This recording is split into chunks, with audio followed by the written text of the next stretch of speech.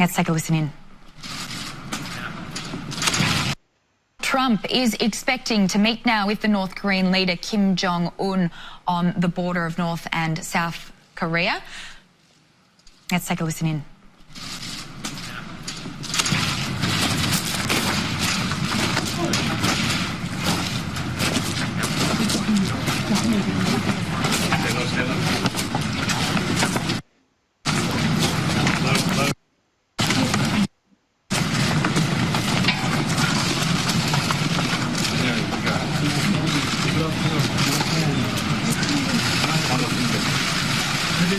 Good to see you again.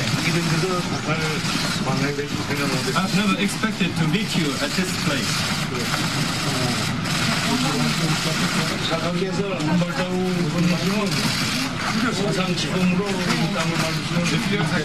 If Your Excellency take a step forward, you will be the first U.S. president to cross the line.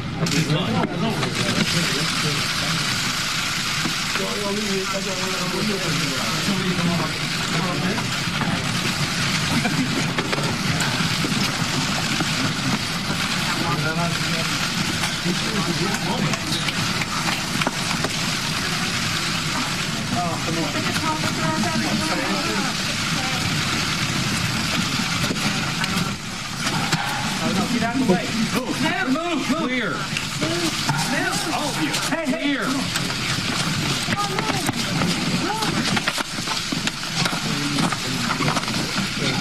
Take a picture here? No. Feels very good. Come on. Move. Wait till they move. Come on. Wait till they move.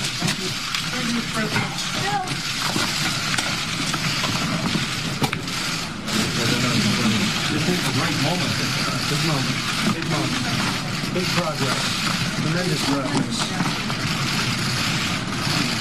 Let's go. Okay, guys, come on. Come on.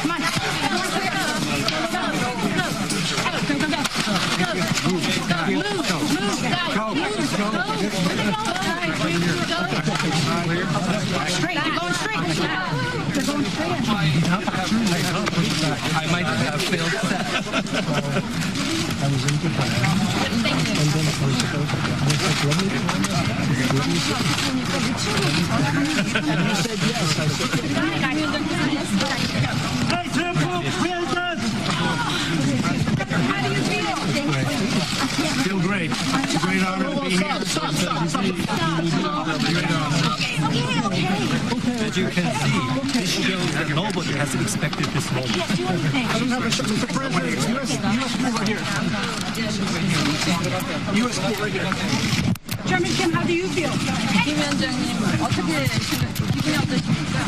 오늘 트럼프 대통령이 물리선을 넘어서 우리 땅을 밟았는데 사상 처음으로 우리 땅을 밟은 미국 대통령이 되셨습니다. President Trump has just walked across the demarcation line that made him the first U.S. president to visit our country. 이 행동 자체만 보시지 말고 이 트럼프 대통령께서 분리선을 넘어서 가신 거는 다시 말하면 좋지 않은 그 과거를 청산하고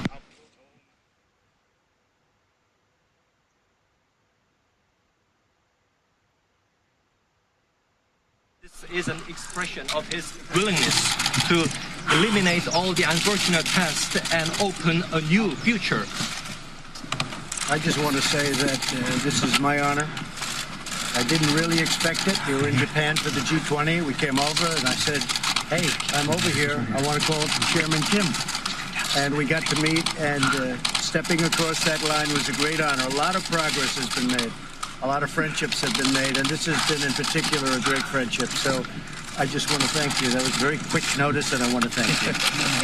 내가 지금 얘기하고 싶은 거는 아주 무한한 영광이다라는 얘기입니다.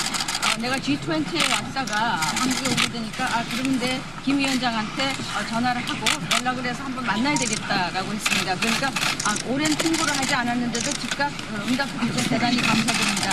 우리는 지금까지 아주 엄청난 많은 진전을 이루었다고 생각합니다. 그리고 영광입니다. So we're going to go inside. We're going to talk for a little while about different things, and a lot of really positive things are happening, and I'm glad you could be here to see it. But tremendous positivity. Really great things are happening, and in a lot of places. But we met and we liked each other from day one, and that was very important.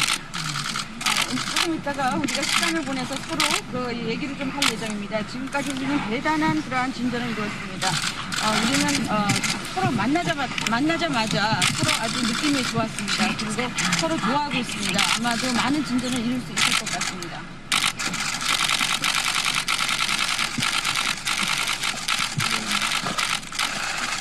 Thank you, everybody.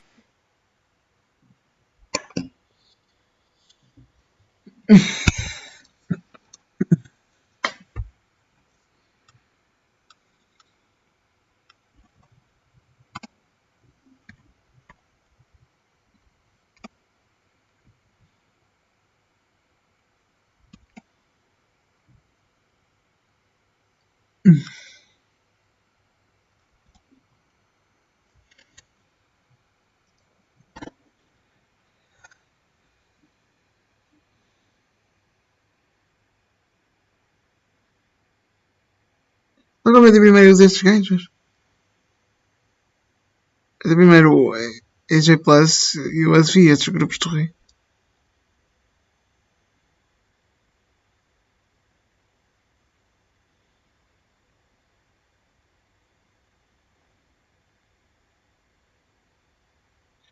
Acho que mais vou ver vídeos chute que.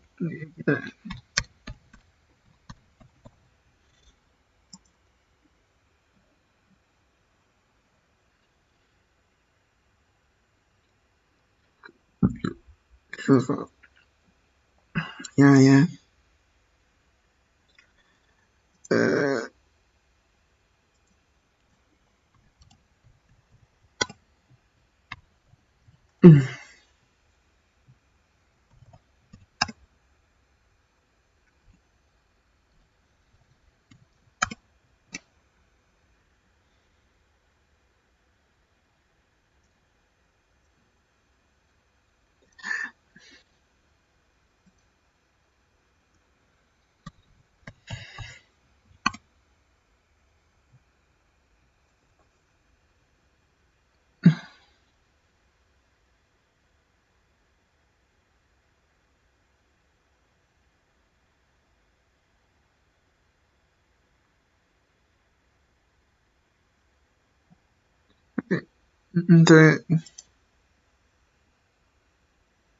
This is a island that at its widest level is 12 miles from shore to shore, and at its smallest level or smallest location it's 7 miles between one shore and the other. Is that correct? I don't have the exact dimensions, but to your point, sir, I think Guam is a small island. Very small island, and about 24 miles, if I recall, long. So 24 miles long, about 7 miles wide at the least widest place on the island, and about 12 miles wide on the widest part of the island. And I don't know how many square miles that is. Do you happen to know? I don't have that figure with me, sir. I can certainly supply it to you if you'd like. Yeah, my fear is that the whole island will become so overly populated that it will tip over and capsize. We don't anticipate that. The Guam population, I think, currently about 175,000, and again, with 8,000 Marines and their families, it's an addition of about 25,000 more into the population. The whole island will become so overly populated that it will tip over and capsize. We don't anticipate that.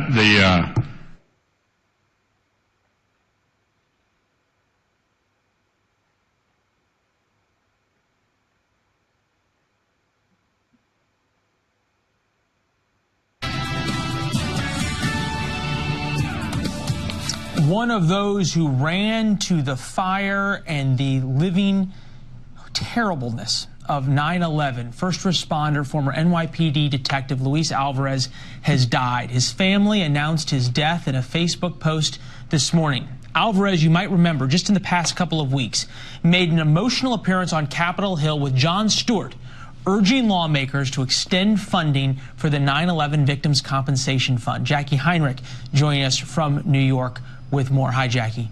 Hi, Leland. Luis Alvarez spent his dying days pleading before Congress so 9/11 first responders could have health benefits. Just one day before his 69th round of chemo, he mustered the strength to go to Capitol Hill. Lou is at peace knowing he touched many lives during his 3-year battle. He was proud of his... Alvarez exemplified the NYPD motto, faithful unto death. Funeral arrangements will be announced later on this week. Já disse, eles devem usar o bicho o máximo possível. Não é perfeito, mas não lá perto.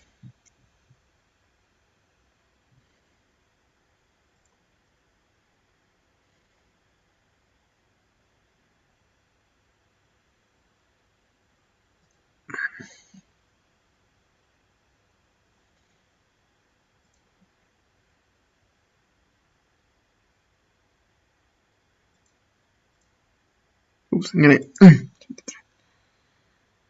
Por favor, usem o BitChute.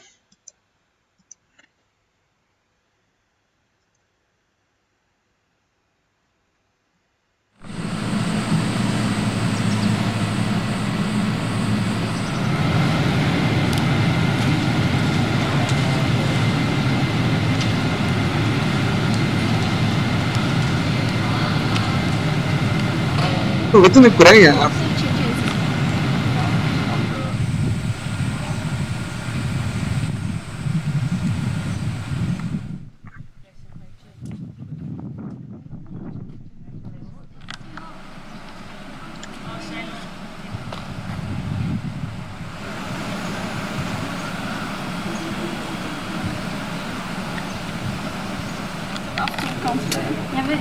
Omdat dit mooi is voor ons van daar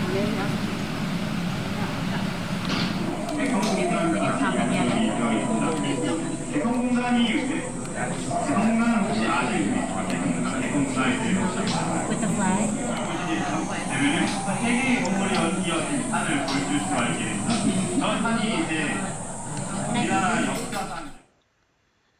Isto é a Coreia do Norte. Isto é o comunismo que faz.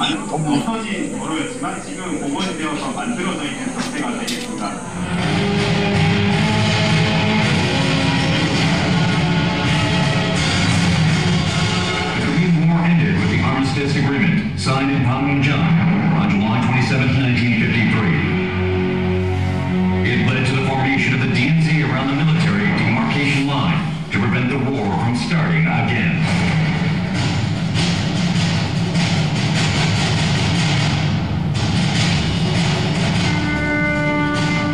But even after the Armistice Agreement, North Korea dug underground tunnels below the demarcation line in order to invade South Korea.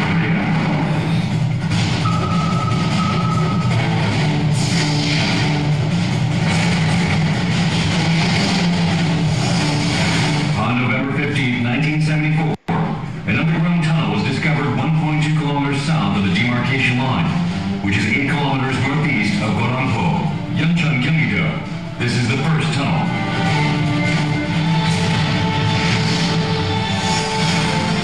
On March 3, 1990, the fourth tunnel was found 26 kilometers northeast of Yeonggi, Gangwon-do.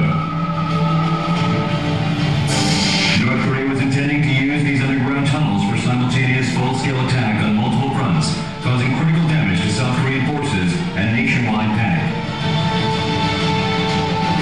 In addition to the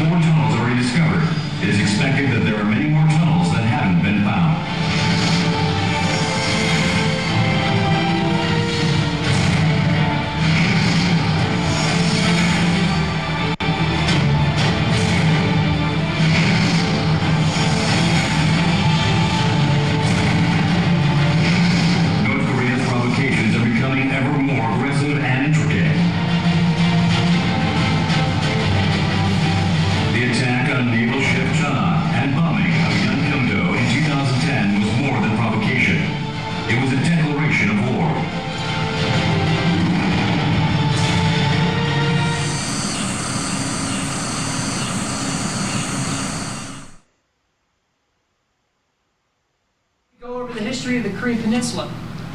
Now, prior to World War II, the Japanese had colonized the entire Korean Peninsula. In the final days of World War II, the Soviet Union accepted the surrender of the Japanese north of the 38th parallel, while the United States accepted the surrender of the Japanese south of the 38th parallel.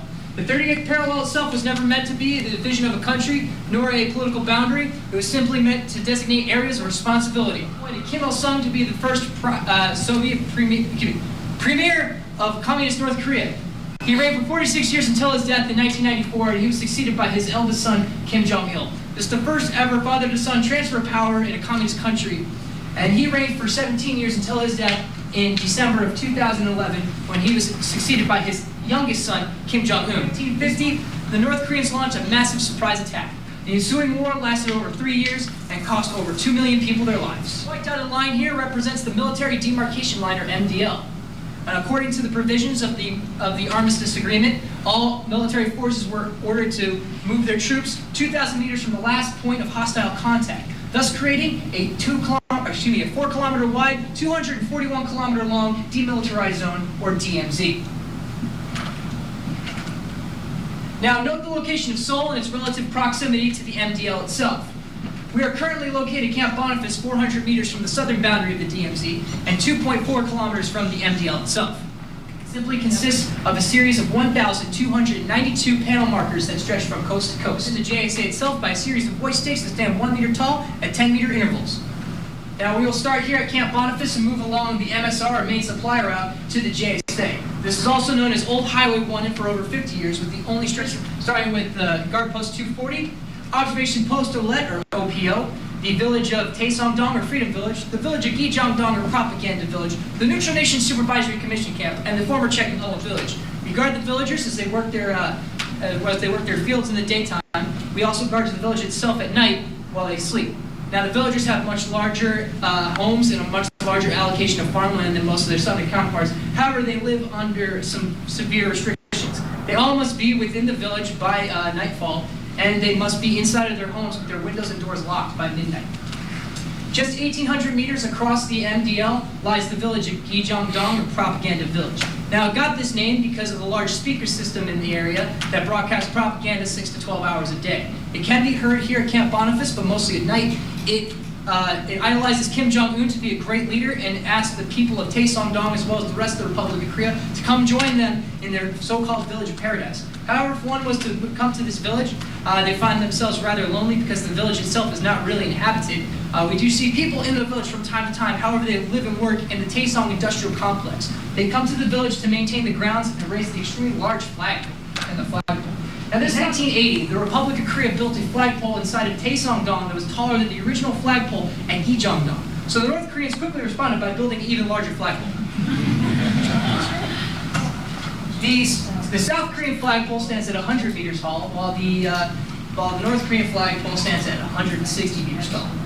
Upon its construction, it was the largest flagpole in the world, and is now currently the third largest flagpole in the world.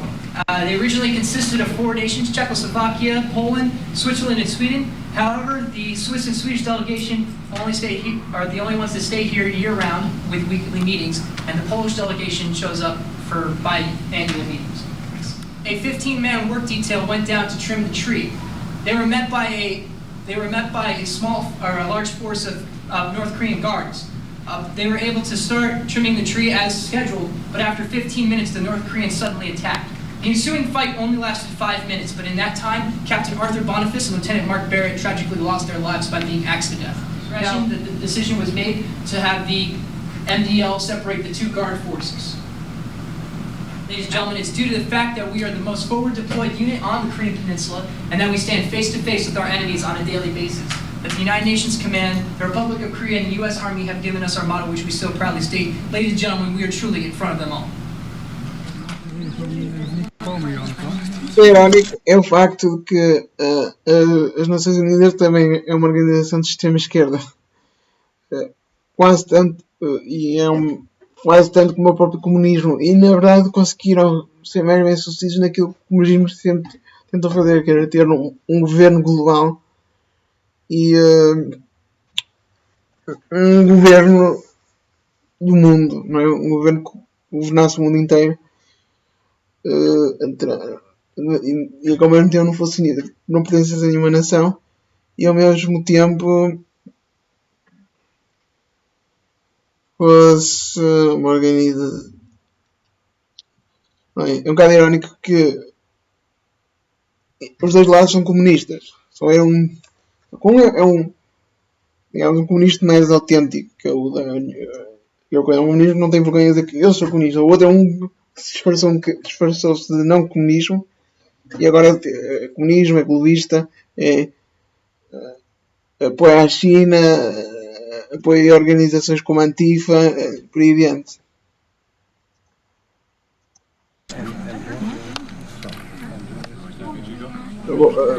Políticas ecológicas. 12 days out of the month. Yeah. They're a lot of fun, as you can tell. Very talkative. Huh? The guy standing there outside. How long is that shift? How long do you stand like that? Every 2 to 3 hours. So the KPA, usually stand there about 12 hours. No. They currently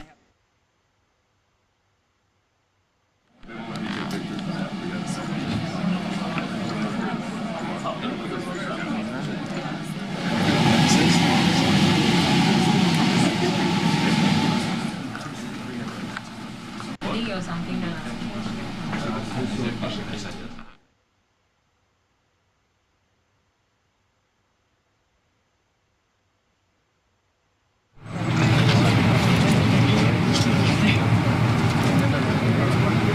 Monsoon season, so.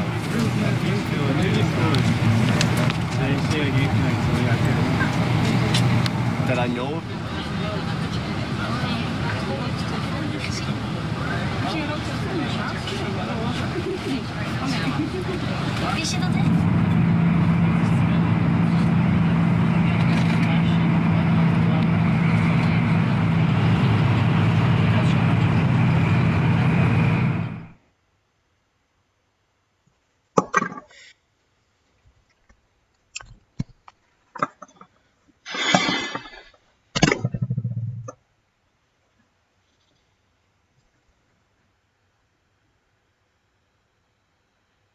É um bocado irónico e sinistro, se pensarem bem.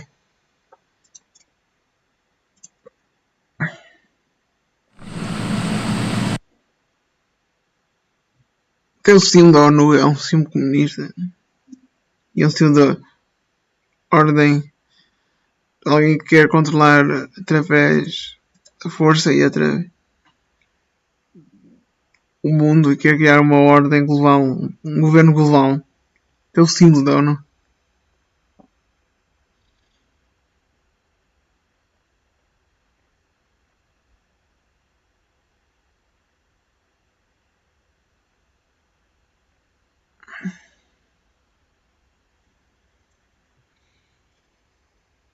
To meet someone there who actually grew up in London.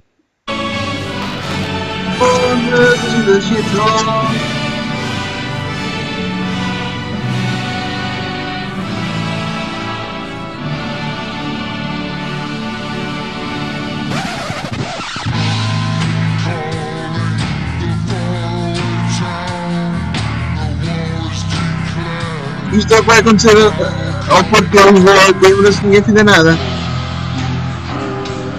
Every time Donald Trump slags off London, the media acts like he's saying the moon is made out of cheese. Is Trump right? Is London turning into a shithole? Well, just like San Francisco, London has a massive problem with actual shit. Due to overpopulation, London's sewer system has reached breaking point. You see, it was only built to serve 2.5 million people, but London's population is now almost 9 million. That means that whenever it rains, the system is over capacity. And wastewater, untreated sewage and runoff has to be flushed into the Thames. 39 quando a esquerda fala que está preocupado com o ambiente, devia estar preocupado com isto. Million tons of sewage flows into the Thames every year, killing off huge numbers of fish and water-dwelling plants. That's a lot of shit.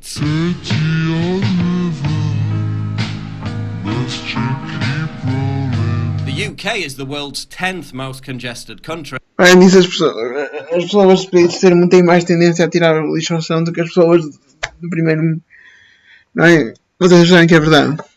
And London is completely overpopulated. It's the second most gridlocked city in Europe. London's population is higher than at any other point in history. Getting a bit crowded now.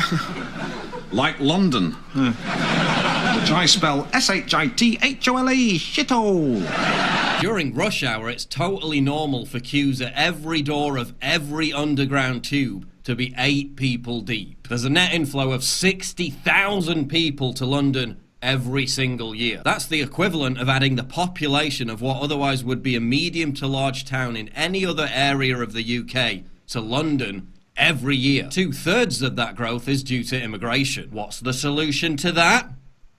More immigration. The pressure of mass immigration combined with wealthy foreigners buying up property has made housing completely unaffordable for most Londoners. The Qataris own more of London than the Queen herself. Super rich Russians and Chinese also launder their dirty money via the purchase of property in London, further inflating prices. In London, we build affordable homes which are completely unaffordable for normal working people. For them to become affordable, the average wage would have to rise 266%. Homelessness is becoming so prevalent that metal spikes are being installed to stop vagrants sleeping in office block doorways. And some residential tower blocks even have pour doors, where lower income tenants are forced to enter through the back so that higher paying residents don't have to see them. Property in London is so expensive that someone asked for £500 a month to rent a literal cupboard under the stairs.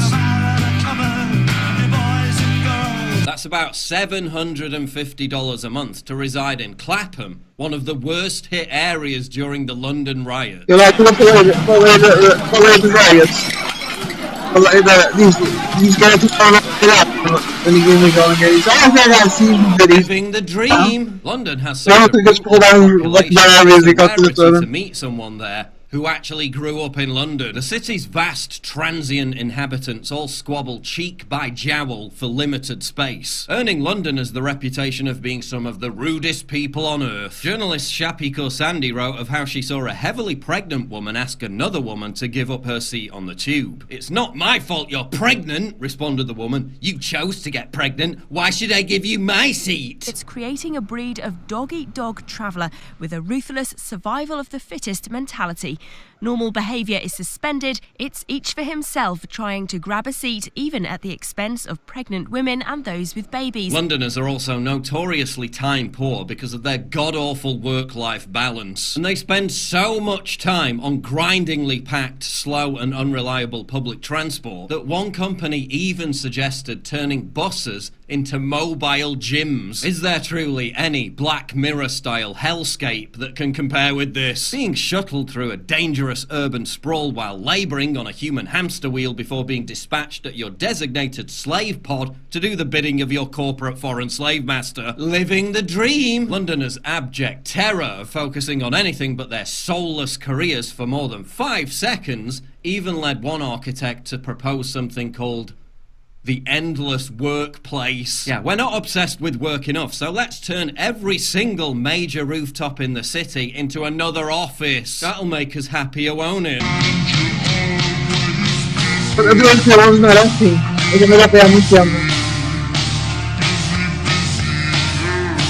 The widening gulf between rich and poor, combined with London's increasing unaffordability, irreparably damaged social cohesion. This led to soaring depression, suicide rates, teenage pregnancies and hospital admissions in poorer areas. It also led to an explosion in violent crime amongst London's vast population of droogs. A wave of stabbings have given London a higher murder rate than New York City. Children and teenagers are responsible for half of London's knife crime. According to Metropolitan Police figures, 73% of knife offenders and 53% of victims were from a black or ethnic minority background. While leftists in the UK continually assert that Black Lives Matter, virtually none of them actually give a damn about young black lives being snuffed out on a routine basis. Oh, they'll protest against Heathrow Airport because they claim air pollution is racist, but then go completely silent on the fact that black kids are slaughtering each other on the streets on a daily basis. These are the same people who whined about stop and search being racist, which, after it was drastically scaled back by more than 50% thanks to the idiocy of Theresa May,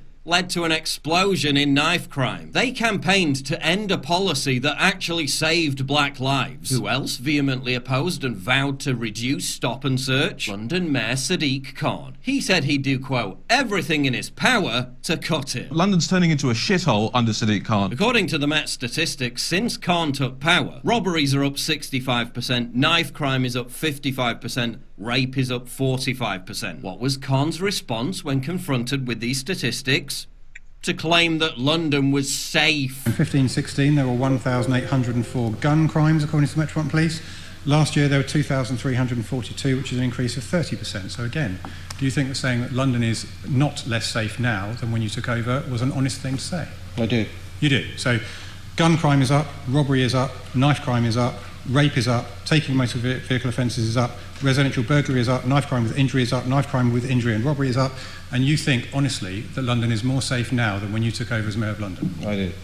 That's absolutely extraordinary. Se eu contar quando lá tem o inimigo, que ele é muçulmano, o inimigo, a governar o vosso país. Não é? Não é que ele está a tentar destruir de dentro para fora a Inglaterra. Vocês literalmente votaram no inimigo para governar o vosso país, ou seja, deixaram de participar. Não é? Eu nem leis proibissem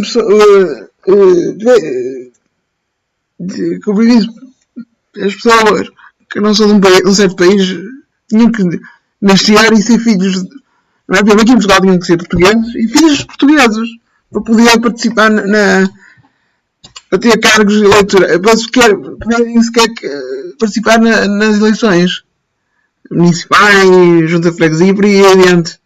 Sadiq Khan is a national disgrace and a disaster for London. While trying to distract people by droning on about diversity, he's presided in an almost complete breakdown of law and order. I'd have a word with that mayor. He seems to not be doing a good job, you know what I mean? All them kids getting knifed and all that tackle. And all the thing that ever comes out of his mouth is London is open. What, open for knife crime and dying and stuff? Diversity is a strength. According to the National Police Chiefs Council, London now has E one isso of é o que acontece quando deixam o inimigo participar sequer participar na vida política do vosso país, não é? Isso é o que acontece quando deixam o inimigo, ele é muçulmano. E vocês caíram na taquia, acho que é assim que se diz.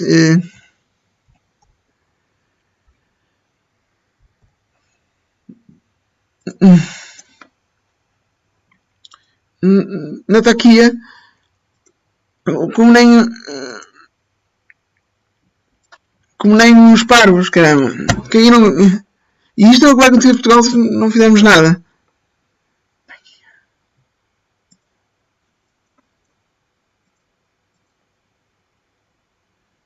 Claro que o inimigo, se for eleito vosso líder, se o inimigo for eleito vosso líder, claro que vai tentar destruir de dentro para fora as coisas. The highest rates of recorded acid and corrosive substance attacks per capita in the entire world. There are 15 acid attacks in the UK every week, with 3/4 of those taking place in London. This compares with just 2 a month from 2007 to 2011. The borough with the most acid attacks is Newham in East London, the most ethnically diverse district in England and Wales, and home to the second highest percentage of Muslims in the UK. Newham also has a higher rate of tuberculosis than Rwanda and Iraq. Diversity is a strength. In some areas of London, pizza delivery men can't even operate without a real fear of being attacked by feral mobs. Now, some immigrant parents are sending their kids back to Somalia because they claim it's safer than London. If your child is involved in a gang and there's nowhere for him to hide, you take him back to Africa. You know, it's safer there than it is in London. When you're a parent sending your child back, it's a risk you're taking, but unfortunately, some parents feel like it's nem also a sequer risk consegue, leaving their kids in de the streets alguma of forma, da London. organização ou da They had to drastically increase their level of violence simply to keep up with Congolese and Somalian immigrants. And the soundtrack to the bloodshed is drill rap, the lyrics of which often brag about murderers moving up the league table the more people they kill. John Cleese got hounded by the media.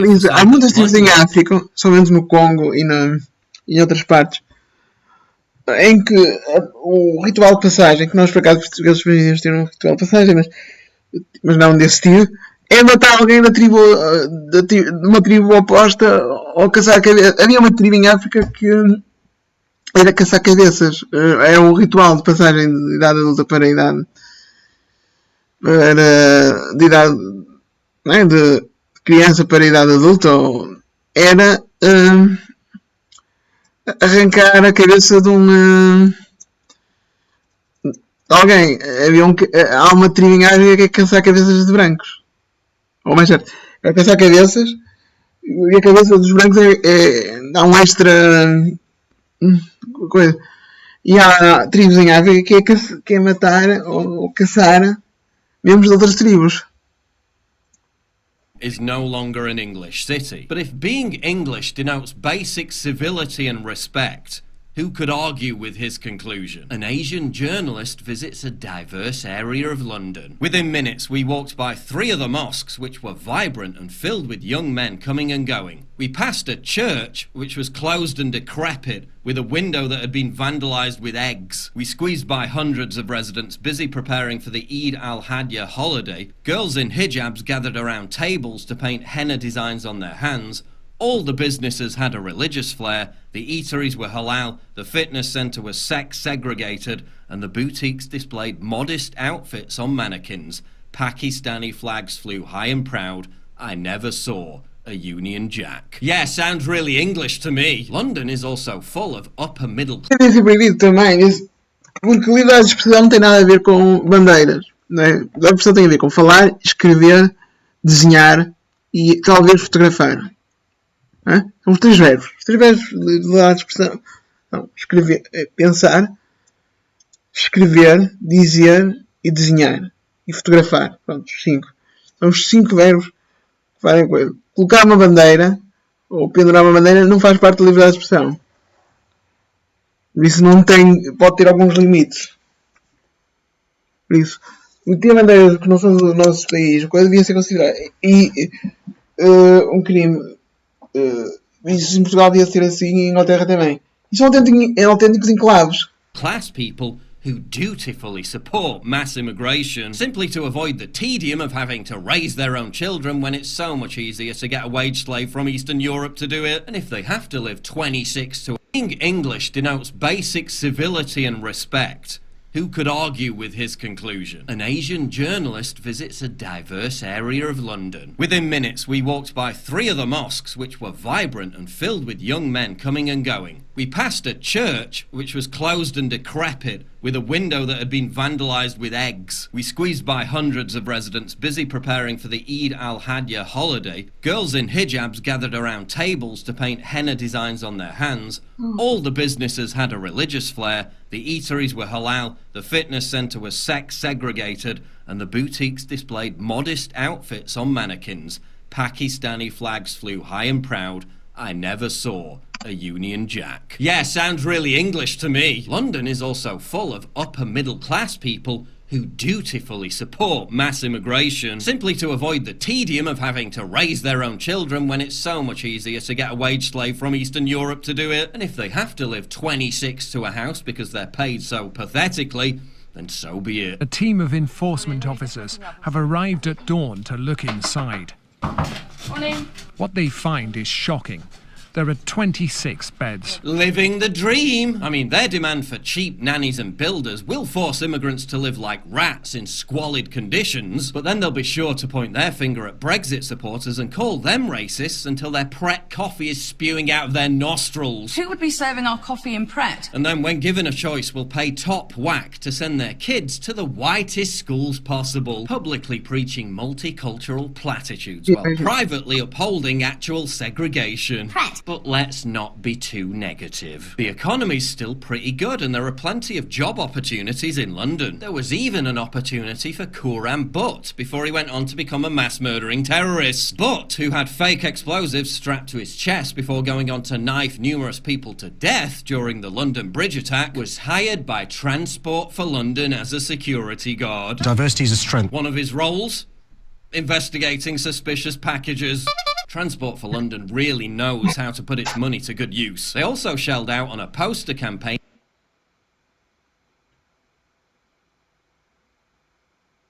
lecturing men how to sit properly. Commercials showing traditional gender roles, junk food or physically fit women are all banned. But an ad promoting tourism to Brunei, a country that recently tried to push through a law that would legalise stoning gay people to death, completely fine. In the dystopian movie High Rise, the residents of a Thames estuary tower block are socially ranked by elevation. Debauchery reigns supreme, whether that be amongst the drone-like masses at the bottom, the chattering classes in the middle, or the elitists in the penthouse. That's a metaphor for London. Most people in London can only tolerate living here by becoming coke-addled drunken degenerates.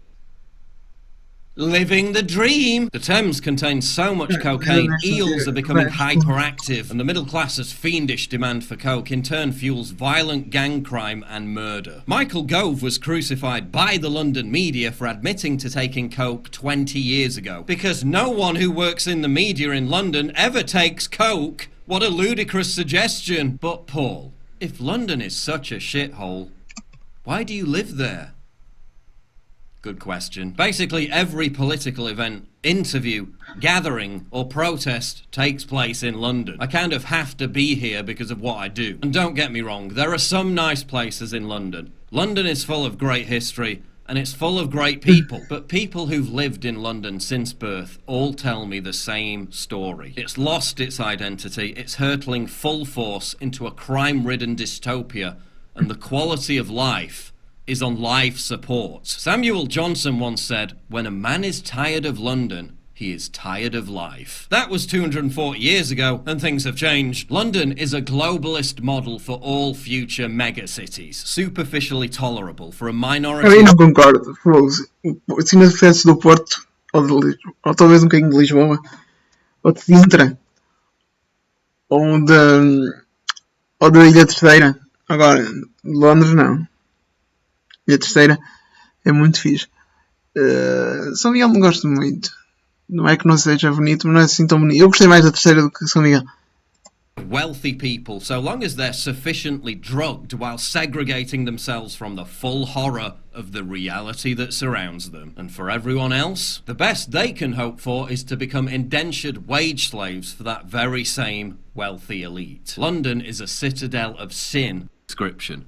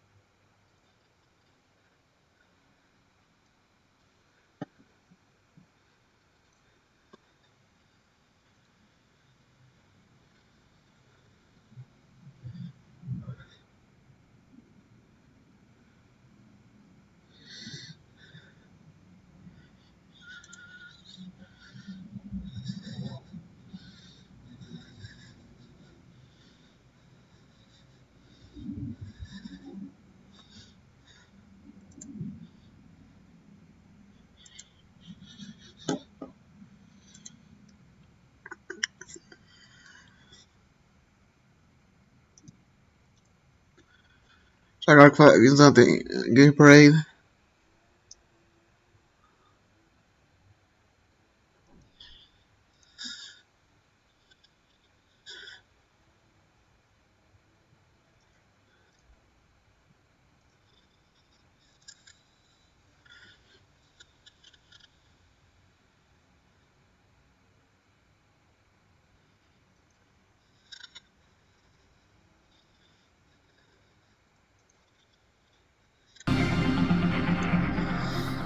The rather unremarkable exterior of this mid-1960s music centre hides a fascinating secret, because this isn't just your normal radiogram. No, this is a bit of a time capsule, a wee bit of audio from the past.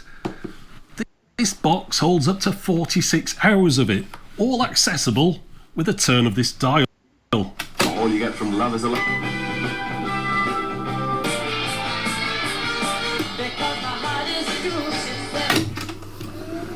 If you want to know more about this, well, stay tuned and we'll talk all about the Schaubler-Enz Music Centre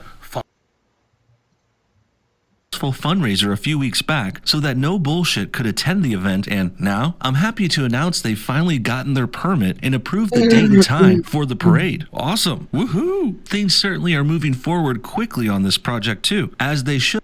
Eu nunca encontrei isto porque, por um lado, eu acho que não deves ter orgulho em coisas em que tu és. Deves ter orgulho em coisas que tu fazes. Mas, por outro lado, isto irrita tanto a esquerda que eu adoro.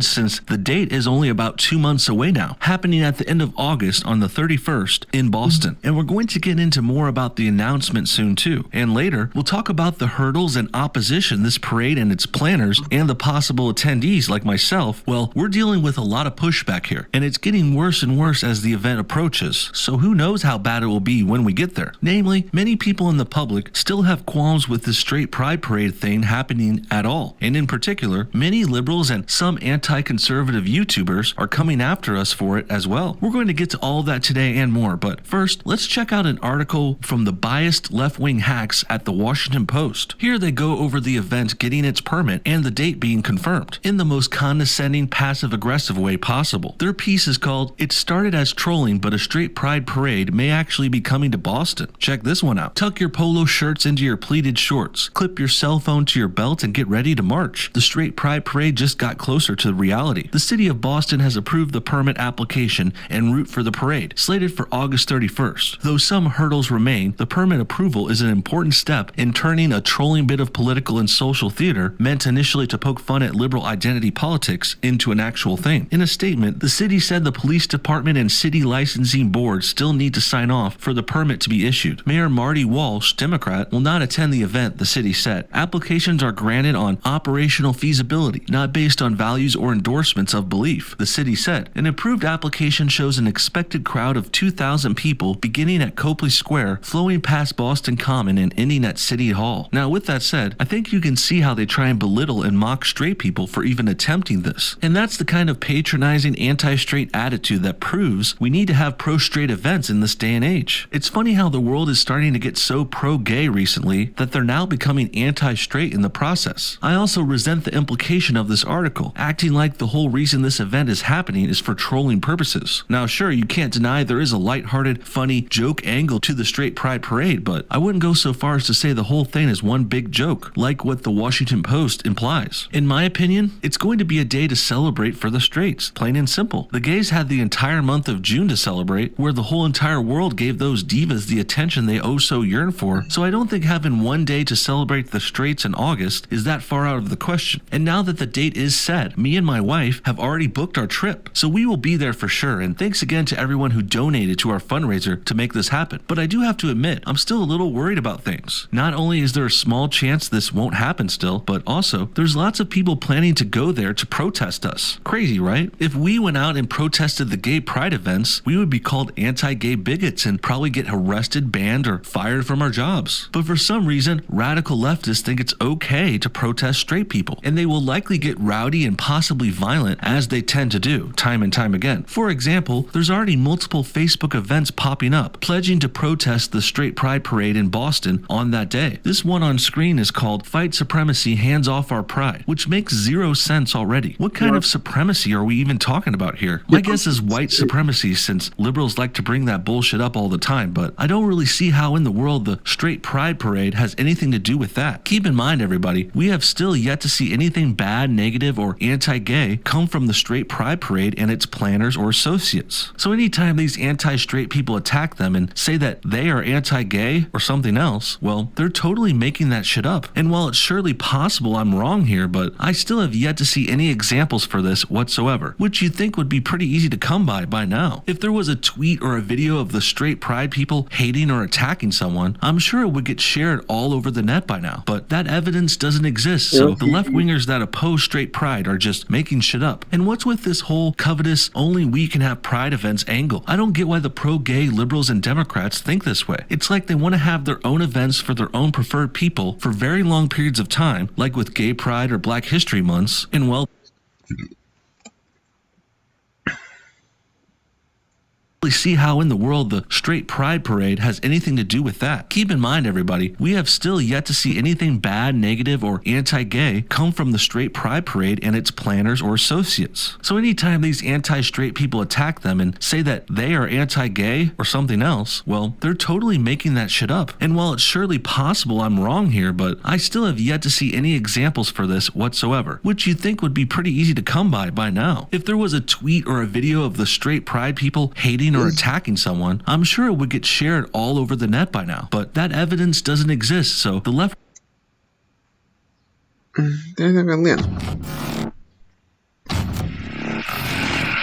Hello and welcome back to No Bullshit. Today we return with good news about the upcoming Straight Pride Parade. As most of you know, we had a successful fundraiser a few weeks back so that No Bullshit could attend the event, and now I'm happy to announce they've finally gotten their permit and approved the date and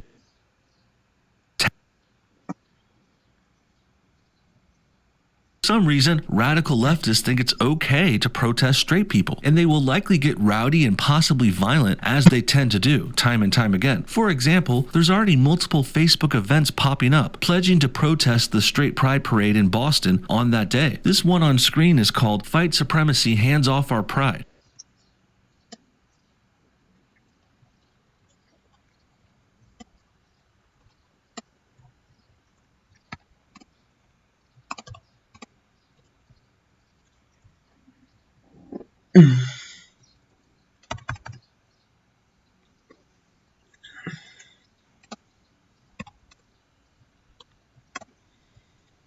Which makes zero sense already. What kind of supremacy are we even talking about here? My guess is white supremacy, since liberals like to bring that bullshit up all the time, but I don't really see how in the world the straight pride parade has anything to do with that. Keep in mind, everybody, we have still yet to see anything bad, negative, or anti-gay come from the straight pride parade and its planners or associates. So anytime these anti-straight people attack them and say that they are anti-gay or something else, well, they're totally making that shit up. And while it's surely possible I'm wrong here, but I still have yet to see any examples for this whatsoever, which you'd think would be pretty easy to come by now. If there was a tweet or a video of the straight pride people hating or attacking someone, I'm sure it would get shared all over the net by now. But that evidence doesn't exist, so the left-wingers that oppose straight pride are just making shit up. And what's with this whole covetous, only we can have pride events angle? I don't get why the pro-gay liberals and Democrats think this way. It's like they want to have their own events for their own preferred people for very long periods of time, like with gay pride or Black History Months, and well, that's fine and dandy, and they can have those events and months all they want, but I don't think they should also be able to stop other people from celebrating things in addition to that. Straights or even whites, we should be able to have the same rights and events and pride and month-long celebrations as everyone else, but according to these kinds of social justice warriors, we can't, because they're the ones who are the true racists and anti-white bigots, and anti-straight now. Let's read into this anti-straight Facebook event some more now, and see what the details section has to say for itself. In August of 2017, Monica Cannon Grant and Dee Delgado, with 45,000 of their closest friends, marched from Roxbury to Boston Common in response to Charlottesville and the white supremacists that were promoting hatred in Boston. Word on the street is that white supremacists,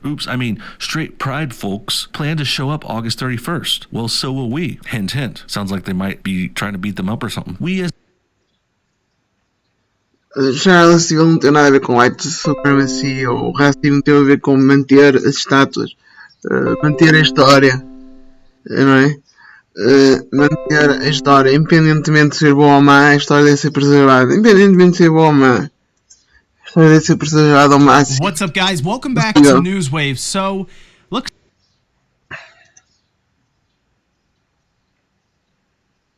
Does a city have to send a message that your hatred, phobias, and racism isn't welcomed here? Should be isn't welcome here, but whatever. And then below this section, surprise, surprise, this whole thing on Facebook was organized in part by Black Lives Matter. What a shocker. I forgot that dying and embarrassing group was still around for a second, but here they are, attacking straights and whites once again. And what's up with this random claim that the straight pride people are white supremacists now? Like, where is that even coming from? And well, like all the other attacks against the straight pride people, this one is coming completely out of nowhere.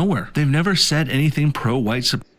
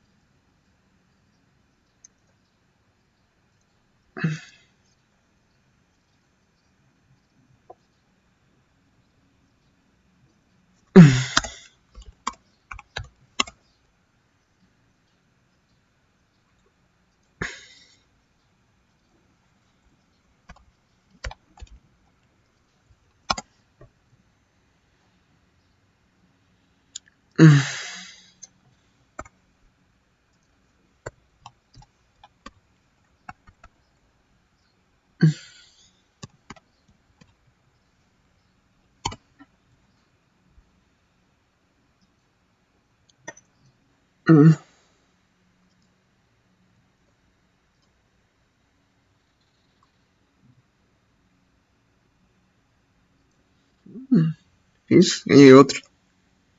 Antes um ganha 6.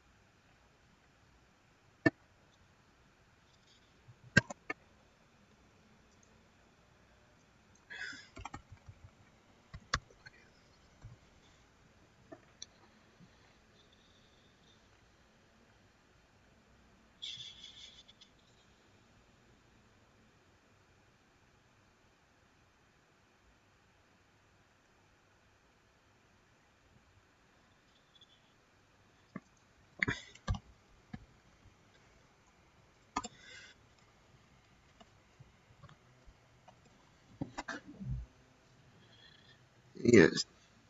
I just want one homosexual, brilliant enough, in Britain.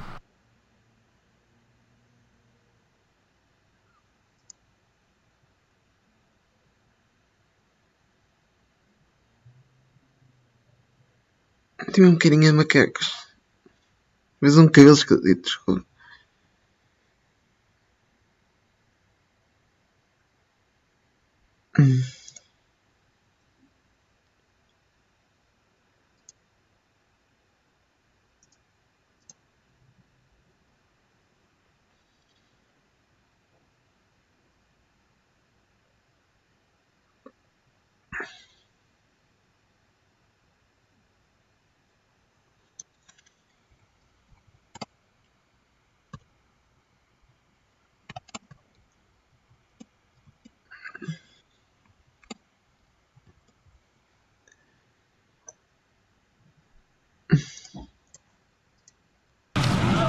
Nigeria's new same-sex marriage Prohibition Act has been condemned abroad but applauded at home, and it has given President Goodluck Jonathan a much-needed popularity boost. I thought the Western world would so much pressurize us to bow to it, but hearing that the president signed against it, in fact, it's a kudos.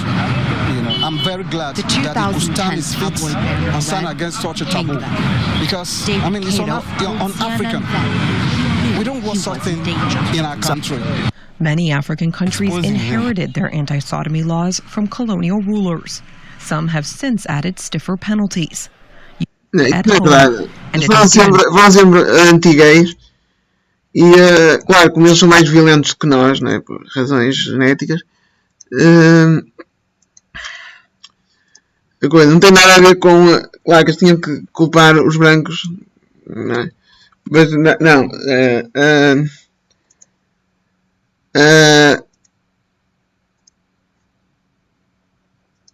eles tiveram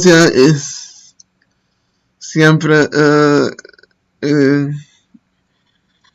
vão sempre anti-gays e as comunidades afro-americanas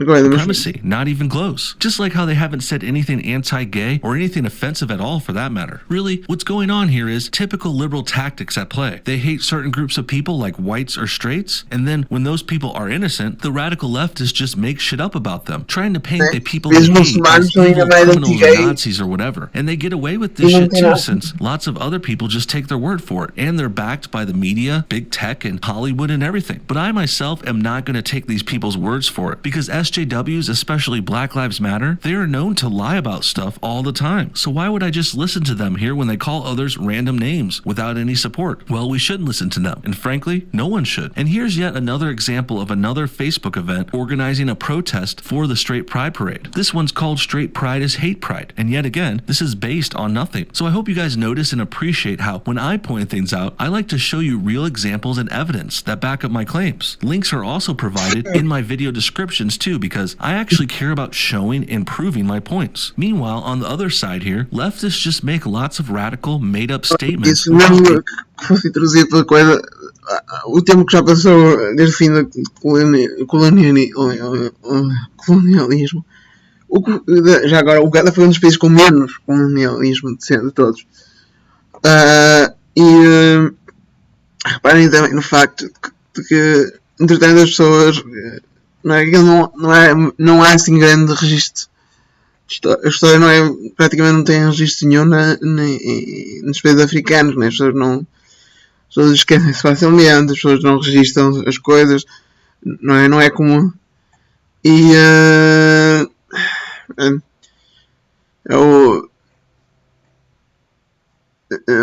o impacto da história a história perde-se muito mais facilmente nestes países e por isso o impacto de acontecimentos passados é muito menos significativo. Por isso isto é alguma coisa que prova que não tem nada a ver com colonização e que não foi a colonização que introduziu conceitos anti-gays, né? Any support whatsoever, like what we're seeing with most of these anti-straight pride attacks. Let's go ahead and read on to the description of this event though, just for shits and gigs. Straight Pride Parade. Sounds like a joke, right? Well, it is, but local far-right homophobic, transphobic activists are working to make it a reality in Boston by holding one on August 31st. More than an absurd... Se alguém que não gosta de homossexuais é homofóbico, transfóbico, os homossexuais que não gostam de heterossexuais, apesar de ter preciso de um transexual para eles existirem, será que se pode chamar heterofóbico?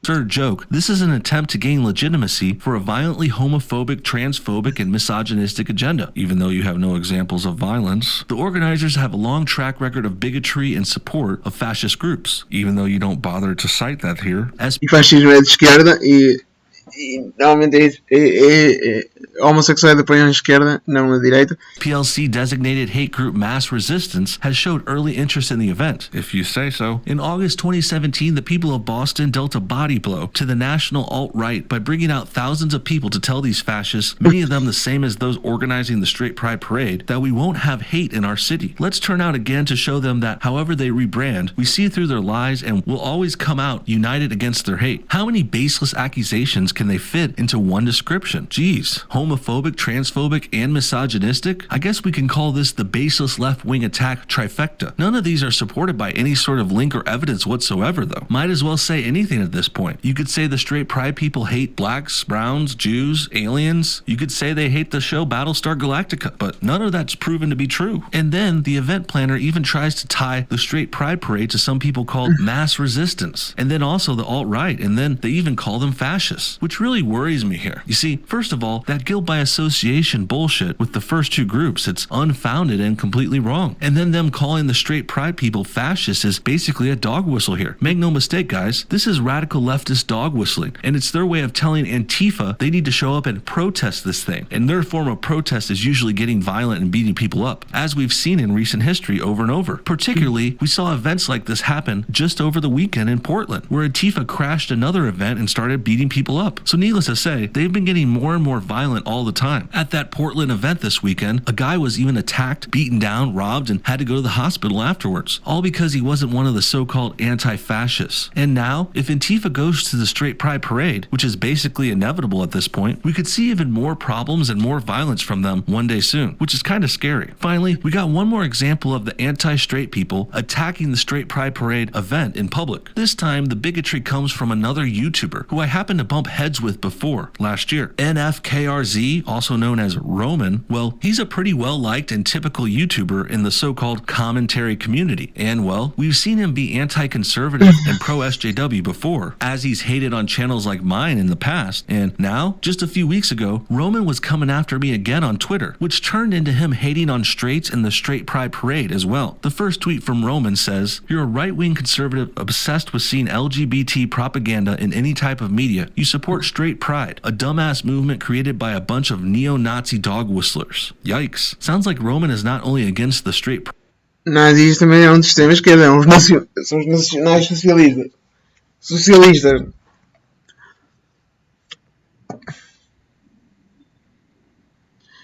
Olha, os nazis não mataram nem perto do que mataram os comunistas, não é? Não é? Pride Parade, he's also for LGBT propaganda. He does seem to imply I'm seeing it in places where it isn't or something, but I think it's pretty clearly there all the time, at least when I mention it. And I've shown this to be true in video after video. Frankly, I think this claim is just as baseless as his claims that straight pride was created by neo-Nazis and dog whistlers. I myself have still yet to see any of that personally, and Roman, of course, provided no evidence for it either. The next tweet even has Roman saying that the event is inherently homophobic and transphobic. For some reason, he refuses to explain. Does that mean gay pride events are inherently anti-straight? Because that would be the logical conclusion if you inverted all of this, but I'm sure gays can do no wrong according to social justice warriors like Roman. And as if this hack YouTuber's hypocrisy couldn't get any worse, Roman even filmed his next video at a gay pride event, just days after bashing and discrediting the straight pride one. Nice. And way to cash in on this gay pride stuff for June by a big corporation now. And it's kind of saddening to see where these big, respected, so-called commentary YouTubers stand on this straight pride stuff. They are clearly against it and just... Eu sou a favor desta parada a transexuais porque a esquerda odeia, é uma das razões. Porque faz com que a esquerda caia a máscara que a esquerda tem, caia assim, caia completamente. E porque eu acho que heterossexuais vão ser atacados constantemente pelos homossexuais a um ponto que já se torna insuportável. Senão também não é a favor. Anti-fascist. Não fosse essas razões, eu também não era a favor. If Antifa goes to the straight pride parade, blacks, browns, Jews, aliens, you could say they hate the show Battlestar Galactica, but none of that's proven to be true. And then the event planner even tries to tie the straight pride parade to some people called mass resistance, and then also the alt-right, and then they even call them fascists, which really worries me here. You see, first of all, that guilt by association bullshit with the first two groups, it's unfounded and completely wrong. And then them calling the straight pride people fascists is basically a dog whistle here. Make no mistake, guys, this is radical leftist dog whistling, and it's their way of telling Antifa they need to show up and protest this thing, and their form of protest is usually getting violent and beating people up, as we've seen in recent history over and over. Particularly, we saw events like this happen just over the weekend in Portland, where Antifa crashed another event and started beating people up. So needless to say, they've been getting more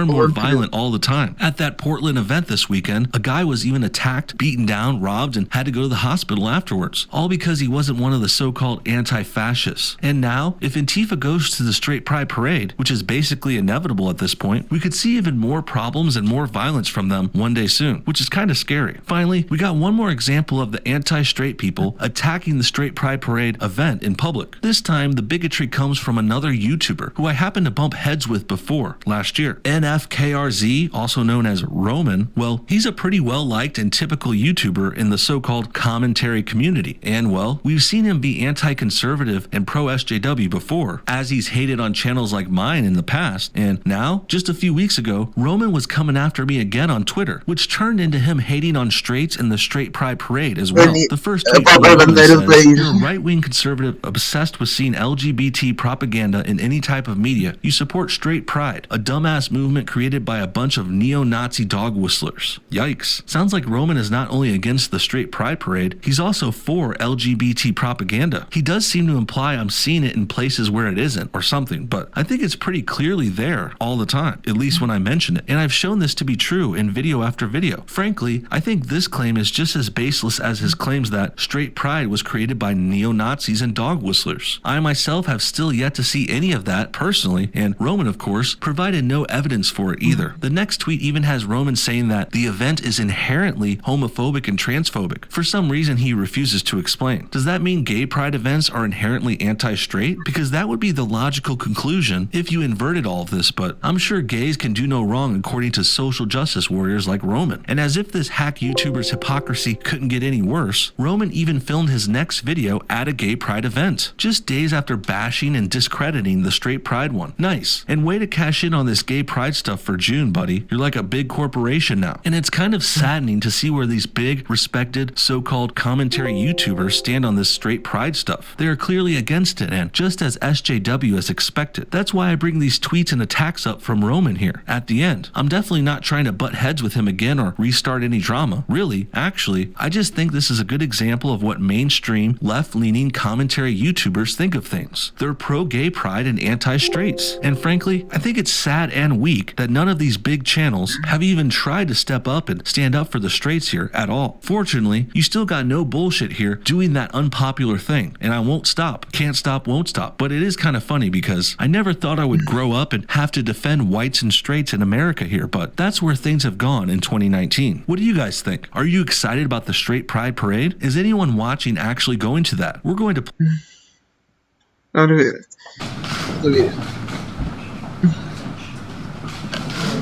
Please, Sharon, sit. Very nice. Getting a good picture of everybody so we look nice and handsome and thin. Beautiful.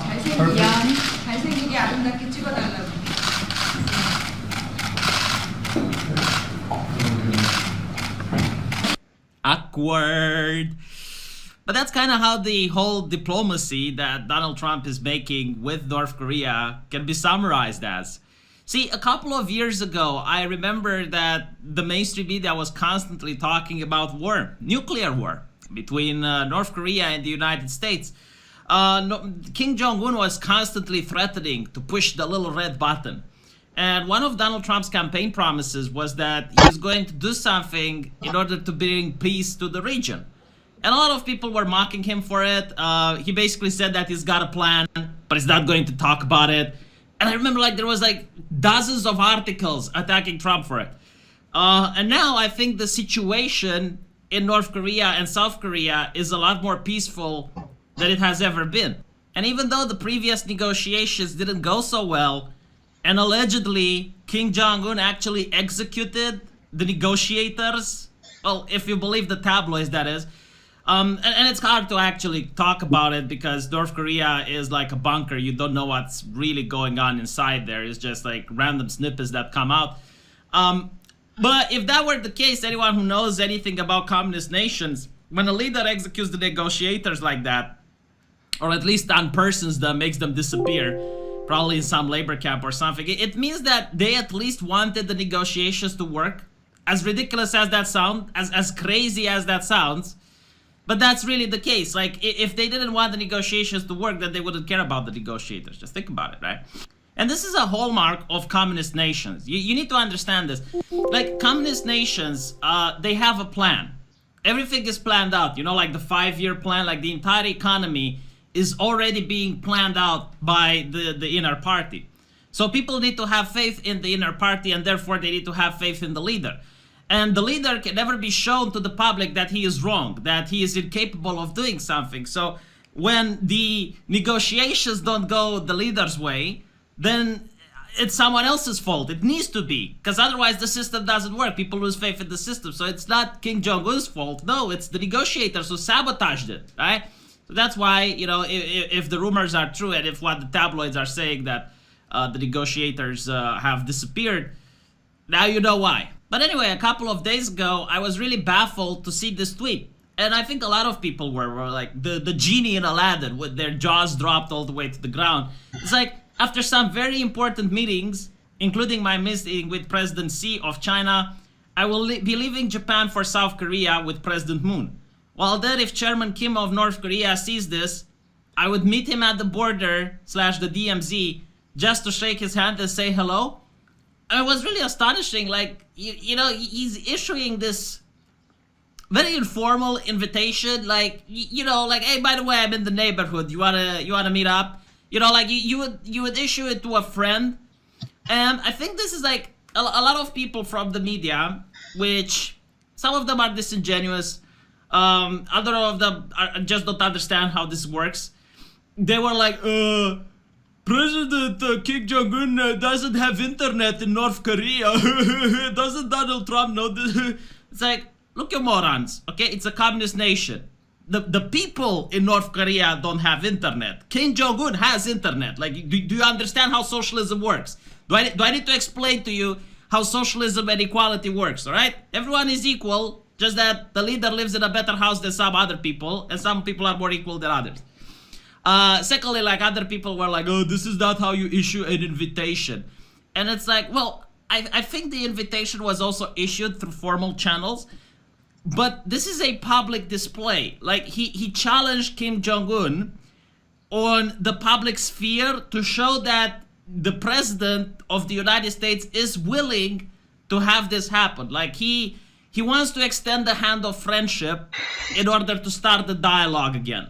And that's what he actually did, right? So had Kim refused this, he would have been the one that looked negative. He would be the one that looks no, we don't want any negotiations, we don't want peace. And he basically put his opponent in an unwinnable position. The only correct action for Kim would be to meet with the president of the United States if he wants the world to see that he has good faith. And this led to a historical event where the sitting president of the United States actually went into North Korea.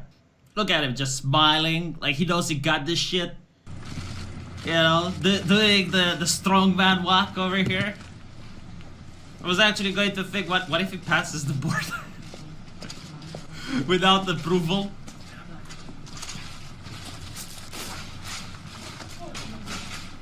Look at this journalist risking his life. You realize that if you step foot in the wrong place, you can cause an international scandal.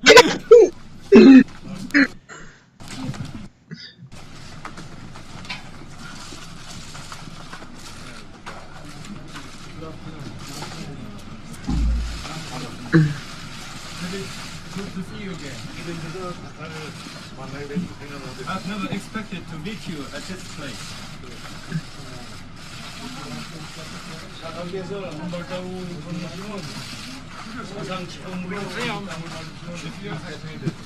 excellency takes a step forward, you will be the first U.S. president to cross the border. Whoa, no.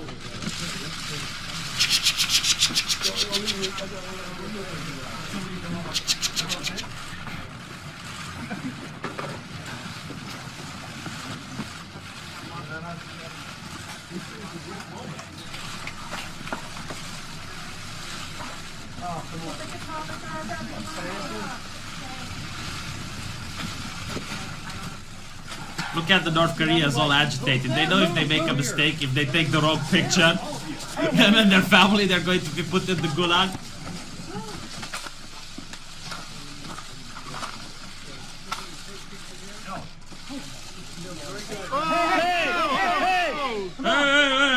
You know what I like? Like, this actually shows that the assholes get ahead in life. The ones that don't follow the rules. The ones that, you know, are a little bit asshole-ish. Yeah, the ones with toxic masculinity, they get ahead in life. Like, these people just got the best picture, the best historical picture, the one that you're going to find in the scrapbook, in the history books in South Korea and North Korea, if peace is ever made. This picture is going to be it. Is a because 2-hour these guys cringe don't fest. give a single fuck about all the other journalists that are staying behind wanting to get a picture. You know, you can't, like, if you get a picture with these guys, it's like, man, media? Why do you? But these guys just have like the best close-up. You know, just think about it seriously. You know, it's always the people that don't have the respect for others that get ahead in life. But anyway, I digress. Dozens of Arab and North African migrants. Thank you, Mr. President. So what he did is actually quite risky. Like, the balls on this man.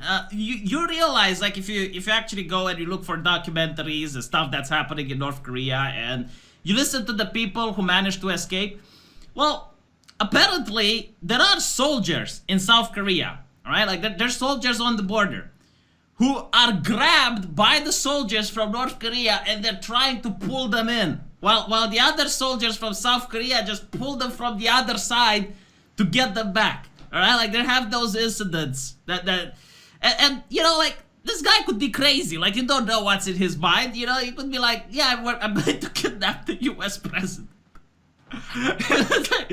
But obviously, you know, that didn't happen. I like to see everyone being absolutely livid about this on the left. It's like, oh, you're legitimizing this awful regime, or legitimizing. It's like, well, hold on a little bit. Don't the United States have relationships with Saudi Arabia, like Qatar? What is the legitimizing this horrible regime then? Like, no. You need to bring peace to the region. That this is one of his campaign promises. Like, he promised he will de-escalate the situation with North Korea. That's what he promised, and that's what he's getting elected for.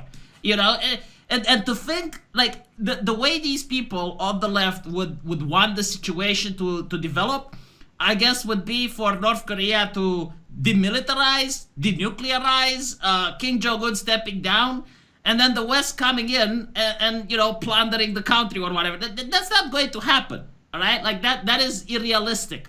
So I cringe when I see tweets like this. President Trump accomplished something President Obama never did.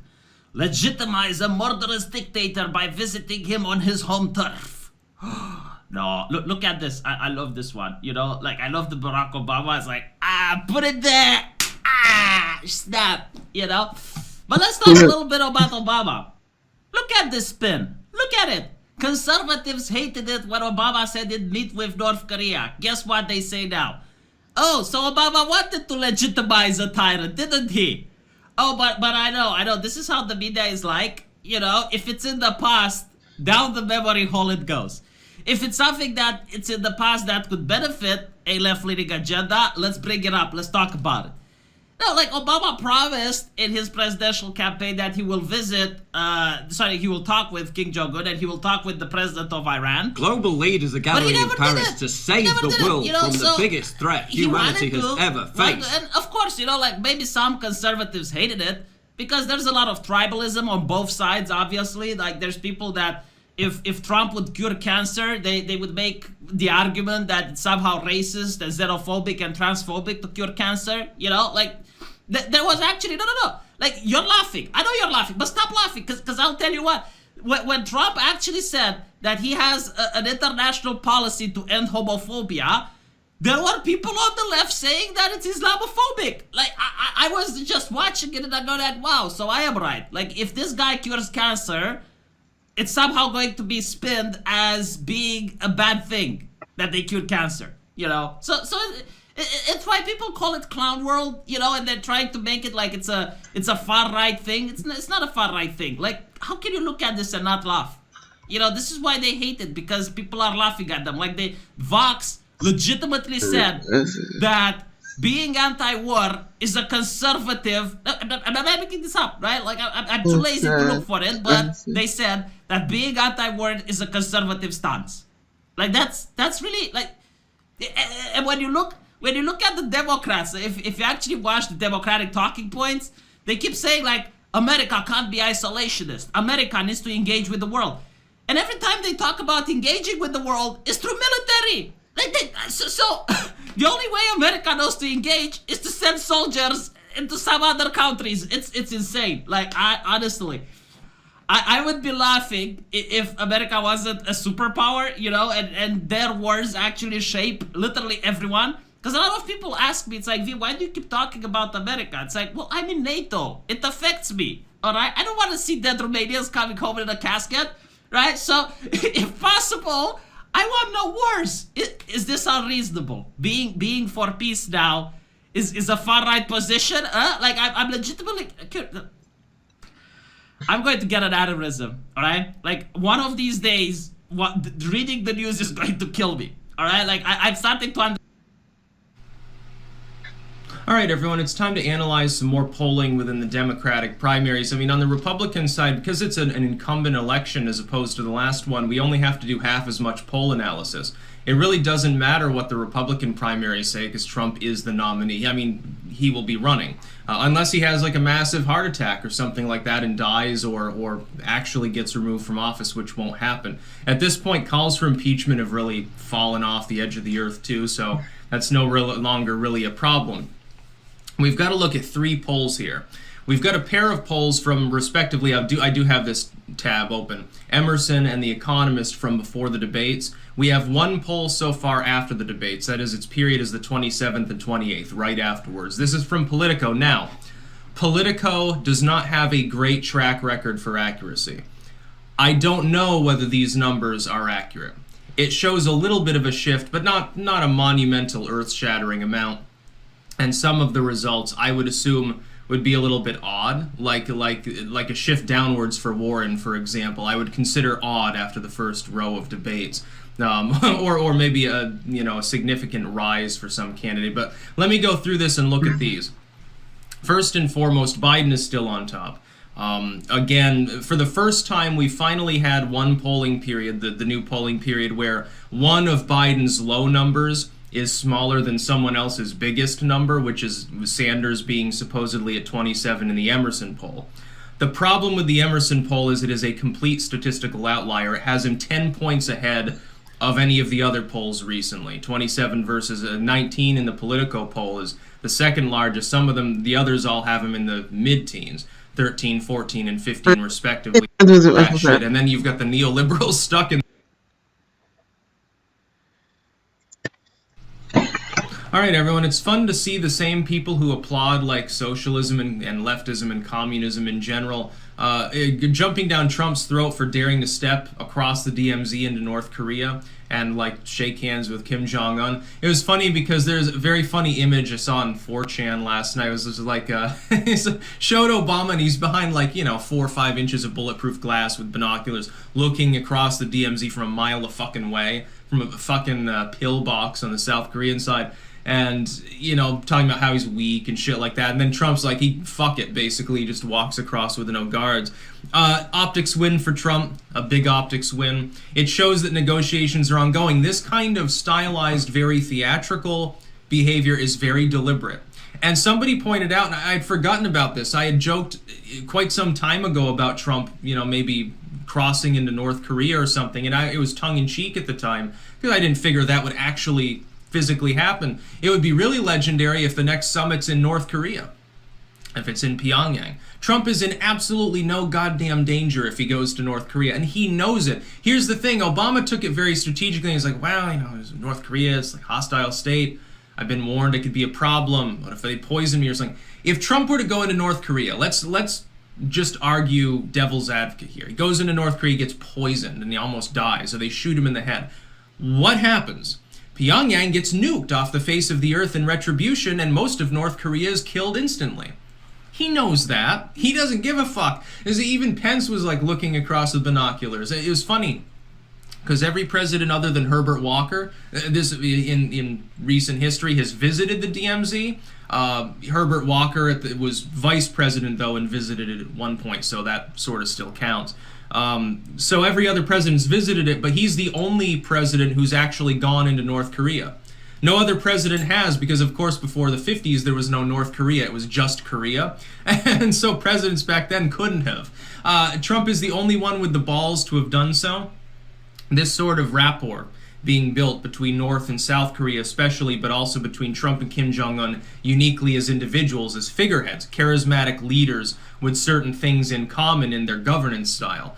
Sort of that theatrical bent to things, Trump having been basically a master actor most of his life. It goes well. It could bring about peace. This is the closest that we've had to peace in the Korean Peninsula since North and South Korea split in the first place. I think that that's a good thing, and to watch people who are supposedly liberal deriding him and saying he shouldn't be meeting with dictators, he shouldn't be meeting with mean people, how else do you expect peace to actually occur?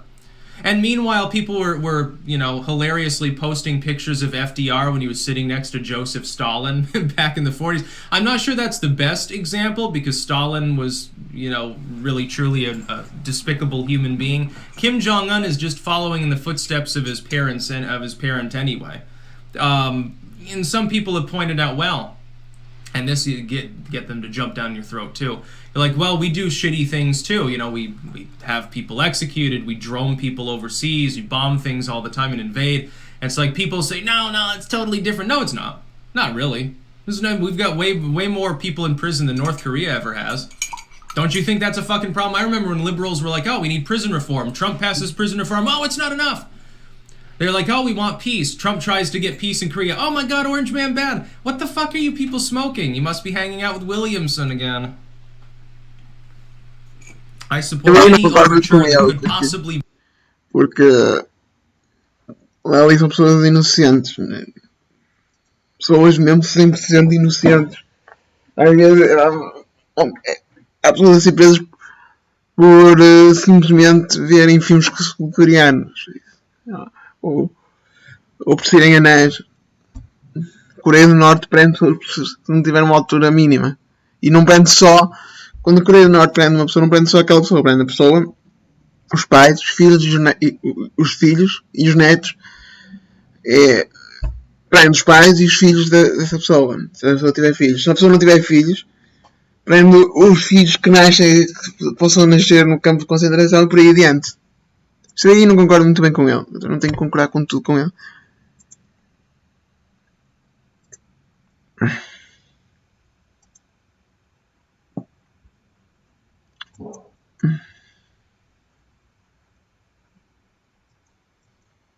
So I made a couple of videos talking about fairness and how it's not fair for the people paying into the taxpayer system to not benefit from the things they're paying for, and other people who don't pay in, they get to benefit.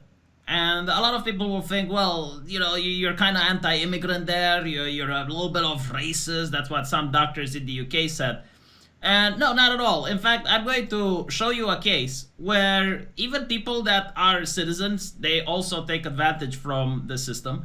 And if you don't call them out, it can cause a lot of problems for the people who do pay into it. So I want to look first at the United States. We're talking about a patient weighing 800 pounds. So it's not a person that's chubby. It's not a person that's fluffy. We're talking about an individual who is so overweight that clearly he has health conditions. He had to go to the hospital. And he also has a problem by not being able to walk around properly. So he now orders a pizza at the hospital, and the doctors kick him out. And I want to say that that's exactly what would have happened in my country if you would have done that. I have seen patients which come into the hospital with liver cirrhosis, and the doctors find them with a bottle of booze or alcohol underneath the bed, and usually the doctor just signs the discharge papers. And you know, it might seem cold, it might seem harsh, but the mentality is that the hospital's resources are finite. All right, Jesus Christ. E devia ser assim também em Portugal. Eu não sei se em Portugal há pessoas a levar garrafas de vodka para dentro, mas fumadores deviam ficar no final da lista de transplantes de coração, pulmões, pessoas que estão bêbados crónicos que estão constantemente a beber e que nem sequer fazem um mínimo esforço. Um mínimo. Não é? Nem sequer, por não admitirem que têm um problema, deviam ficar no final da lista no final da lista de transplantes de rins. Não é? Estás a falar de pessoas que bebem imenso. Não estás a falar de pessoas que bebem um copinho pequeno ao almoço, ou um copinho ao jantar, ou 2 ou 3, não são bem, as pessoas estão constantemente ali, bum, bum, bum, logo 3 ou 4 garrafas. Doesn't work as chief of staff.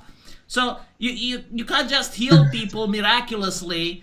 No, there are a finite number of resources, a finite number of doctors, and they want to prioritize the people who actually want help and the people that actually want to improve, rather than the people who don't care about their improvement. And this is what I consider to be fairness, right?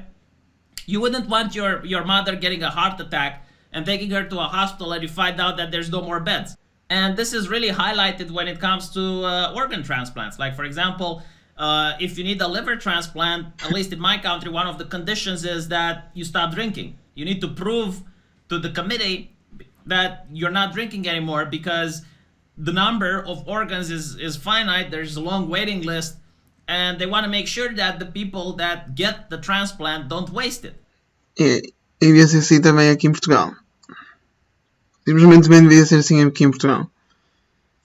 Okay? So this is what happens in normality. This is how usually medicine is being done. If you see someone that is going to the hospital in order to take advantage of the system, or he really doesn't care, usually the doctors just sign the discharge papers. Now let's talk about the UK. Now when I read this article last year, I was very shocked to see it. And I have a lot of friends who finished med school and are now working in the UK, and I showed them the article, and they weren't surprised at all. They said that while this article is a little bit over the top, they have seen similar cases quite often. All right? And it's not with immigrants, it's not with people coming out of the system. No, it's with actual British citizens that are taking advantage of the legislation there. And in fact, everything that's free on this world, pretty much everything that's free, you will find some people who take advantage of it because it's free. So it's really important when you try to give free stuff, quote unquote, that you make sure that the law is made in such a way to crack down on every possible way that people can take advantage of it. And we don't see that in the UK. So we have a patient, right, an obese lad, the Daily Star is calling it, weighing 55 stone, takes up 4 NHS beds and orders pizza to hospital. Mas a NHS também é o grupo que gasta dinheiro fazer propaganda anti-reprodução dos britânicos. Hospital word. And unlike in America, unlike in my country, and unlike probably everywhere around the world, they can't kick him out. They can't kick him out because the legislation there actually allows him to use this hospital for this reason. You know, and there's probably homeless people out there. There's probably people that are sick who would need those beds, but they can't get the beds because a guy is occupying not 1, not 2, not 3, but 4 hospital beds, and the audacity doesn't end here. Apparently, he gets £300 employment support allowance, which he uses it on takeaways that he orders from the hospital beds. So he orders like Chinese food and, you know, like unhealthy food from this money in order to, I guess, not have... Sobrevivência não acabar. Se não querem gastar uma ganhar fome, uma maneira de substituir por um pacote, uma caixa em que se dá comida ou qualquer coisa.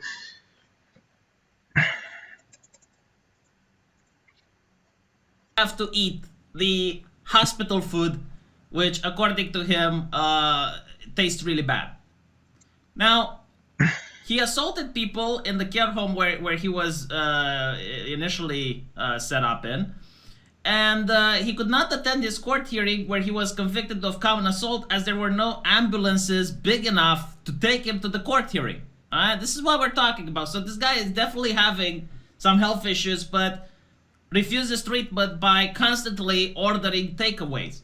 And you might think, well, this guy is clearly a leftist, he's a socialist. No, he's far right. He doesn't like immigrants either. And it kind of makes sense, you know, like if you live off free shit, if you live off the taxpayer dime, you don't want other people to live off the taxpayer dime because then there's less for you. So I kind of understand, you know, I sympathize with this point of view, even though I wouldn't do it. But what's really interesting about it is that the staff, all right, even though they are apparently frustrated and they say it's at their wits' end, they are still treating him because they are compassionate and it's part of their job. No, that's not your job, all right? Like, because of this, other people are getting treatment, like, and the way they now have to do more.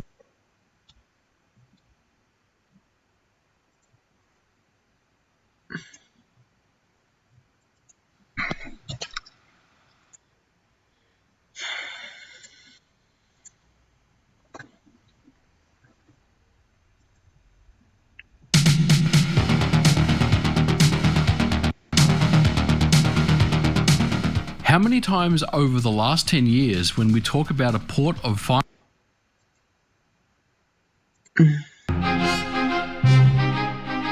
Hitler was one of the most photographed people in history.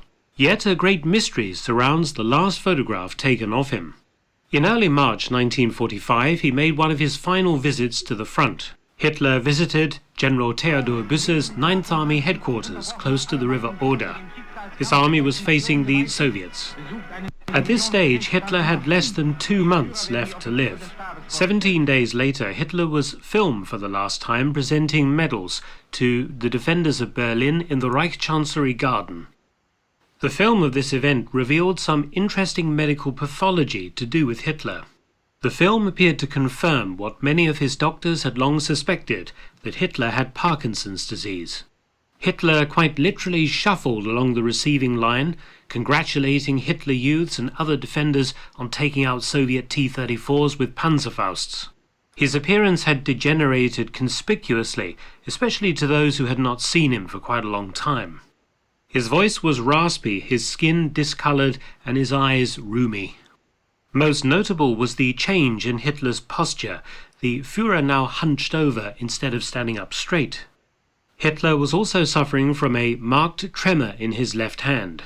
A month later, Hitler gave a repeat performance at this medal ceremony, though no photographs or film were taken on that occasion. Great mystery surrounds the final photograph taken of Hitler, including 2 which have surfaced which purport to have been taken just 2 days before he died. These photographs were taken allegedly on the 28th of April 1945, but they were wrongly dated. They were actually taken on the 20th of March 1945, the same day as the first inspection and medal ceremony outside the Reich Chancellery. The photographs show Hitler and one of his aides inspecting Allied bomb damage in the Reich Chancellery dining room. So the question remains, is there a last photograph of Adolf Hitler? One contender is a photograph of Hitler greeting Field Marshal Ferdinand Schörner, who was promoted to Field Marshal on the 4th of April 1945. Many believe this photograph was taken inside Hitler's bunker on the 4th of April. However, further research suggests that this photograph was taken in March 1945, and earlier in the month than the photographs of Hitler decorating Hitler Youths. On the 18th of March 1945, General Theodor Tolsdorf was awarded the Diamonds to his Knight's Cross. He had to leave the front and travel to Berlin for the ceremony. A single photograph has survived of this ceremony. It was taken probably on the 20th of March 1945. Records show that no photographers were present in the bunker after the 20th of March 1945. This photograph looks pretty official. Could this snapshot be the last photographic evidence of Adolf Hitler? Please subscribe, share, and support my channel at PayPal or Patreon. There is a massive controversy going on right now, and a lot of people aren't talking about it. Some people aren't talking about it because they're afraid. I'm not going to lie, I'm afraid to make this video as well, especially since you're bad-mouthing Google, and you're doing this from YouTube, which is owned by Google. And other people don't want to talk about it because it doesn't fit the narrative. So what happened is that Project Veritas, as we can see here, has uncovered with hidden camera footage, people working at Google saying that they don't want a Trump 2020. They explain how they're manipulating the algorithm and how they are trying to use their company in order to influence the elections. Now, last time something even remotely similar happened with Cambridge Analytica and Facebook, two private companies which can do whatever they want, was a massive scandal. It was so massive that the European Union is forcing every website that's operating in the EU to ask consent from people regarding data and information gathering before you use the website. And it's very annoying. Like, if you live in Europe, you're going to know every time you go on a website, it's going to like, this website is gathering cookies, do you accept? And you click yes, yes, yes. And after visiting 100 websites, it's getting really annoying. While other websites like the LA Times, I believe, which couldn't get in line with these types of regulations, don't operate at all in the EU. You have to install a VPN if you want to browse them. So my point is that all of a sudden, massive scandal, right? Data, privacy, and it goes to the Russians. The Russians are using social media to interfere with elections. Ooh, the Russians. And now that you have like the actual corporation, Google, saying, yeah, we're going to interfere with the elections, and they're caught on a camera, crickets. I like crickets, especially from the left. Now, of course, the person which was caught with the camera is saying that it was taken out of context, that the video was edited. Maybe that's the case, but you think that is something to look there? You think that it is at least something interesting to report? And the video released by Project Veritas on YouTube was also removed, obviously. I think they're going to get into the way of Alex Jones soon. Now, the reason I'm making this video is that I want to talk to Tim Pool. He's probably watching this, and I like your content, Mini Beanie. I love watching your videos every day. They're very informative. I like your takes. But I don't want beef with you because I think you're a crazy person. You're insane. The reason I'm saying this is that you make 6 videos. How can you make six videos a day? Like that is crazy. All right. Now he doesn't edit them, so it's not that the workload is that high. But to talk about the doom and gloom every single day from the culture where it's probably going to affect your mind a little bit. Like I'm making 1-2 videos a day and it's enough to get you depressed every now and then, you know? The guy makes 6 videos. But anyway, right, let's go to one of his takes, which I vehemently disagree. Vehemently, that's the word for the day. See, I'm Romanian, I'm trying to study English. Every now and then a new word. YouTube recommendations are a privilege and not a right. See, this is what I disagree with. And I will tell you why. If I go out and I purchase something, I don't know, what should we purchase? Cat food, okay? When you look at the can of cat food, it tells you the ingredients that the food is made out of. And it has to actually be the ingredients on the label. Same with this poison, the magic elixir that I like. Just managed to find out at shipping in Romania. My God, I've been missing it all these years of my life, and I didn't know. But it has ingredients here on the boxes, see, because it's in English. It actually has a sticker with Romanian on it, so that Romanian people are go so fast that the human eye wouldn't notice it. But apparently, subconsciously, people who are watching the movie would consume a lot of ice cream from that cinema the same day. So they had like record sales on ice cream. And it's because of these subliminal messages that were put in the movies by a private company which could do everything they wanted. And apparently it was manipulating people without knowing. And the lawmaker decided against these practices. Just when you thought said, joyless, well, no, whining it's not social fair. justice. Another example would be when Facebook decided to make a social experiment by targeting different ads to different peoples, right? And it was a massive scandal back then. It was like, well, you know, they're doing this unhanded tactics. It's not ethical, basically, right? So it's not that it's against the law right now. They can obviously do whatever they want, is literally but Hitler my point is that it's Trump is deceptive. literally Hitler. And He's how going to is it take all the deceptive? Muslims Now, and this isn't Hispanics about to YouTube. It's concentration pretty camps much to all kill social them. media right now that's doing it. Trump is So literally if you Hitler. go How do on Twitter people not see trending, this? for example, or on YouTube trending, the mind Bing, bing, of bing. the Trump is consumer literally Hitler, is that and all this his is supporters a are violent, natural right-wing trend. racists. It's This is the basically like the truth. topics that people find popular. Trump is literally Hitler. When in His reality, supporters it's are not literally always the fascist case. Nazis. We know We from shall kill Twitter them. that Donald certain Trump is Adolf Hitler. hashtags, which are very popular, but sometimes are against the leftist status quo or the narrative, they simply get taken off. They get taken off the list, right? And when you have other hashtags, which barely manage to become popular, they get put up on the list.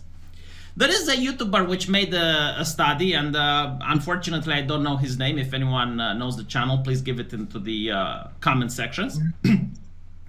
Where they look at people that talk about the news, people like Tim Pool, like Rubin, people like Crowder, even PewDiePie.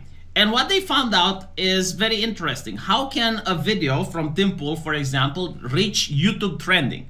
And apparently what they found out... Come on, try getting it out. Trump is literally Hitler. WTF. Condoning the violence at his rally? Just like Hitler condoning the Nazis to round up all the Jewish. SMH! Bing, bing, bing, bing, bing, bing, bong. If you don't realize Donald Trump is literally Hitler, then you're what's wrong with the world! We have very stupid people in our country. Trump is literally Hitler. OMG! Trump is literally Hitler! Trump is literally Hitler!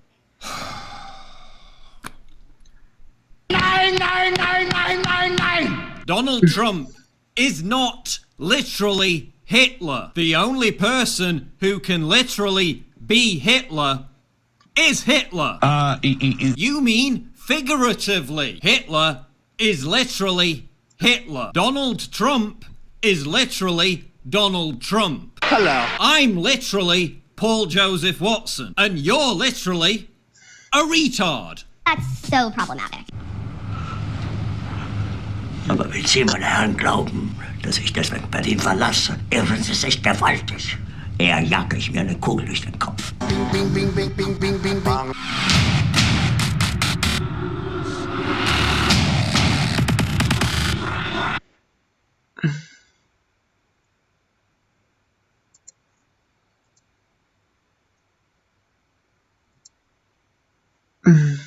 out is that independent content creators recently never managed to reach YouTube trending, even though they have millions of views. Someone like PewDiePie, for example, he's not going to make the trending list often within the United States. However, a video from CNN that has 20,000 or 30,000 views, that can go up on trending. So apparently the rules are different for authoritative sources. They only need to hit a very low bar so that their video goes into trending, while someone like Tim Pool, for example, would have to make a video that's really viral for it to go into trending. You ask them, what do you think the autocomplete is? most people will say, well, it's obviously the results that are most common sought for. So the most frequent search results is what autocomplete does. It's not doing that though, right? So if you go for men can, for example, you get this. Men can have babies, men can get pregnant, men can have periods, men can have babies now, men can cook, and men can think about nothing. This is artificial. This is what someone at Google wants you to see. These aren't what people are looking for, but you can definitely think, if you use the mindset that these are the most often search results, that society as a whole is now on board with social justice, and everyone is looking for these, everyone is getting informed, and you should too. So it's very interesting, but it's really word. A word you're never supposed to say. A word capable of destroying your life and ruining everything you've worked for. Journalist. There's a sense among many people online and on the right that, quote, nobody trusts the mainstream corporate media anymore. While studies do show public faith in the media is falling and independent media sources gain popularity, corporate media still wields an immense amount of power and influence. And while people, especially young people, might not be reading the New York Times or watching CNN, they are reading left-wing publications that brand themselves as independent. Places like Vox, The Daily Beast, Huffington Post, that survive on funding from many of the same people that run older, more mainstream outlets. Corporate media has put on an attempt to destroy people's lives. They will lie and slander to harm people's reputation. Last month, there has been a vicious campaign to discredit Mr. Lenihan's findings and destroy his life. Imagine that. The people he accused of being Antifa working with Antifa to destroy him. I'm shocked. Today we're going to dig into Mr. Lenihan's report that definitively proves these leftist journalists are working hand in hand with Antifa, and we'll talk about their campaign to president to cross into North Korea. And it's kind of an amazing moment. You see Donald Trump with Kim Jong-un cross through the DMZ. They stand there for a little while, I think it was like 18 steps, and they walk back. This is an amazing sign of trust and peace, and hopefully this will be something that brings us into a complete and formal end of the Korean War. But of course, strangely, it seems like there are many people who are trying to insult or sabotage the president when it comes to his efforts on ending war in general. A lot of people have commented back in a couple of years ago when Trump fired missiles at Syria that in the media they were saying he was seemingly presidential now. I think there's one big issue that really shows you why the media is willing to smear someone, why they're willing to lie and cheat, and it's very obvious. It's war. Trump pulled back from Iran, and then he was attacked and insulted by many people on the left saying, you know, good on Trump for, you know, coming to his own senses. Whoa, hold on. Don't yell at him for doing the right thing. I think an element of why people are attacking Trump's efforts on ending war comes from they hate Trump so much they have to target him no matter what. But I also believe there are people who just love war. And I've got some other articles pulled up I want to go through. Censorship targeting anti-war leftists, as well as Vox saying Tulsi Gabbard's anti-intervention stance is conservative. I kid you not. But we'll start with the big breaking news. Donald Trump making history. From CBS. Trump crosses into North Korea and meets with Kim Jong-un. Before we get started, head over to timcast.com/donate if you'd like to support my work. There's a monthly PayPal option, a crypto option, a physical address. But of course, the best thing you can do, just share the video if you like it, because YouTube, as of recently, is no longer suggesting my videos, so I now rely on you to suggest them for me. CBS writes, President Trump on Sunday became the first sitting U.S. president to set foot on North Korean soil when he crossed into the DMZ. So there's a few things I want to point out. This is huge. I want to give credit to Donald Trump, and I want to get personal with it. As many of you know, it is a bit of a meme when I say I'm mixed race, but yes, I am part Korean. My grandparents were Korean. My great-grandparents actually come from two different cities, Seoul and as I understand it, from what my mom's told me, Haeju. Haeju is in North Korea. I've been to Seoul. It was awesome. I got to go there and see, you know, look, at some point, for some reason, someone in my family decided to leave this place and come to the United States. And I wonder why. I got to see Seoul, but I will not be able to see Haeju until this war is officially over and they open up the borders and normalize relations. Now, it's entirely possible I could, file paperwork and make a petition to try and go and visit my ancestral homeland. There's other places I've been to, such as the UK, Ireland, Germany, that's where my dad's side of the family comes from. Here's the thing. I've met my great-grandmother when I was very little. I've seen my dad's side of the family. I haven't seen my mom's.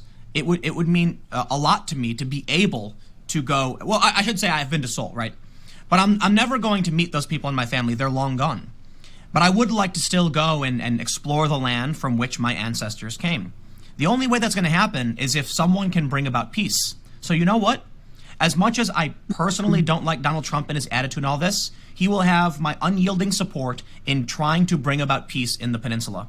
And that's why it's shocking to me to see so many people criticize him and attack him and try and sabotage this moment, because it affects me in a very personal way. When Trump was doing the first summits and the first meetings and all that stuff, I was so excited, and I'm still very excited. But I tweeted something out that it's actually terrifying to see that so many people hate Trump so much that they want to sabotage this. Maybe it's not fair to say they want to sabotage it, but they're willing to cause disruption and destruction and attack him over trying to bring about peace. The same is true for Iran when he backed out from bombing these targets because of the potential loss of life. People attacked him for it, and I'm like, hey man, let him do it. Let him back away. And I respect him for doing so. There's a lot of things I disagree with him on, domestic policy and otherwise. I have never been a diehard fan of Trump. I actually lean away from supporting him for the most part. Again, I'm moderate. I'm not an anti-Trump derangement person. I'm gonna praise him when the economy does well, and I'm especially going to sit there and give an applause when he becomes the first president to cross into the DMZ. You realize that there have been situations in Korea where the soldiers, the South Korean soldiers, have to hold the arms of other soldiers because the North will try and pull them in. Trump walked into North Korea, exposing himself to great risk, and it was a good thing. And he came back out, and now we have a sign of trust. This is an excellent step. It's a historical moment. So why are there people who don't like it? Check this out. At the same time, the top U.S. trend is North Korea, and we're seeing a historical moment. Media outlets are reporting on Otto Warmbier. I'm sorry if I'm pronouncing his name wrong. His story is tragic. North Korea is a relatively bad place. I'm trying to keep my language tempered because we have something good happening. We have a positive moment. But we know about the prison camps, the gulags, whatever you want to call it. We know that North Korea is extremely oppressive, but we have to do our best to bring about peace if we want to end it.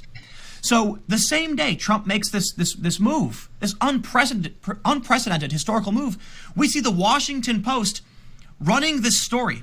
They say, what happened to Otto Warmbier when the unthinkable is unknowable?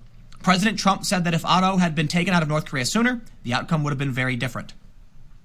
But Jim Sciutto says Trump just cited return of U.S. hostages as a sign of goodwill from North Korea, seeming to forget Otto Warmbier was returned brain damaged and near death. Listen. Someone said, Trump endorsing American citizen Otto Warmbier's murderer again. Right, I get it. This is a top U.S. trend, Otto. These are the people bringing up this very tragic situation because they hate the president so much. Listen, I don't like what happened to Otto. It was a bad thing, but you have to understand there's tact, right? That Trump can't come out and just start attacking Kim Jong-un. He's trying to bring peace to the peninsula. There's such thing as diplomacy. And even though we know that the North Koreans have done bad things, let's try to let peace be in the forefront. Instead, what do we see? Look, since I've started filming this, since I've pulled this up, 411 new results. 411 new results of people bringing up this horrifying situation, and I feel that's going to be detrimental to what I really want to see here. You don't have to like Trump. You don't. And there are some good principled people pointing out as long as we can bring peace to the peninsula. And that affects my family and me. Global conquest? I don't know. They attack Trump for pulling back his assault on Iran. They insult him now. And check this out. 2 years ago, the New Republic writes, let me see if I can make this a little bigger. Donald Trump is losing some of his biggest supporters over Syria. Tucker Carlson apparently I don't know, how the statement was made, but advised Trump not to attack Iran because it would hurt his base. Whether or not that's the reason Trump did it, Trump did the right thing by not attacking Iran. Even though they attacked our drone first. Yes, I get it. But revenge begets revenge. Let's do our best to stay out of war. When Trump filed, it was 59 Tomahawk missiles at Syria, a lot of people in his base were outraged. Some of his most vocal supporters said, no, enough. So I think about the censorship. I think about who gets targeted in the censorship. And while we do see it's very often Trump's supporters and conservatives, I think this shows you why. They're anti-war, for the most part. And when they speak up and speak out, they get censored. Just like the anti-media. What you're seeing here is what Project Veritas published in their Pinterest expose, proving that Pinterest had censored a conservative group, Live Action. But what I pointed out is that just above it is a group called the antimedia.com. Now look, there's a lot of adult websites listed here in their adult blacklist. But why is Live Action, a conservative group, being censored? And also, why is the anti-media? Now, Veritas didn't bring up the anti-media when they were talking about the censorship. I did. My video was taken down. The anti-media is a staunchly anti-war publication. They're kind of like libertarian anti-war. They have some left-wing articles, but for the most part, they write stories in opposition to war. And they're also smeared and censored. Isn't that interesting? To talk about reparations. After all, the white man has always had his boot on the neck of the black man. Isn't it time for the white man to pay for it? Hell yeah, it is! It's time to pay, and in fat stacks of unmarked bills, presumably. After all, when has giving poor people huge sums of money ever destroyed anyone's life? Except for all the lottery winners who go from rags to rags again, only without the friends and family they started with. So here are the arguments that we're going to brush aside in our quest for racial justice, so we can give karma a helping hand. A não ser o facto de que os pretos não foram escravizados. Já eram escravos quando os europeus chegaram lá. Tinha melhor vida lá. Um escravo na média, melhor vida. Um escravo preto tinha melhor condições de vida que, por exemplo, um branco na Europa do Leste ou um preto em África. Os seus descendentes, sem dúvida, têm melhor qualidade de vida. E o primeiro dono de escravos era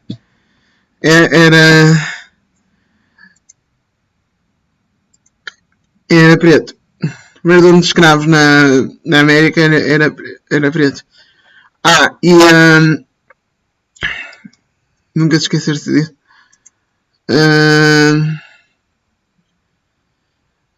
O dinheiro que nós investimos em África, que nós nunca recebemos. Mas a população da África, se fôssemos a fazer reparation, quer dizer, reparar, voltar ao início, teríamos que reduzir a população e colocar a população toda em África, no centro, no interior da África, na zona onde fica o Congo, Uganda e esses países assim, mesmo ali no interior. E no interior, nem sequer era ali no interior. E a população tinha sido reduzida dos milhares de milhões de pessoas que existem agora em África para apenas 300 mil. Que era a população sub-saariana África era menos de 300 mil. Até há estudos que indicam que eram menos de 1000. Mas isso aí já acho um bocado. Mas garantidamente eram menos de 300 mil. Isto temos a certeza absoluta.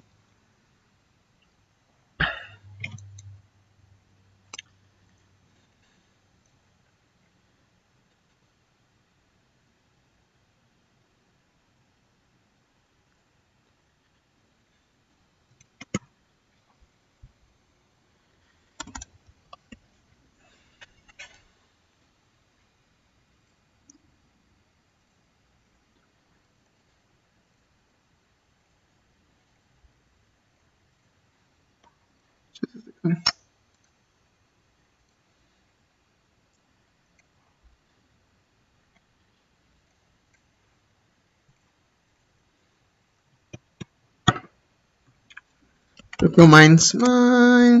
Mãe.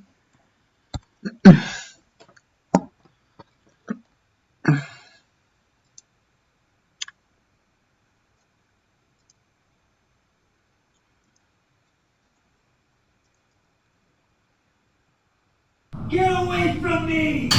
Já agora, Portugal foi constantemente assaltado por barcos muçulmanos na costa, principalmente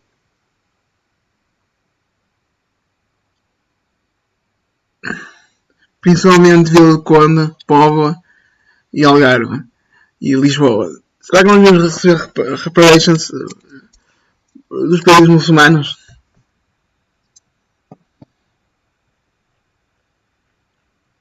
Parece que sim.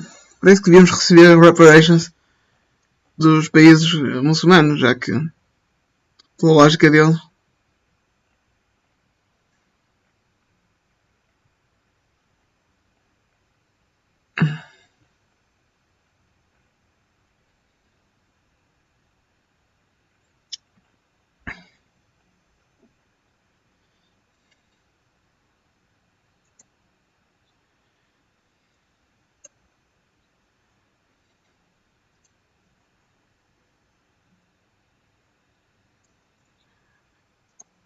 onde assaltavam e raptavam os nossos coisas. Gostam de lembrar do caso do relojoeiro da povo de Brasil chamado João da Cunha, acho que era assim, ou Ricardo da Cunha, já não lembro, era qualquer coisa da Cunha, que desapareceu em 1752 e tendo em conta que antigamente era muito mais difícil desaparecer que hoje em dia, e que desapareceu no mesmo dia que houve um raid, um ataque, um assalto de um barco na Póvoa de Varzim. Acho que nós devemos receber as reparations porque ele provavelmente foi raptado por muçulmanos e levado como escravo para o interior, para Marrocos ou assim.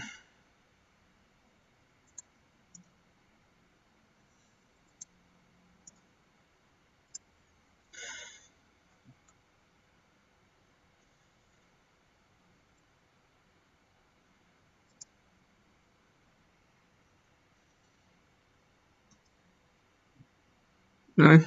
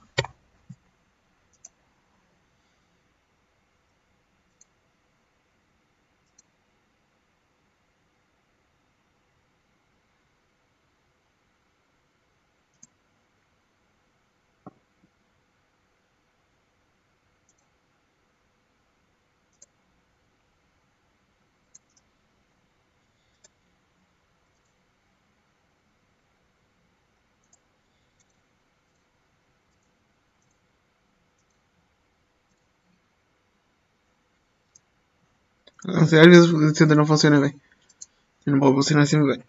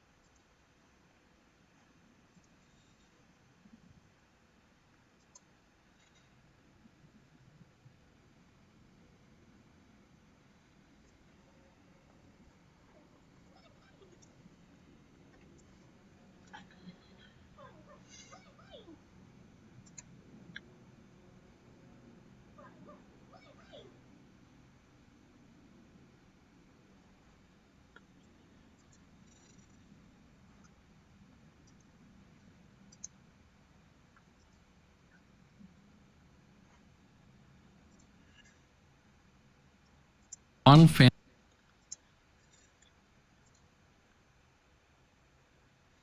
Get away from me!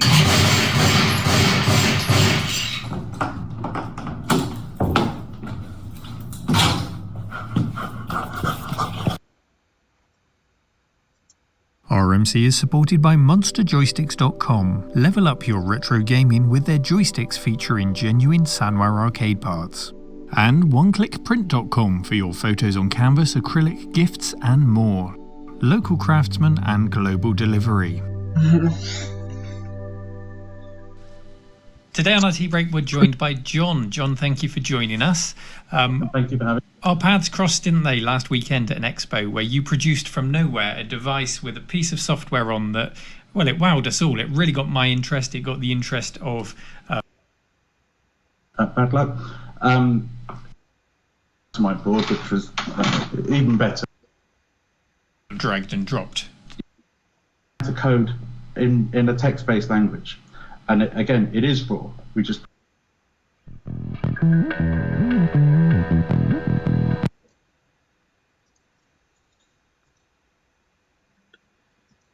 RMC is supported by Monster Joysticks.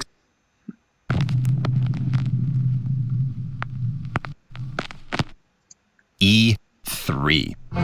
One letter and one number that when combined ignite images of glitz, glamour, and gargantuan budgets. It's a time of celebration and cynicism, cheering and cringing, charity and concern. But the negatives often attach to demos, or more specifically, their seemingly frequent nature to present graphics mechanics or in extreme cases a game's core design not apparent in the final product. Often with the contrast being so blatant, comparisons themselves generate a strong reaction. Admittedly, E3 has become a show that inspires a little more than a few tweets from me, which is why I tend to be the elephant in Discord whether the majority of voices express frustration or excitement. But it's from those interactions recently that had me wondering, what are the demos that hold up? What showcases were of the studio's upcoming game rather than a vertical slice?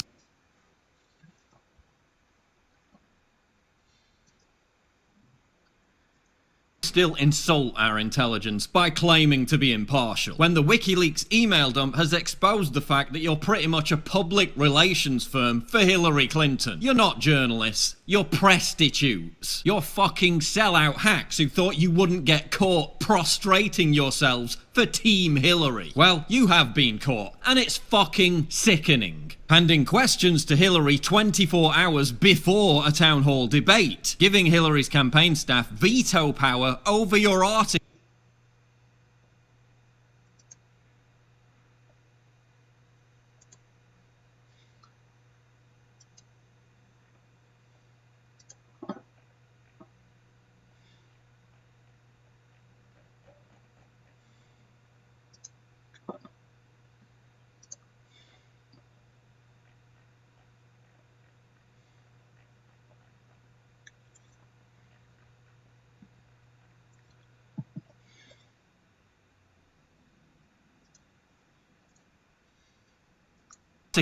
Lavishing her with praise and saying the story you're writing about her is the one that she wants. Scheming with Team Hillary to write op-eds that would give her a, quote, big presence. Allowing Hillary's campaign to place stories with you as they literally describe you as friendlies, teeing up stories to benefit Hillary, going to John Podesta's house for cozy dinners, being cherished by Hillary like you're her secret crush. Never Trumpers. Was it really worth trashing your entire careers and shitting on your audience just so you could pretend to be part of the establishment? Louise Mensch, a self-proclaimed conservative, exposed as a Hillary sycophant, writing emails begging to write campaign ads for her. My average retweets per tweet, 1,896. Louise Mensch's average retweets per tweet, 4.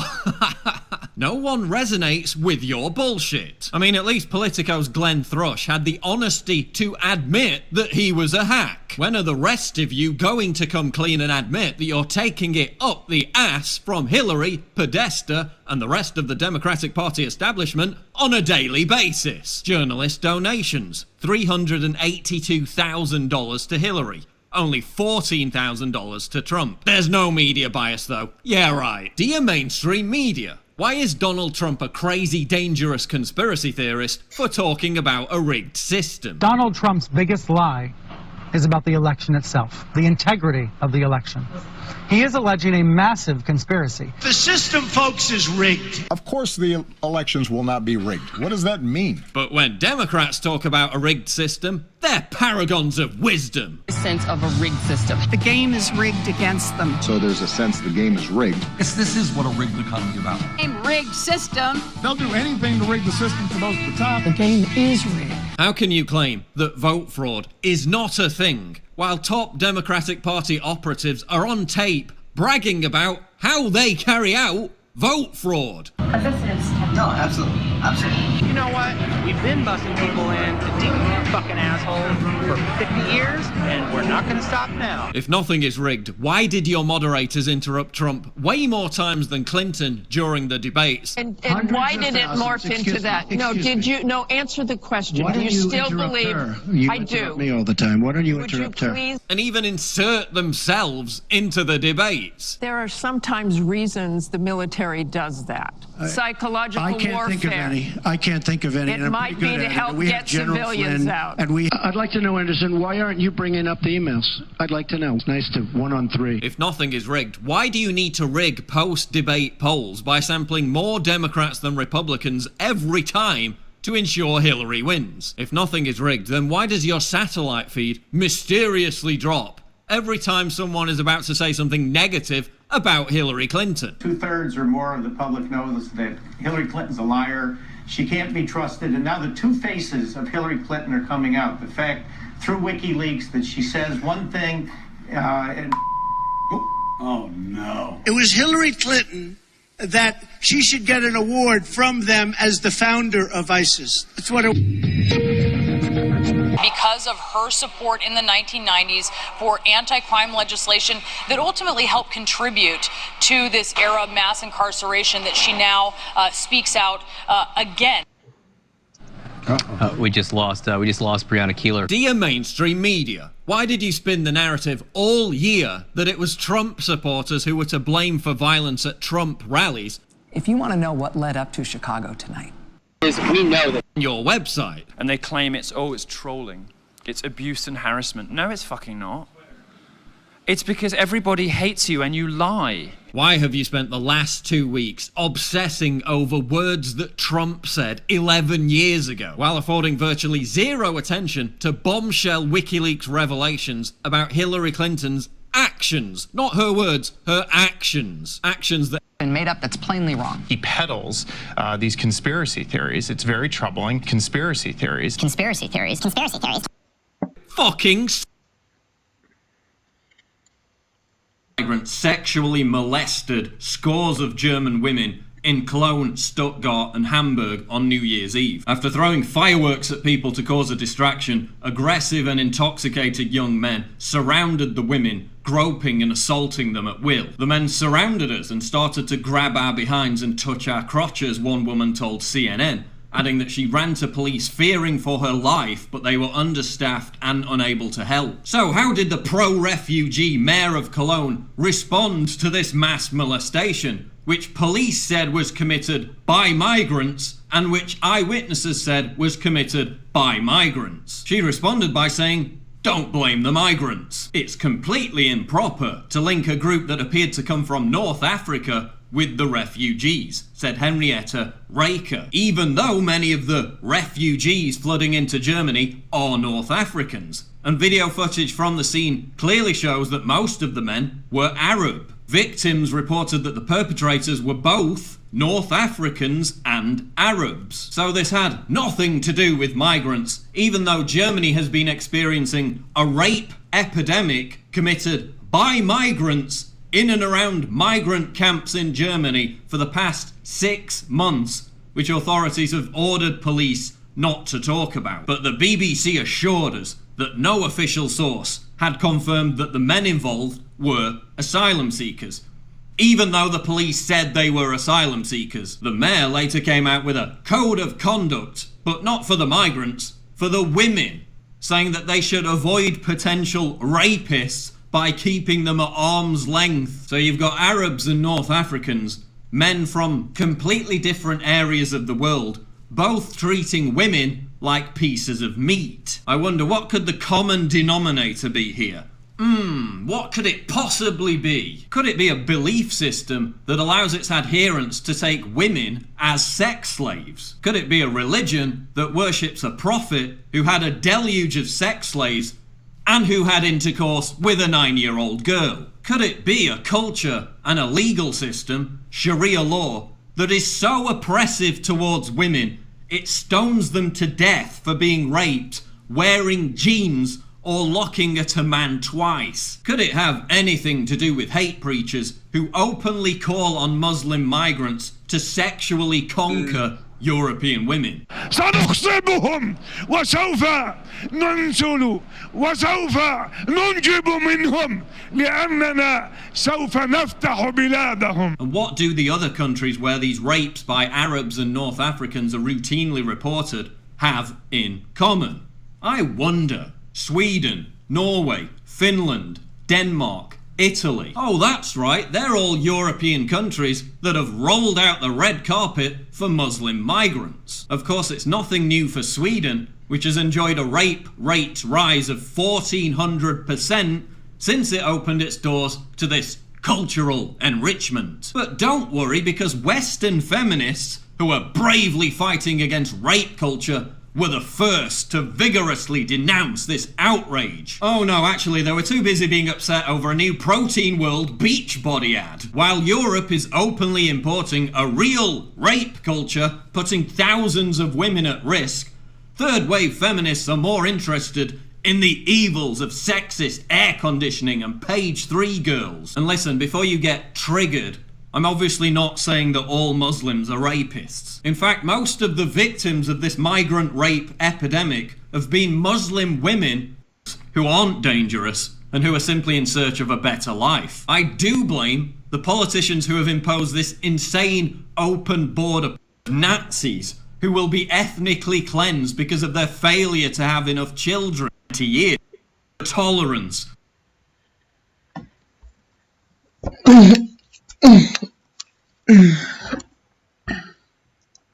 Man-made climate change, despite the fact that man-made climate change is a crock of shit and human activity has virtually no impact on heating the planet.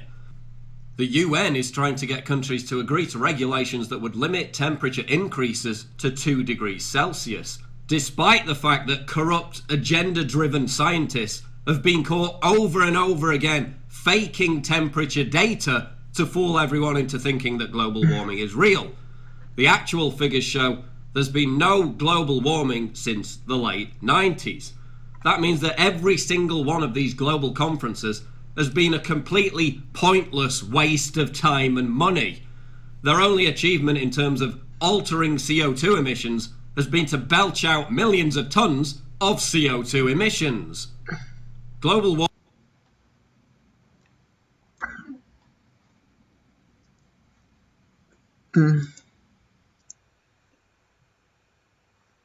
activity has virtually no impact on heating the planet.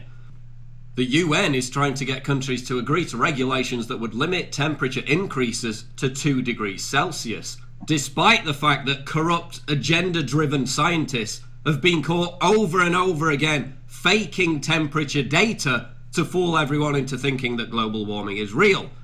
The actual figures show there's been no global warming since the late 90s. That means that every single one of these global conferences has been a completely pointless waste of time and money.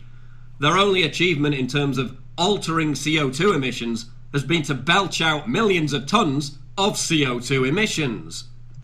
Global warming alarmists have been proven spectacularly wrong time and time again. In 2007 and 2009, scientists said that the Arctic would have ice-free summers by 2013. By the summer of 2015, Arctic sea ice was the thickest it's been in almost 10 years. Antarctic sea ice also hit a record maximum in 2014. NASA now admits that the polar ice caps are not melting.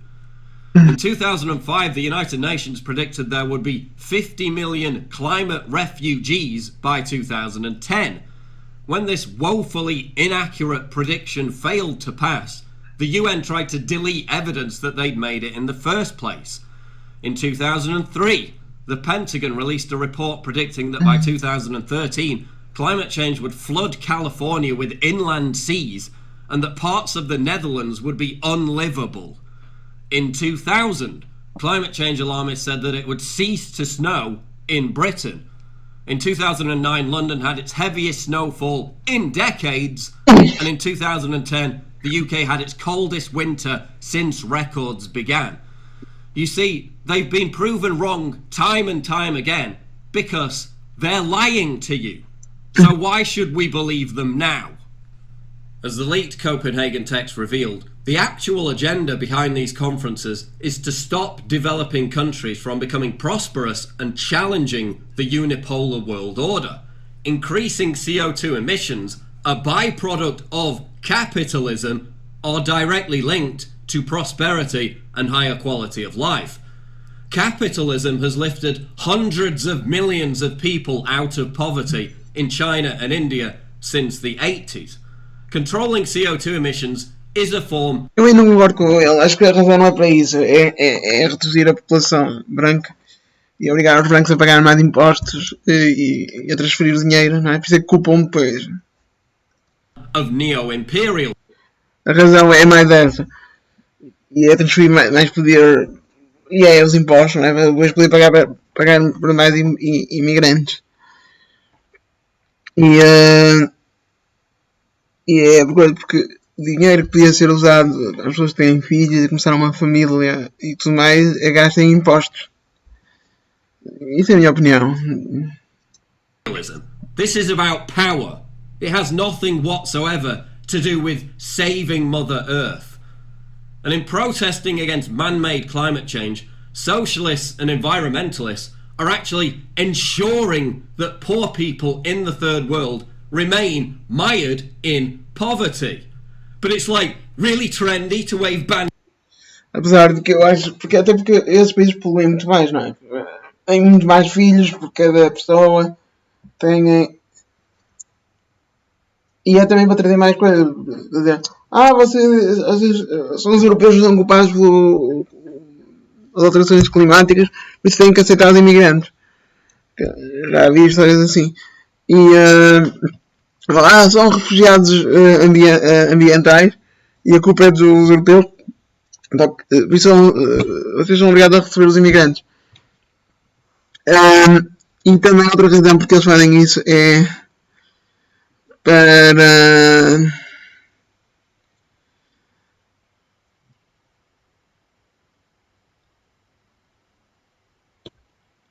e também, claro que eu já disse, nós pagamos muito mais impostos, temos muitos menos filhos, porque e é em baixo do que nós, primeiro porque nós também escolhemos um bocado ter menos filhos, nós escolhemos qualidade em vez de quantidade. Eles ali têm pumba, estão preocupados e recebem subsídios. Em África do Sul, nós não temos subsídios. Quanto mais filhos a pessoa tiver, mais subsídios eles dão. Literalmente, e eles têm literalmente filhos só para receber subsídios. E a outra razão, porque estas coisas, não puxar estas coisas do clima, é porque para transferir poder e para haver transferência de dinheiro. Assim é mais fácil justificar transferir dinheiro que depois dar para importar mais imigrante. Eu estava a dizer é que eles poluem mais porque têm mais filhos. Os países subdesenvolvidos e os países, somente a África, não é? Têm mais filhos. Isto já é uma razão para poluir mais. Mas também poluem mais porque têm não é, os carros deles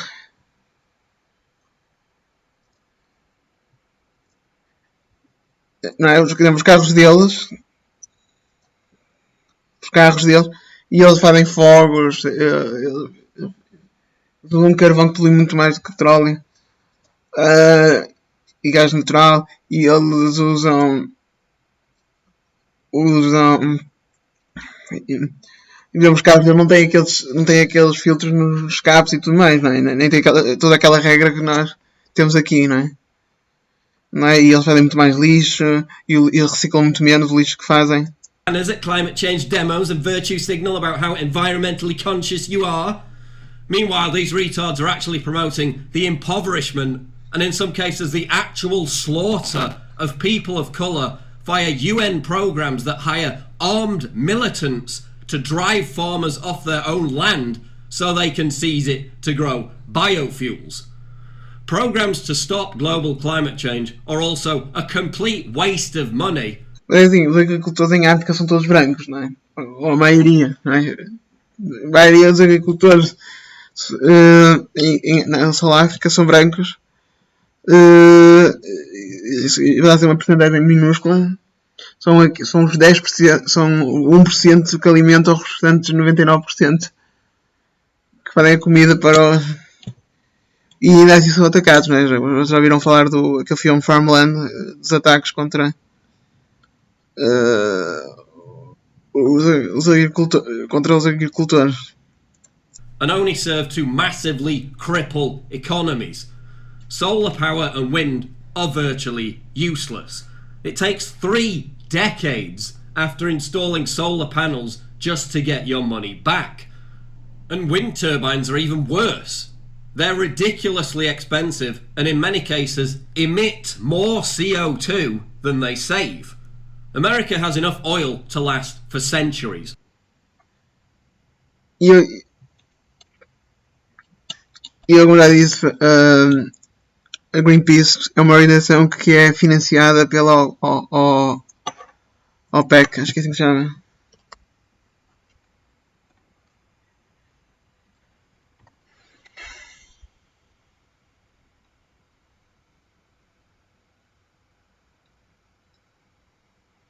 Como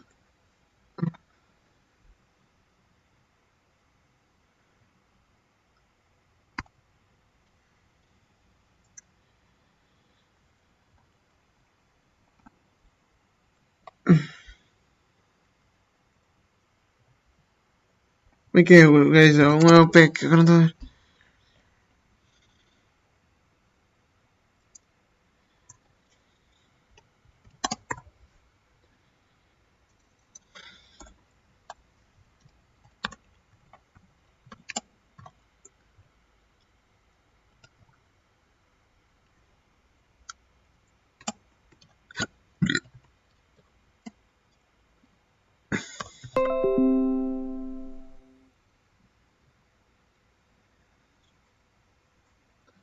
O PEP, é isso. A Greenpeace é financiada pela OPEP.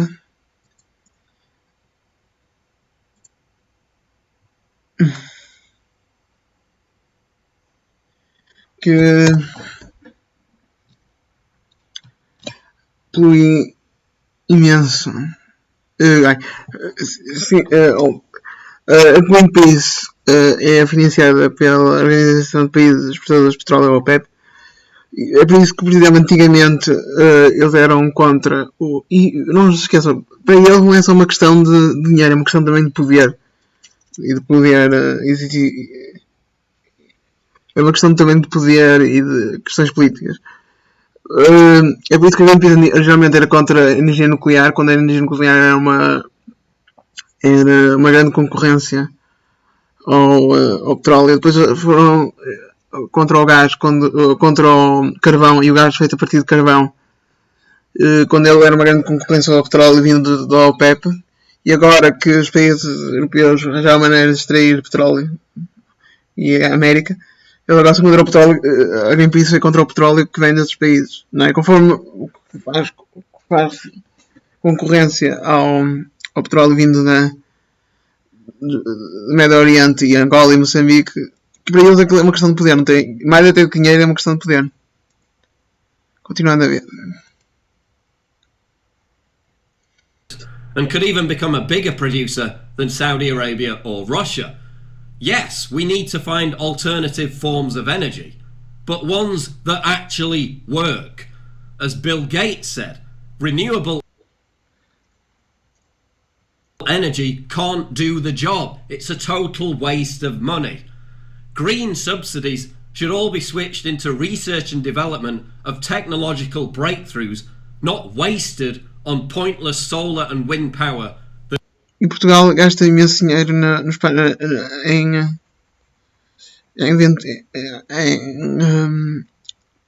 eu quando fui a Coimbra vi imensos, e também vi imensos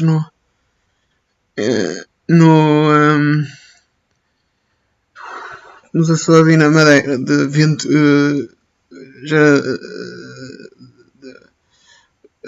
geradores eólicos. That is completely inadequate for the world's needs. Warming actually produces a greener, more fruitful planet and increases the range and diversity of species. The good news is that polls show more and more people have stopped buying into this BS. And look, there are real environmental issues that we need to pay attention to, but man-made global warming isn't one of them. I'm talking, of course, about Manberry. The Paris Climate Summit is merely another PR exercise to try and revive the discredited fairy tale of man-made climate change. Imagine if you were going out for a sophisticated night at the theatre and you were confronted by this.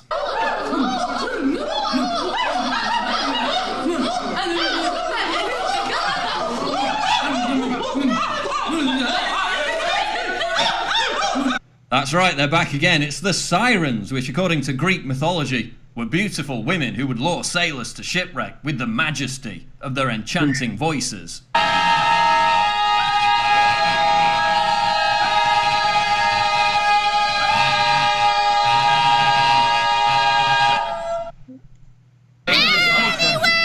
This feminist tour de force, directed by a man, was described by one feminist reviewer as a true testimony of what it is to be a woman via snapshots of everyday sexism.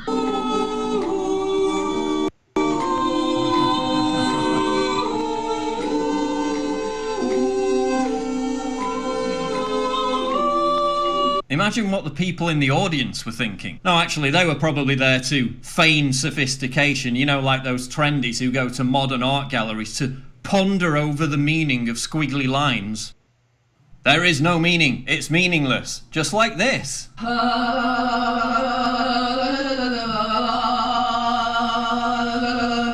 But not according to the BBC and other esteemed critics who have labelled sirens an irreverent feminist manifesto for the 21st century. And who am I with my white cisgender patriarchal privilege to pass judgment on such an obvious masterpiece?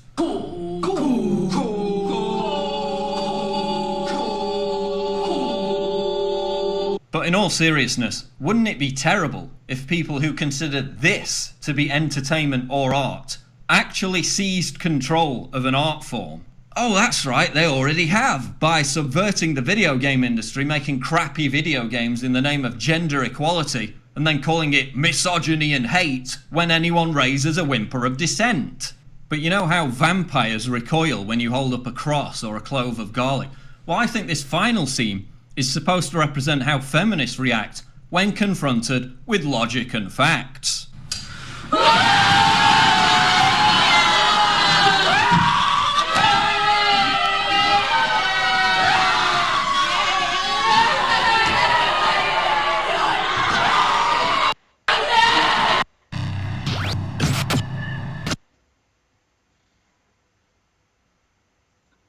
Justice warriors couldn't possibly ruin anything else. They've now set their sights on Halloween. Every Halloween, someone ends up rocking a racially insensitive costume. That's right, Halloween is racist. So racist that one New Jersey school has banned the celebration entirely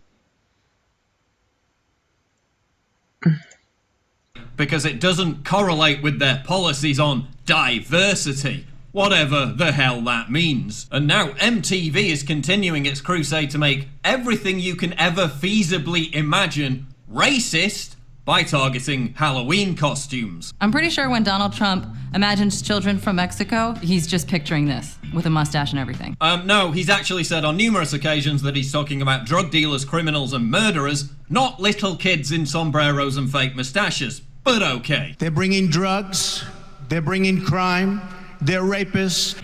Essentially a big brown sack they sewed some plastic fringe on to represent an entire group of indigenous people. Smallpox blankets sold separately, of course. Right, because parents who dress their kids in fun Native American costumes are also morally responsible for the siege of Fort Pitt in 1763, when British generals allegedly handed out smallpox blankets to Native Americans, for which there's no evidence that this even happened. Yeah, I think that one might be a bit of a stretch. Dreadlocks do not equal Rastafarian. Well, Rastafarians do actually wear dreadlocks based on a biblical vow which is crucial to their faith.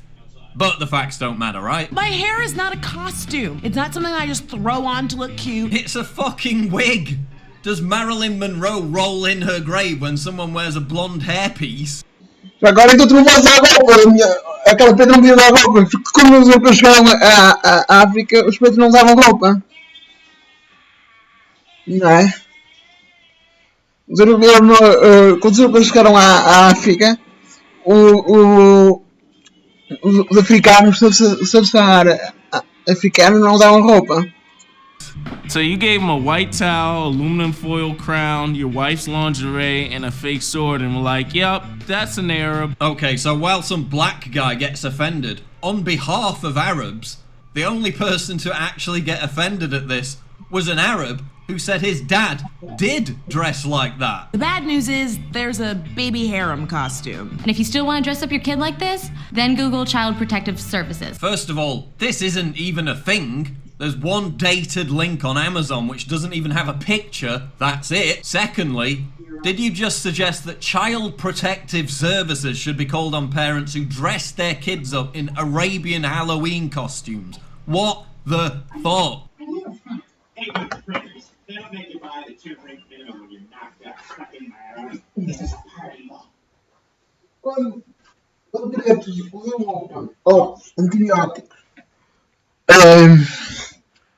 Antibióticos, televisão, telemóvel, câmara, tiveram que usar para fazer este vídeo. Isto é cultural appropriation. Isto é apropriação de cultura branca. Quando usam roupa, quando os pretos usam roupa, quando nós chegamos à Sahara e encontramos a primeira tribo de pretos, foi muito depois de nós chegarmos. Temos que andar muito para o interior da África. Temos que descer bastante em relação ao Cabo de Gil Vicente. E depois tivemos ao Cabo de Gilianos, ao Cabo de Gilianos. Temos de descer muito em relação ao Cabo de Giliano, muito para o sul do Cabo de Giliano e depois muito para dentro. Agora, eles estavam completamente nus, não usavam roupa nenhuma.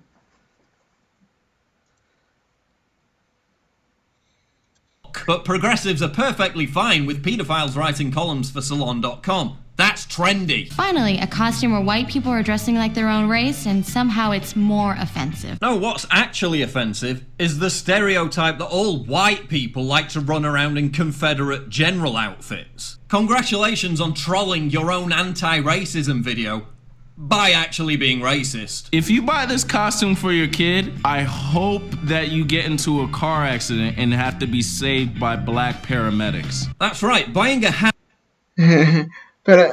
Black paramedics. O que é que vem a seguir?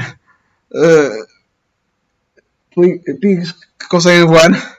Porcos que conseguem voar. With a Confederate flag on the front. Até é um perigo, porque paramédicos têm as pessoas mais competentes possíveis a fazer a sua profissão. Paramédicos. Pretos. Vocês sabem o que eu quero dizer. Means you're deserving of a violent. Mas ainda bem que a probabilidade de médicos. Car accident which could leave you crippled and maimed for life. That sounds because they denigrate stupid white high school girls for dreaming of a white Christmas. And I just gave MTV the idea for their next video. Everything is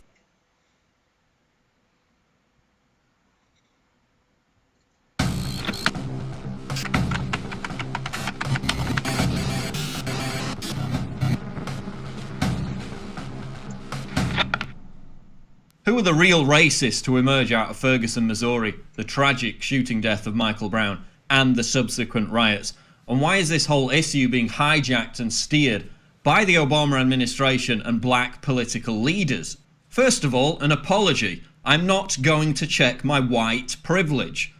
Despite the myriad of glittering opportunities that were afforded to me as a result of my skin colour growing up on a council estate in northern England, I don't believe that free speech on certain issues should be denied, limited or qualified based on race.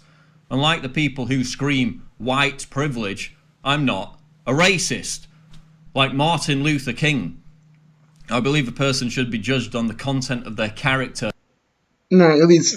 Brown was a criminal who robbed a convenience store just before the shooting. E ele só queria que os filhos dele é que fossem coisa, não era? Então, e ele está errado. Mas pronto. The majority of witnesses to the shooting, all of whom were black, say that Brown attacked Wilson and attempted to grab his gun in the patrol car. The ballistics evidence from the autopsy of Michael Brown and the wound to his hand are fully consistent with Wilson's explanation that Brown was reaching for his gun. The autopsy results also show that Brown did not have his hands raised in surrender when he was shot by Officer Wilson. Forensic pathologist Judy Melinek asserts that the autopsy results did not support those who claim Brown was attempting to flee or surrender when Wilson shot him in the street. Every piece of evidence demolishes the claim that Brown was an innocent victim with his hands up in the air when he was shot by Wilson. He was not shot because he was black. He was shot because he was assaulting and maybe even attempting to murder Wilson. Given that the evidence clearly shows that Wilson was not guilty of first-degree murder, second-degree murder, or even manslaughter, why have Ferguson protesters and agitators come to this conclusion? And why did they come to this conclusion before any of the evidence was even presented? Well, we know why. Because Michael Brown was black and Officer Wilson was white. And no amount of hard evidence is going to dissuade them from that narrative. They've already determined Wilson's guilt based on the colour of his skin. They've made a racist rush to judgment and then exploited that fallacy in some cases to burn down and loot their own communities. Why won't President Obama come out and say, you know what, Darren Wilson is not guilty, and it's a good thing that he wasn't indicted. It's unfortunate that this young black child was gunned down, but you know whose fault it was? What about his parents? His parents are complaining. They're the ones that raised him. If they had raised him right, he would have had some respect for authority. Whole life. Anything like the sustained unrest that we saw in Ferguson, no way. Despite the fact that, unlike the Michael Brown case, these were flagrant examples of outrageous police brutality. And why is that? Why are the cut and dried cases buried in local media and forgotten about, while the Trayvon Martins and Michael Browns are seized upon as national causes by the mainstream media and by black political leaders? Why is Barack Obama meeting with Ferguson organisers and encouraging them to stay the course? Why is Al Sharpton, the FBI snitch, an alleged cocaine dealer, and Uncle Tom who doesn't give a damn about black people, acting as a conduit for the White House while stirring up resentment in Ferguson? Why is the Obama administration itself, just as it did during the Trayvon Martin controversy, fostering outrage and unrest over a case which, if you study the evidence carefully, clearly does not prove police brutality? Because the government doesn't care about police brutality. The government does not care about blacks. It does care about divide and conquer. By making the whole issue about police violence only being targeted against blacks, and in the case of Michael Brown, justifiably so, half of America is convinced to shut up about police brutality, turn a blind eye, and even support a more militarized and aggressive police. And that's the truth.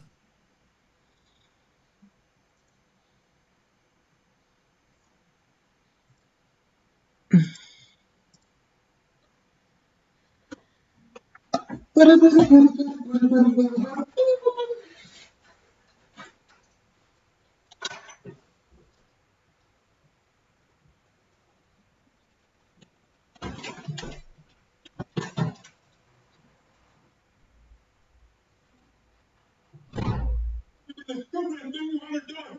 No, Brian, the stupidest thing I ever did was turn the bubbles off in a hot tub. Yeah! Hey! You bath with friends.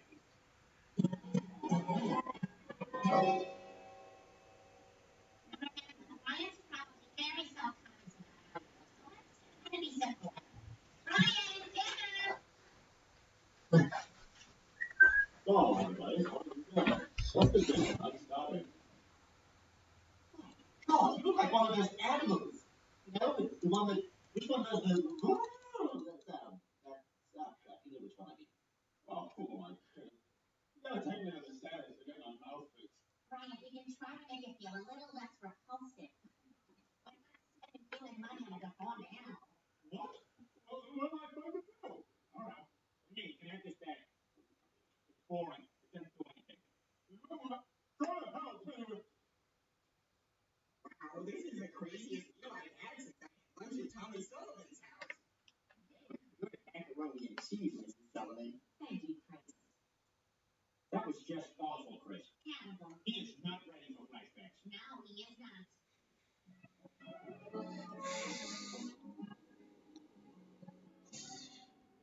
Thanks for not laying into me like everybody else. I never got you to lay into you. It looks like a used condom. Yeah, I know.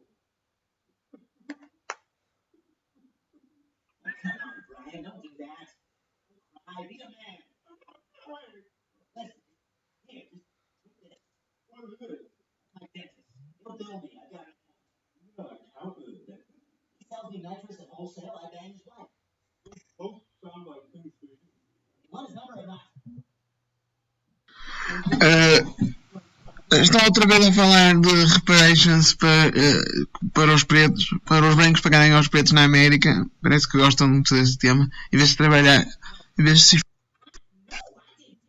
esforçarem e trabalharem não é? Em vez de trabalhar, querem dinheiro grátis, não é? Querem dinheiro pago pelos brancos. Estão outra vez a falar de reparations na América. O facto interessante é o facto que a primeira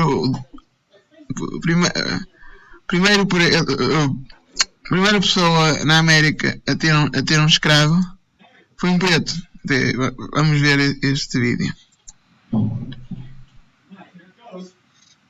Africans. Anthony Historians estimate that approximately 90% of the black shipped in the transatlantic slave trade were captured and then sold to Europeans by other Africans. Anthony Johnson arrived in the Virginia colony in 1621 after being captured in his native Angola by an enemy tribe and sold to Arab slave traders. After 15 years of indentured servitude, Mr. Johnson and his wife Mary gained their freedom. By 1651, the Johnson family owned 250 acres of land and had 4 white indentured servants and 1 black. On March 8, 1655, a Outras palavras, ele teve 2 escravos brancos e escravo preto. Hampton Court ruled in favor of Anthony Johnson, who was accused of unlawfully keeping his black indentured servant as a slave. The landmark decision made Johnson one of the Virginia colony's first legal slave owners.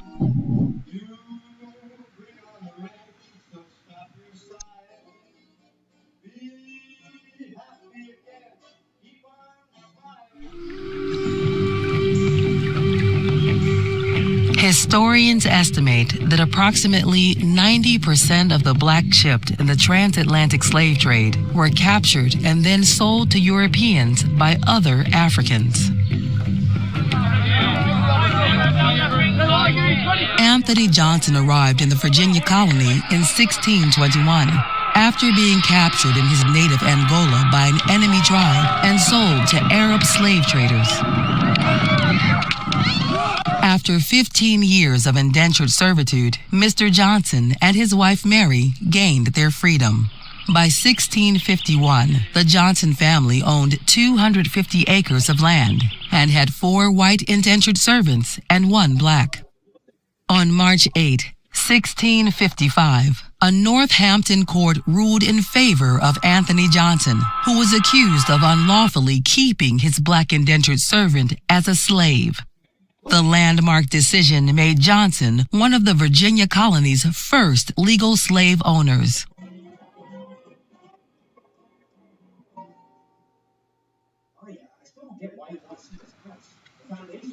Isso quem diz, logo aí quem devia pagar, deviam ser os outros pretos que iam pagar as coisas, mas a vida como escravo na América era bem melhor que a vida como preto livre em África, mas bem melhor, nem sequer há comparação possível.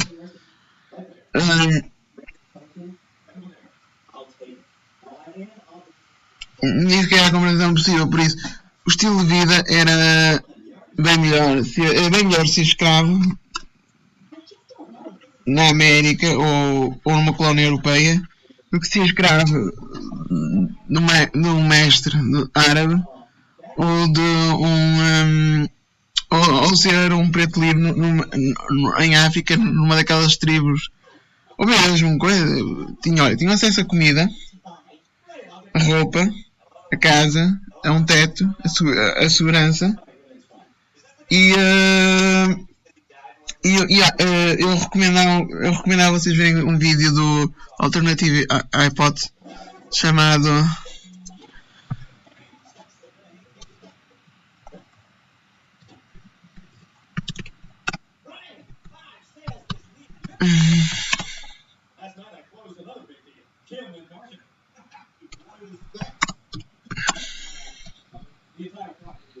acho que é um vídeo que vocês deviam ver, em que ele dá é um vídeo interessante que acho que eu recomendo muito a ver esse vídeo. So in this video I will be making a case for reparations. At first I'm going to be arguing against some bad arguments for reparations. Don't worry though, as in the second part of the video I will pivot towards making good arguments for reparations. I simply wish to remove the clutter of bad arguments that I think have actually stood in the way of achieving reparations. So first, what are reparations? When talking about reparations, the word gives us a clue as to what is meant. Repair, restore to a prior state, repar, or to undo the damage that was done previously. So in the absence of the Atlantic slave trade, what would be the standard of living of blacks who are currently in the United States? When talking about reparations for slavery, for example. Well, we can look to Africa to see that in 2017, the per capita GDP of sub-Saharan Africa was $1,554 per capita. The per capita GDP for the United States was $59,532 in 2017. But to get racial numbers, I did a crude conversion of median household income in the United States in 2016, which was $59,039, or 0.9917 times that of the per capita GDP in 2017, according to the World Bank. So with this divisor, I then took the median household incomes of blacks and whites and then divided them by 0.9917 to get a crude estimate of the per capita GDP of racial groups in the United States. With this, we have blacks at $39,820 per capita, or 26.52 times the material standard of living of blacks within sub-Saharan Africa. So reparations on these grounds would require us to massively reduce Black American standard of living. And obviously that's silly, so this is not an area of argument that can be used for reparations. Now, one counter that is often brought up is that Africa was made poor by European action, making this comparison of US blacks to African blacks' living standard invalid. Two things to say about this. First off, the effect of European colonization on Africa, measured either by time nominally under European control or percentage of the population that is European, is causally related to the per capita GDP of blacks in those countries going up, which is evidence of a positive causal effect of colonialism. And if one is concerned about violent actions taken by these empires either to initially establish the European empires in Africa or to put down later anti-colonial revolts, keep in mind that life expectancy rose under European control, not fell. And this is probably a result of Europeans stopping intertribal war. Again, when talking about reparations, you have to ask what the prior baseline was. The prior baseline in Africa was also economic stagnation. Not only did sub-Saharan Africa stagnate at roughly $500 per capita in 1990 dollars prior to the Berlin Conference, which divided up Africa among the European states, but it had stagnated at this value from 1500 to 1881, which is to say, even during the 300-year period of regular contact with Europe through the slave trade, which is to say, there was zero sign that Africa was going to be like Japan and radically change their society and change their economy in response to prolonged and significant European. Pronto, depois vê-se o resto do vídeo. Antes de mais, eu queria dizer que depois eu vou meter este vídeo no meu canal principal, main channel, no meu canal principal, no final de agosto. Mas já vai ficar neste canal. Pronto. Como eu estava a dizer, pronto, mas recomendo que vejam este vídeo. E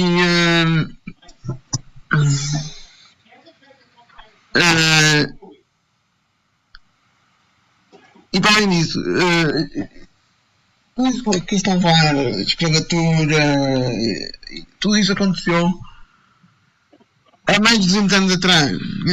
E há outra coisa que é um mito que os pretos adoram espalhar, e a esquerda, porque a esquerda garante votos e aos pretos garante dinheiro grátis, é o mito de que a maioria dos pretos que vivem na América são descendentes de escravos, e não é verdade. A maior parte dos pretos não são descendentes, não vivem na América, não vivem na América e estão na América porque os antepassados vieram como escravos. A maior parte, a probabilidade, não é sério, a maioria dos pretos na América vieram durante os anos 50 de países africanos e do Haiti e da América do Sul e do Haiti por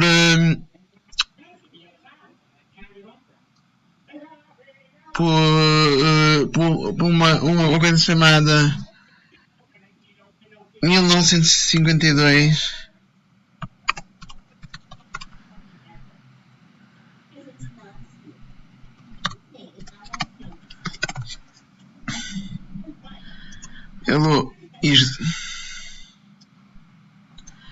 Vieram através desta merda em que os imigrantes deixaram de vir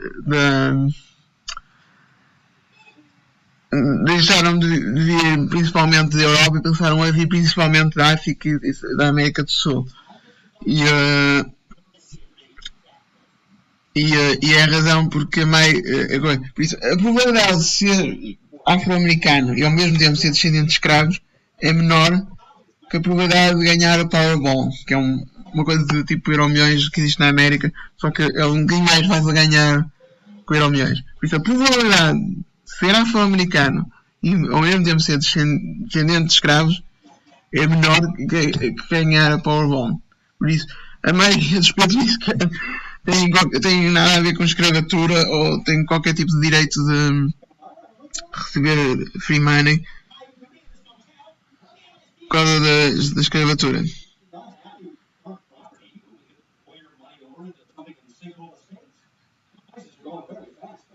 I only have 9 things to say about this stupid theme. 1. Being a slave in the USA, Europe and European colonies was far better than being black free in Africa or e.g. being Russian free in Russia or e.g. East European in East Europe in 17 and 18. 2. Greater Afro-America today do not descend from slaves of the 17, 18 and 19 that were brought from Africa.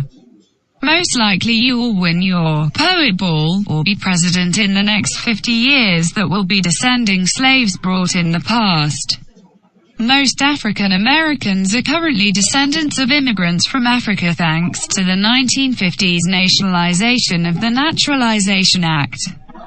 3. But for those who are descendants of slaves, look at Uganda, look at South Africa, look at Liberia, look at Zimbabwe, look at Angola and look at Mozambique, then compare type of life that these Nessier countries with type of life that exists in America. Even Detroit is much better than the best city in those countries. 4. Since Europeans arrived sub-Saharan and colonies where no one lived, life expectancy of the African population, sub-Saharan Africa people. Infant mortality reduced by 1/4 in epidemics of cholera and malaria to half. 5. White people used slaves that were already slave by own tribe or family or Arabs. They should not then ask reparations to Arabs or other blacks. Arabs castrated slaves, the Arabs slaughtered slaves when they had just used them. And that is why they were particularly sub-Saharan people in present-day Saudi Arabia. 6. When we, black people, use clothes is cultural appropriation. Was white people, mainly Portuguese, introduced clothes in Africa population. 7. Please I implore see this video. https://www.youtube.com/watch?v=figure x vpffm9. Please see this video also if it is possible. https://www.youtube.com/watch?v=31e1 Goica 10. Afterwards, they cannot be surprised with incidents like the one of the day the 15th of March in New Zealand. Nice until we're not.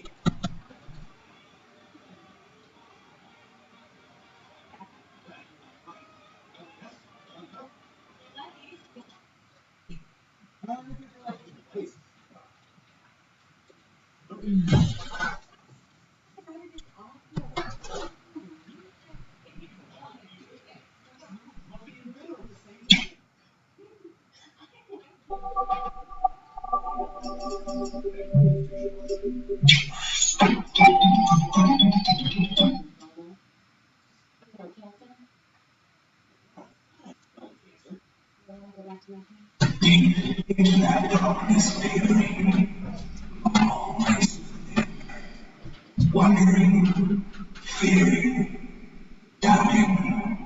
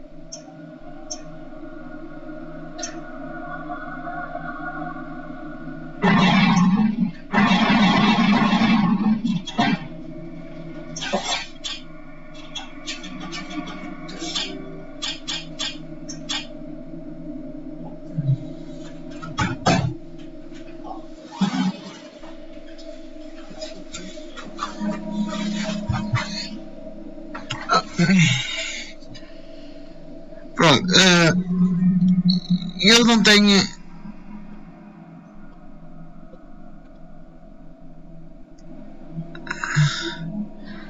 Isso, eu não tenho direito nenhum a reparations. Na minha, eu gostava também de fazer um vídeo sobre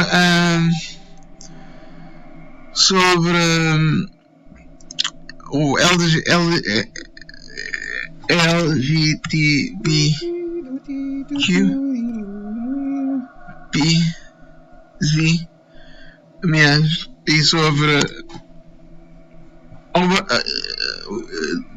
e sobre o mundo da palhaçada que está a se tornar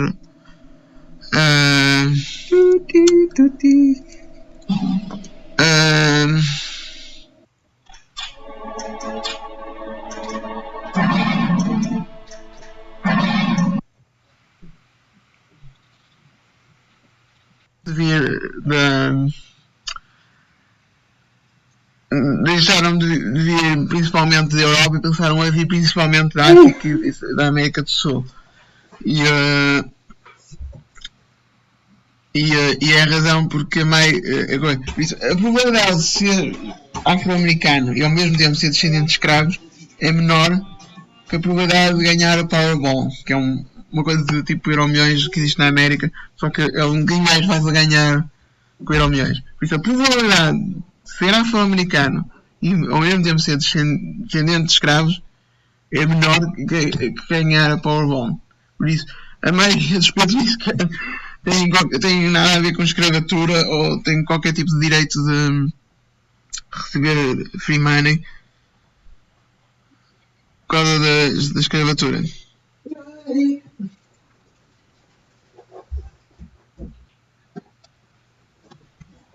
I only have 9 things to say about this stupid theme. 1. Being a slave in the USA, Europe and European colonies was far better than being black free in Africa or e.g. being Russian free in Russia or e.g. East European in East Europe in 17 and 18. 2. Greater Afro-America today do not descend from slaves of the 17, 18 and 19 that were brought from Africa. Most likely you will win your poet ball or be president in the next 50 years that will be descending slaves brought in the past. Most African Americans are currently descendants of immigrants from Africa thanks to the 1950s nationalization of the Naturalization Act. 3. But for those who are descendants of slaves, look at Uganda, look at South Africa, look at Liberia, look at Zimbabwe, look at Angola and look at Mozambique, then compare type of life that these Nessier countries with type of life that exists in America. Even Detroit is much better than the best city in those countries. 4. Since Europeans arrived sub-Saharan and colonies where no one lived, life expectancy of the African population, sub-Saharan Africa people. Infant mortality reduced by 1/4 in epidemics of cholera and malaria to half. 5. White people used slaves that were already slave by own tribe or family or Arabs. They should not then ask reparations to Arabs or other blacks. Arabs castrated slaves. The Arabs slaughtered slaves when they had just used them. And that is why they were particularly sub-Saharan people in present-day Saudi Arabia. 6. When we, black people, use clothes is cultural appropriation. As white people, mainly Portuguese, introduce clothes in Africa population. 7. Please I implore see this video. https://www.youtube.com/watch?v=figure x vpffm9. Please see this video also if it is possible. https://www.youtube.com/watch?v=31e1 goika 10. Afterwards, they cannot be surprised with incidents like the one of the day the 15th of March in New Zealand. Nice until we're not.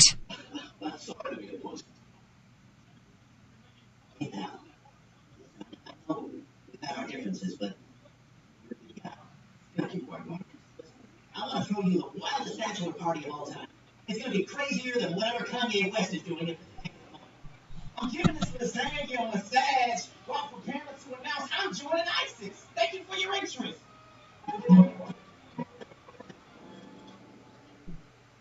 This is delicious. Look at the buttercream so far. Oh, speaking of which.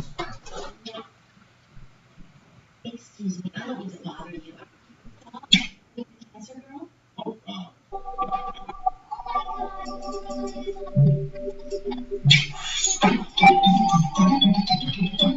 well, she's only got 10 days. So in 10 days, you'll be alone? Yes. In that darkness, baby, always wondering, fearing, That's a complete doubting. I'll you first. Wow. This kind of attention since I went.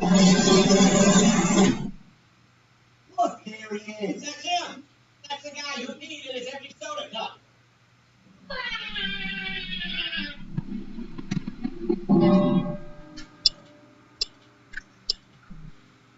Hello, Brian. I'm Jeff. Oh, hey. Listen, I've been wanting to talk to you. I was thinking. Well, now, thank you, Brian. That is such a sweet offer. I'd love to be there. Have a blessed day.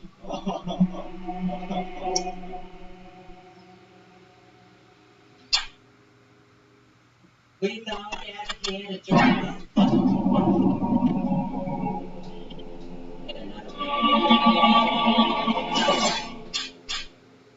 Please explain this moment of doubt. We've written our own vows. Oh, no. I haven't known you that long. But these past weeks... I vow to honor you and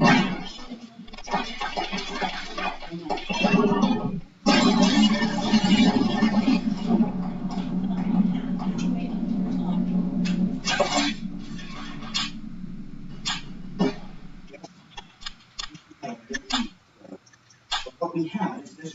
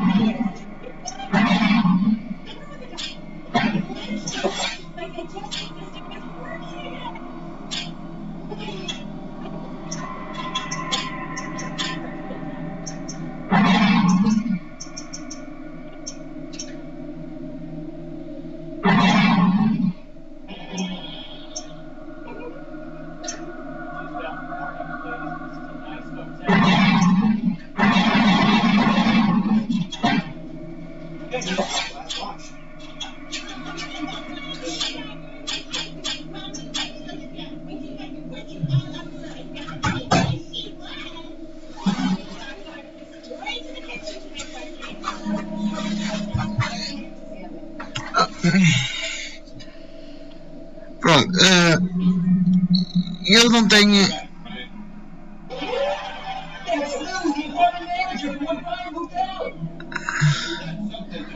Isso, eu não tenho direito nenhum a reparations. Na minha, eu gostava também de fazer um vídeo sobre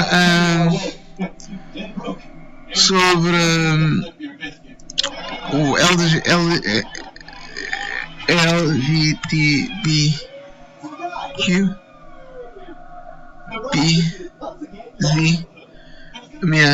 e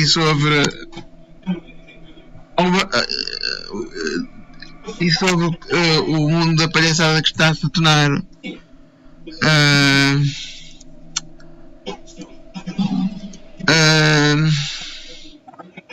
nosso mundo.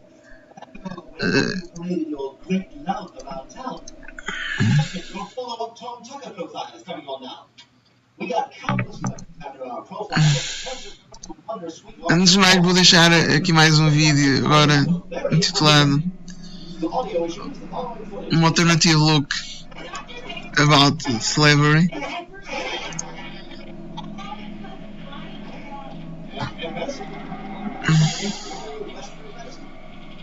Também recomendo que vejam este vídeo.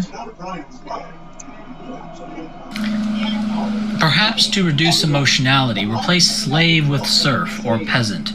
which is appropriate since in practice they were the same thing. One system had a master who owned a slave, the other had a lord who owned land that a serf was bound to work on. Both had a belief that the master or lord would often sleep with his subjects' wives, prima noctis or right of first lie, and nobody had a conniption when the British Broadcasting Corporation does a documentary saying English peasants didn't have it that bad. So it's not unreasonable to think that chattel slavery in the United States would be a similar story, wherein the chattel slaves didn't have it that bad. Today in the United States, height is mainly a function of genetics, as starvation because people failed. Or chronic hunger is freakishly rare. But until the 1900s, chronic hunger and lack of food was a factor in height in the United States, with wealthier populations being visibly taller than poorer ones. Today, blacks are roughly the same height as whites, very slightly shorter actually, and this surprises some people. From the paper A Peculiar Population, the Nutrition, Health, and Mortality of American Slaves from Childhood to Maturity, Richard Streckel compared the height percentiles of black slaves to contemporary white populations at adulthood. And so we can see that in adulthood, black slaves, despite being roughly the same height as whites today, were taller than most whites in the world at the time, with the exception being English aristocrats and Swedes, including people who initially settled Minnesota. Now, how can this be if slaves were as viciously exploited as some may believe? Alienated labor.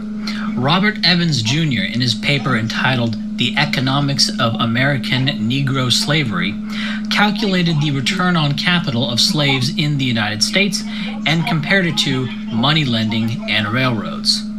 So we can see that while black slaves had a higher amount of alienated labor than, say, railroad workers, the highest recorded here was 14.8% profit off of their labor. You could speculate it goes up the further back you go. Maybe. There's a linear trend from here, but that doesn't necessarily mean it projects back to 100%, back in 1700 or something.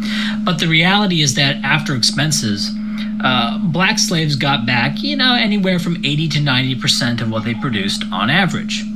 And given that the slave plantations were on some of the richest land in the world, the Mississippi River Valley especially, it's not hard to imagine that they were better fed than contemporary whites who, despite getting closer to 100% of what they produced on their land by working on more marginal land, they ended up having fewer calories for themselves. In the 1870 census, 20.1% of blacks could read and write, compared to 80% of U.S. whites at the time. That same year, Russia, the whole country, had a literacy rate of around 15%. And most African countries didn't achieve a literacy rate of 20% that the blacks had in the U.S. had in 1870 until around 1950. Now, one could argue that U.S. whites should have done more to teach blacks how to read and write, but the idea that their literacy was kept down by the Atlantic slave trade is demonstrably false. Being shipped to the Americas benefited those blacks who were shipped to the Americas in terms of their ability to read and write compared to the population on the continent of Africa. Life expectancy. While black slaves probably grew to be taller than most whites in the U.S., their life expectancy was shorter. Now, it's possible that these are related, as caloric restriction is known to increase longevity. Now, you can look at these as percentages, i.e. what percentage of years do blacks have of whites, but this assumes that improvements in medicine and living standards scale linearly in effect. All we can say with certainty here is that blacks have always lived shorter lives than whites on average. Hours and difficulty of work. John F. Olson, in his analysis of southern cotton farms and northern farms, came to the conclusion that the average free farmer on a northern farm worked 3,130 hours per year, while the black slave worked 2,798 hours per year between 1850 and 1860. Robert Fogel in Time on the Cross claimed that the gang system, which usually included black slaves and a white motivator, was vastly more efficient per hour, saying, quote, "A slave working on an assembly line basis in cotton, sugar, and tobacco, the southern staples, produced as much output in 35 minutes as a traditional worker produced in an hour." So in other words, according to Robert Fogel, while they worked fewer hours, they worked so much harder that it was still worse. However, an analysis by Alan Olmsted and Paul Rode showed that free cotton farms were just as efficient per hour as the touted gang system, and they didn't even count the fact that the motivator wasn't doing any useful work. So blacks worked fewer hours, and there's no evidence that they worked any harder. More recently, in 2015, Trevon Logan did an experiment with his children, saying how much cotton they could pick per day, and compared that to the daily cotton production of slaves at the time, between 1850 and 1860. His results showed that his kids picked about 95% of what the slaves picked on average of the same age between 1850 and 1860. In my opinion, this experiment conclusively shatters the myth of the gang system and the myth that slave labor was uniquely and particularly difficult. Breaking up families. According to The Slave Family, A View from the Slave Narratives by Stephen Crawford, only 51.1% of black families had both parents co-residing. By 1880, this number had increased to around 70%, which is where it stayed until 1940, when it started to decline. By 2011, only 37% of blacks lived in two-parent households, while 75% of whites did. The breaking up families line on slavery was probably more compelling, maybe in 1960 or 1970, when blacks had nuclear families more than 51.1% of the time. Now, I don't know of any statistics on the percentage of black families at the time that were broken up by sale. So we don't know what proportion of the broken up black families during slavery was a result of being split by sale or for some other reasons. I can only find one quantitative record of how often corporal punishment was used, and that is the records of Bennett H. Barrow. The record spans a 23-month period, and over this period he issues 160 whippings, and he had 129 slaves. This averages to about 0.65 whippings per slave per year. However, having read through his records, Barrow seems like a bit of a sadist who enjoyed what he did, and so in my opinion, Barrow is probably not typical, but the system, in fairness, made it so that people like Barrow can have as much power over other people as he did. And that is an unavoidable reality of slavery, and why it's good that white people worldwide abolished it, not only in their countries but around the world. But I am shocked at how difficult it is to find any kind of statistics or data on corporal punishment of slaves during slavery. And you may think that something that is so often referenced in film and in essays and in presentations on other topics, that somebody would have come along and tried to quantify this in some way, but I have not been able to find anything, really, other than the records of a single person who seemed to relish in hurting people. From Thaddeus Russell, A Renegade History of the United States, quote, "Statistics further suggest that rapes were rare on plantations. Most people of mixed race in the South were either slaves who lived in cities, where opportunities for interracial liaisons were greater, or were free. According to the 1860 census, 20% of urban slaves and 39% of free blacks in southern cities were mulattoes. But among rural slaves, who made up 95% of the slave population, only 9.9% were mulatto. Of the slave population as a whole, mulattoes made up only 7.7% in 1850 and 10.4% in 1860. Moreover, only 1.2% of the former slaves interviewed by the Works Progress Administration in the 1930s reported being raped by a master. Only 5.8% reported hearing about the rape of another slave, and only 4.5% said that one of their parents had been white. According to Fogel and Engerman from Time on the Cross, 1974, all of the available evidence taken together indicates that, quote, share of Negro children fathered by whites on the slave plantations probably averaged between 1 and 2%. Even Fogel and Engerman's most hostile critics concede that it was no more than 8%. There's also evidence of significant numbers of consensual relations between white men and slave women, which would make the percentage of children produced by rape even smaller. The subjective texture of the mind. If you've gone to public schools, these statistics I post here may seem at odds with the subjective texture of vicarious experience, i.e., how you feel slavery was, based on the stories and the narrative presented in public school. And it may seem cliche or ham-fisted that I'm referring to public school here, but this is where the belief came from. This is where and when it formed, is it not? There's a great book called They Were White and They Were Slaves, which is full of personal accounts of a very different world. In fact, a world much more similar to today regarding race and slavery. And here are some examples here, of some quotes. You know, boss, these days there's 3 kinds of people.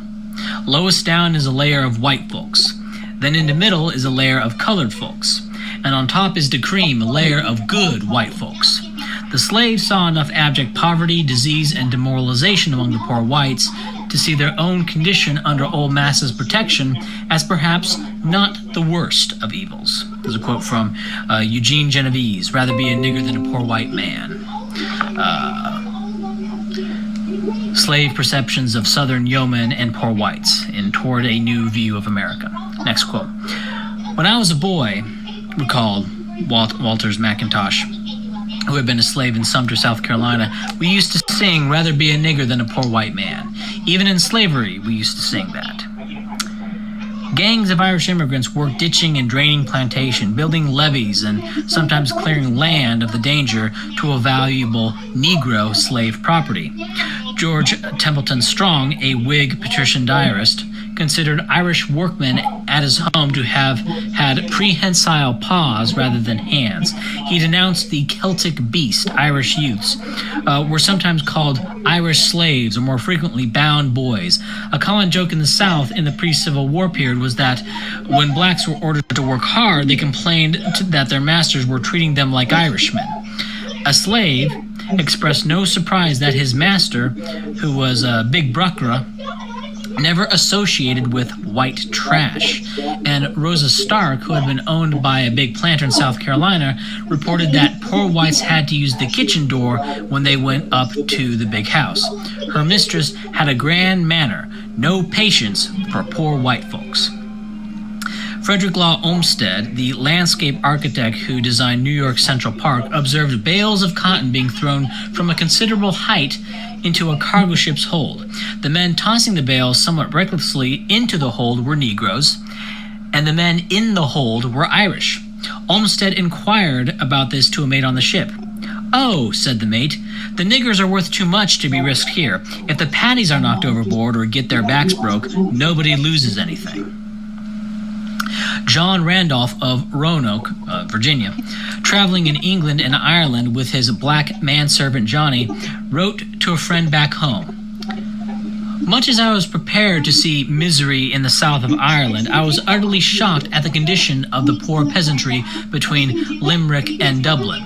Why, Sir John, the slave, never felt so proud of being a Virginia slave. He looked with horror upon the mud hovels and miserable food of the white slaves, and I had no fear of his running away."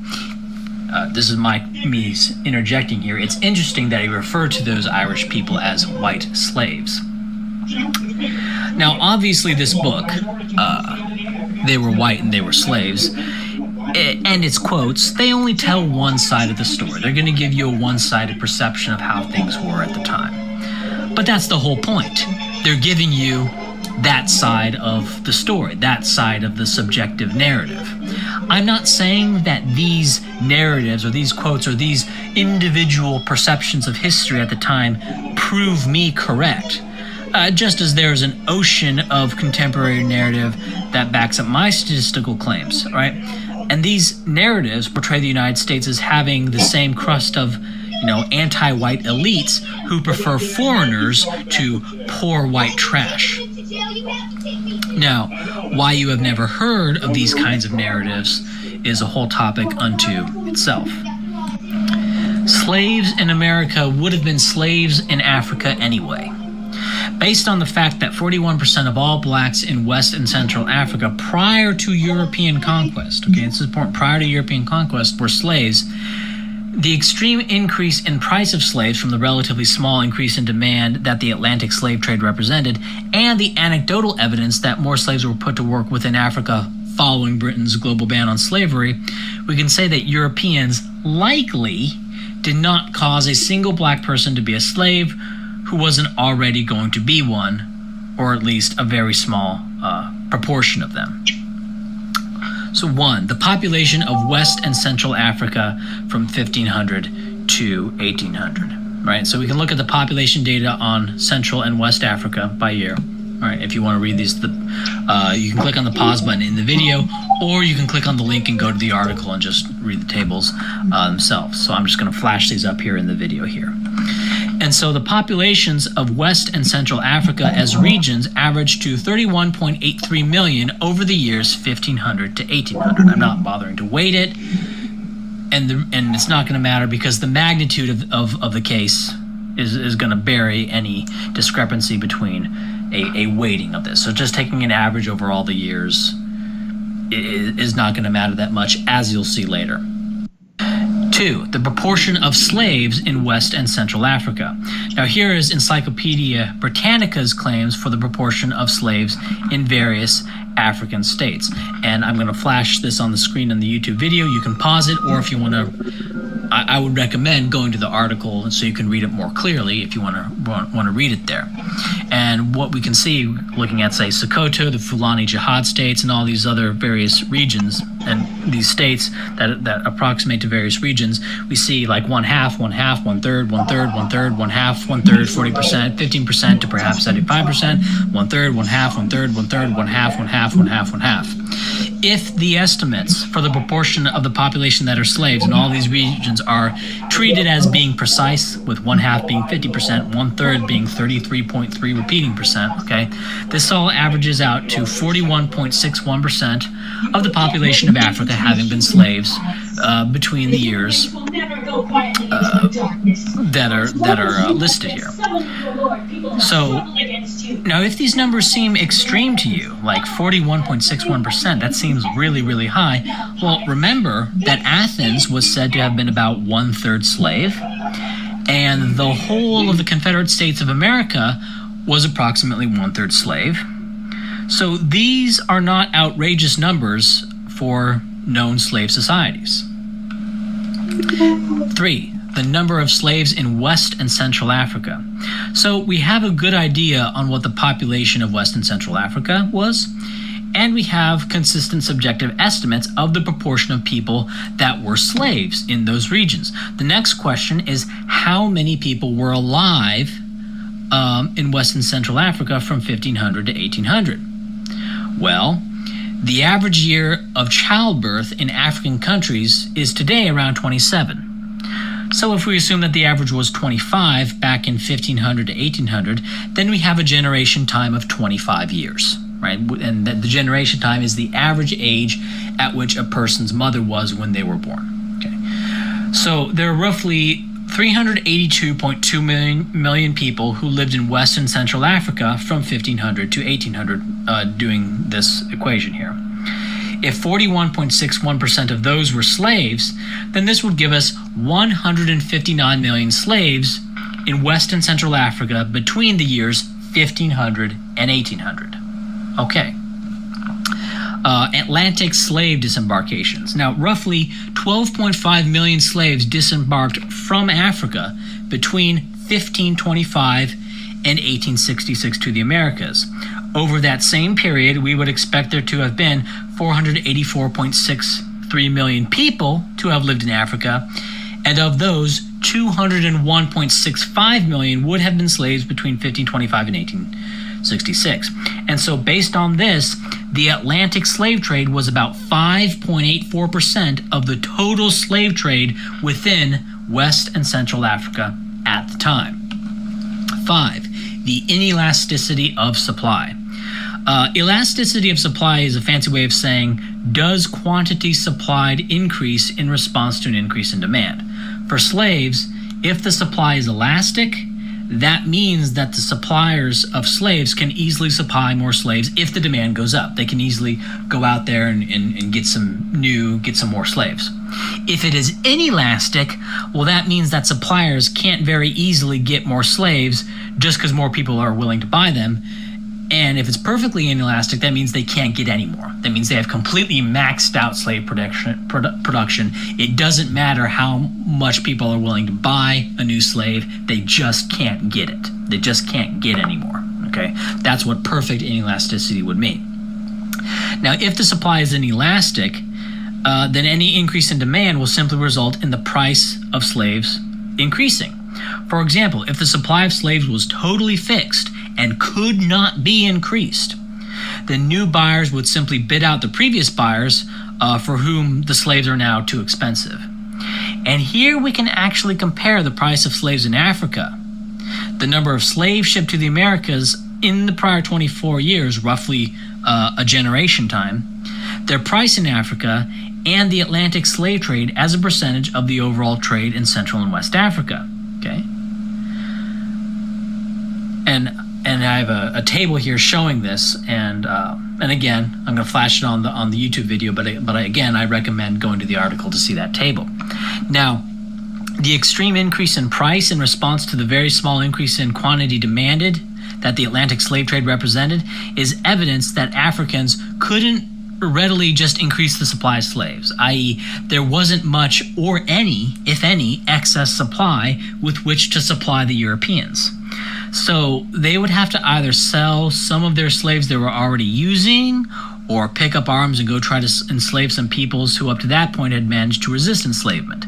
Now, the price increases are not necessarily entirely caused by the increase in demand over those years. Okay, it's impossible to say with any precision what caused the price increases, but the general pattern seems to indicate extreme price inelasticity, with an 8.293% increase in the relative quantity demanded of slaves, coinciding with a 453.453% increase in price, and then a 0.247 increase in relative quantity demanded, coinciding with a 45.741% increase in price. This indicates extreme inelasticity of supply. Again, there are all sorts of other factors that could be at play that we don't know about. However, the limited data that exists points to extreme price inelasticity, which is evidence of inelasticity of quantity supplied, which is a long way of saying that it looks like the Africans couldn't increase the number of slaves, that the supply was basically fixed, basically maxed out, and as a result, when new buyers came along, what ended up happening was the price of slaves just shot through the roof. According to the Encyclopedia Britannica article, quote, after the limiting and then abolition of the transatlantic slave trade, a number of these African societies put slaves to work in activities such as mining gold and raising peanuts, coconuts, sesame, and millet for the market, close quote.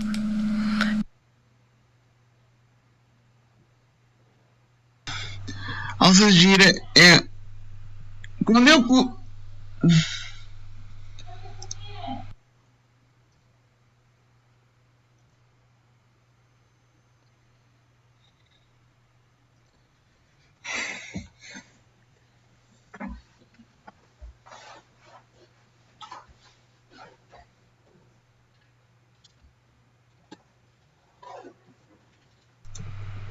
onde é que eu ia? Alça gira é uma organização, é um canal que é pago por uma empresa, pelo Estado de Qatar, que é um Estado Islâmico ditadura, que financia que financia ataques terroristas aqui na Europa e que ainda agora usa a escravatura pessoas vindas da África e da Malásia. Por isso, isto aqui é taquia. Este vídeo é autêntica taquia. Now, of course, this quote from the Encyclopedia Britannica is not data, but merely a subjective impression, being that the end of the Atlantic slave trade did not result in fewer black slaves. They just stayed in Africa and were put to work doing other things. And when roughly 40% of the population is enslaved and people resist with violence being enslaved, it's certainly not difficult to imagine that the supply of slaves was probably quite inelastic, i.e. very difficult to increase any further. I mean, you know, once you have 40% of the population that's slaves, you know, you're really hitting well, I don't want to speculate as to, you know, point of diminishing returns or the end of low-lying fruit on this, but I think that's what was happening. Our hands are clean. The life of a slave in the Americas was certainly better than the life of a slave in Africa. It's possible that the average non-slave African had a better life than the average slave in the Americas. Ele está a dizer escravo preto em África. Ele quer dizer escravo preto em África. Em África, em Comestre, é outro preto, ou o dono do escravo é outro preto, não é as colónias europeias em África. Está a dizer, o que ele quer dizer é um escravo preto que o dono é outro preto, não é? E já agora, eu falo agora também de outra coisa. Qual eram as três maneiras, como é que uma pessoa se tornava escravo em África? Ou era capturado por um muçulmano, ou era capturado por um muçulmano e era levado para o Oriente, que era bem pior do que ser escravo na América ou numa colónia europeia, ou nascia numa tribo em que era hábito, quando havia filhos a mais, com um método de controle de população, usar os filhos como escravos. Era extremamente comum. Há muitas tribos em África que literalmente vendem os filhos quando têm excesso de população. É um bocado como os hamsters comerem as crias. É uma situação semelhante. Ou durante guerras tribais era capturado, uma pessoa era capturado e tornava-se escravo. Ou era um dos mais comuns, seria eram criados de propósito.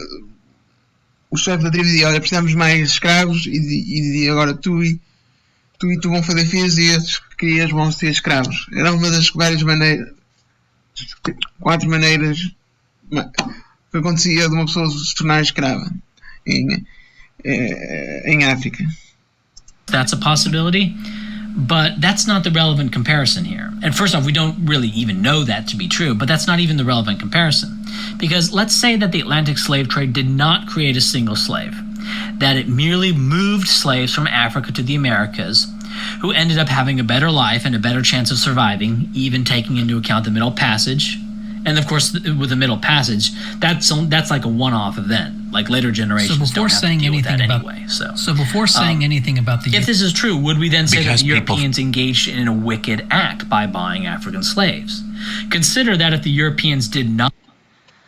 E é engraçado que o mesmo pessoas que dizem: então ok, mas os europeus compraram escravos e por isso devem pagar reparations por causa de comprar escravos. São o mesmo tipo de pessoas que dizem que vender drogas deve ser ilegal, mas comprar drogas deve ser ilegal, e que ninguém deve ser castigado por comprar drogas, mas que por vender devem ser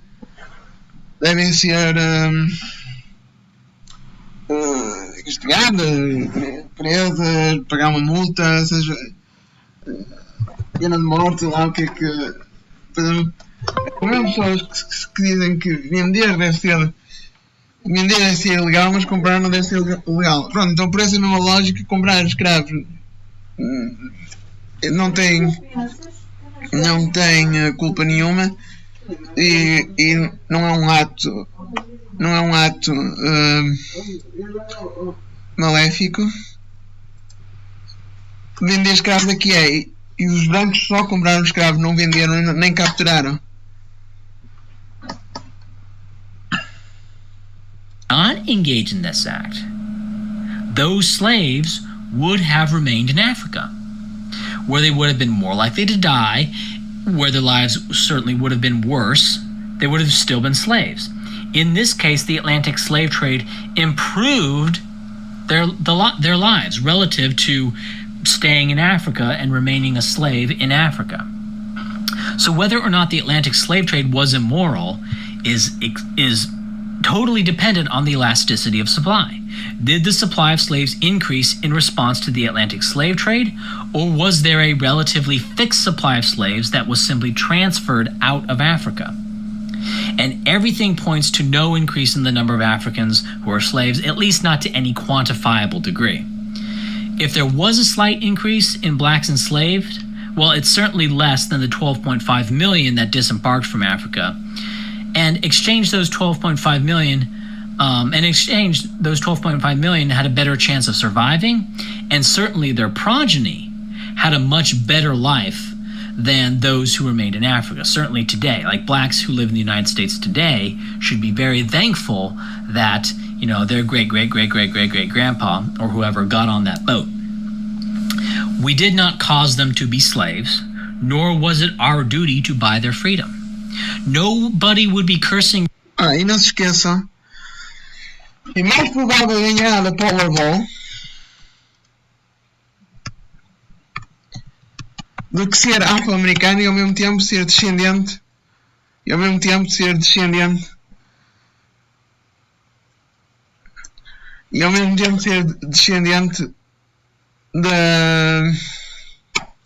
é mais provável ganhar a Powerball do que ser descendente. É mais provável ganhar a Powerball do que ser simultaneamente descendente. É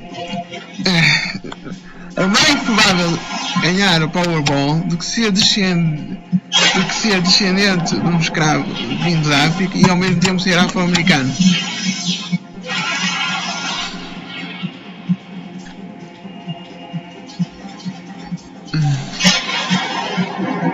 Europeans if they did not buy a single slave from Africa.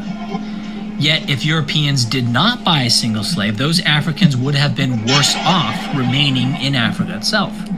But by doing something that made them better off, right, compared to an action, which buying them and shipping them to the Americas did, Europeans are then condemned as if we caused their enslavement in the first place. The Africans were slaves to themselves well before we came along. We caused none of it. Only better conditions in the Americas and their eventual freedom. One common claim I hear floating around is that whites benefited from slavery, and that whites are as well off as they are because of the rents extracted from slavery.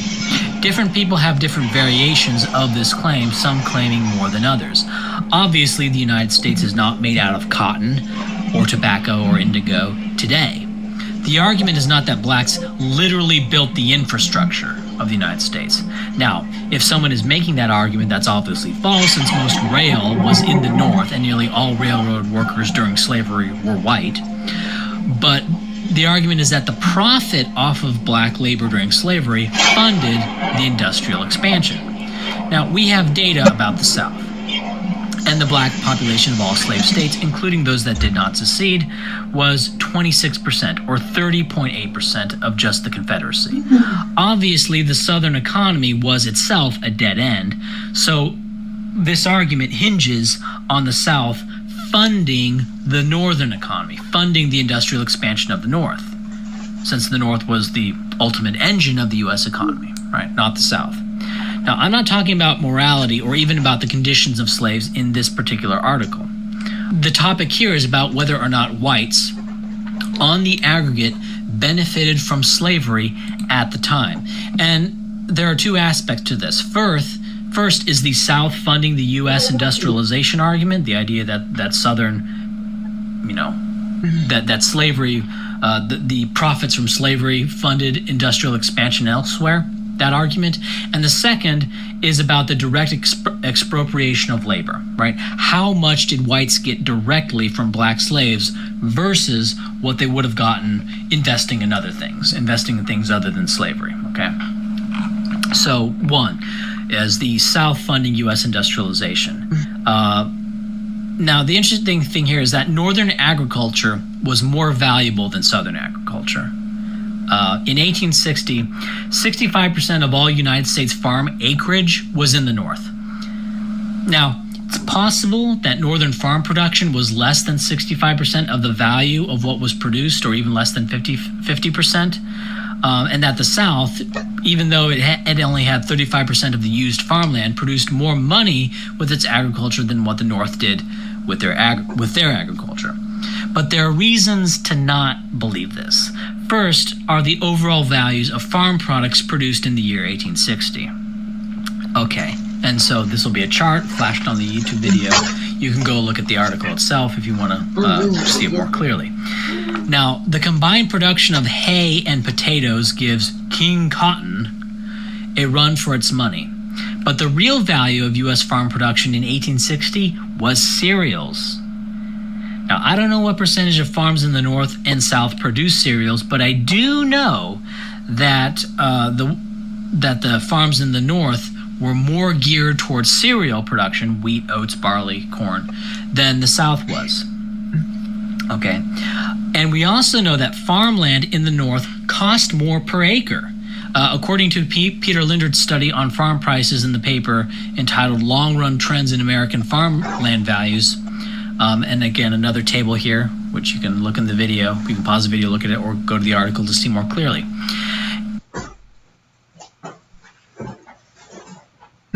Okay. And looking at this table, we can see that there are lots of reasons that land would cost more in the North. I'm not saying that the additional cost was entirely a function of the Northern land having additional yield, that Northern agriculture being better per acre. But the fact that it did cost more per acre than land in the South did makes the idea that Southern agriculture was in aggregate more valuable than Northern agriculture seem unlikely. Okay, if each acre in the North costs more than each acre in the South, it makes the idea that total Southern agricultural production probably does 1960. All right, and I have a link there. It's table 5 in that link. So yeah, the federal government. So as it happens, no, the federal government was spending almost half. Was spending 42%. A disproportionate amount of federal infrastructure funds were going to the South. So if anything, the North, which was paying the bulk of the tariffs, slaves got 4.4 to 5% the South if they didn't have slaves, and the resources. That's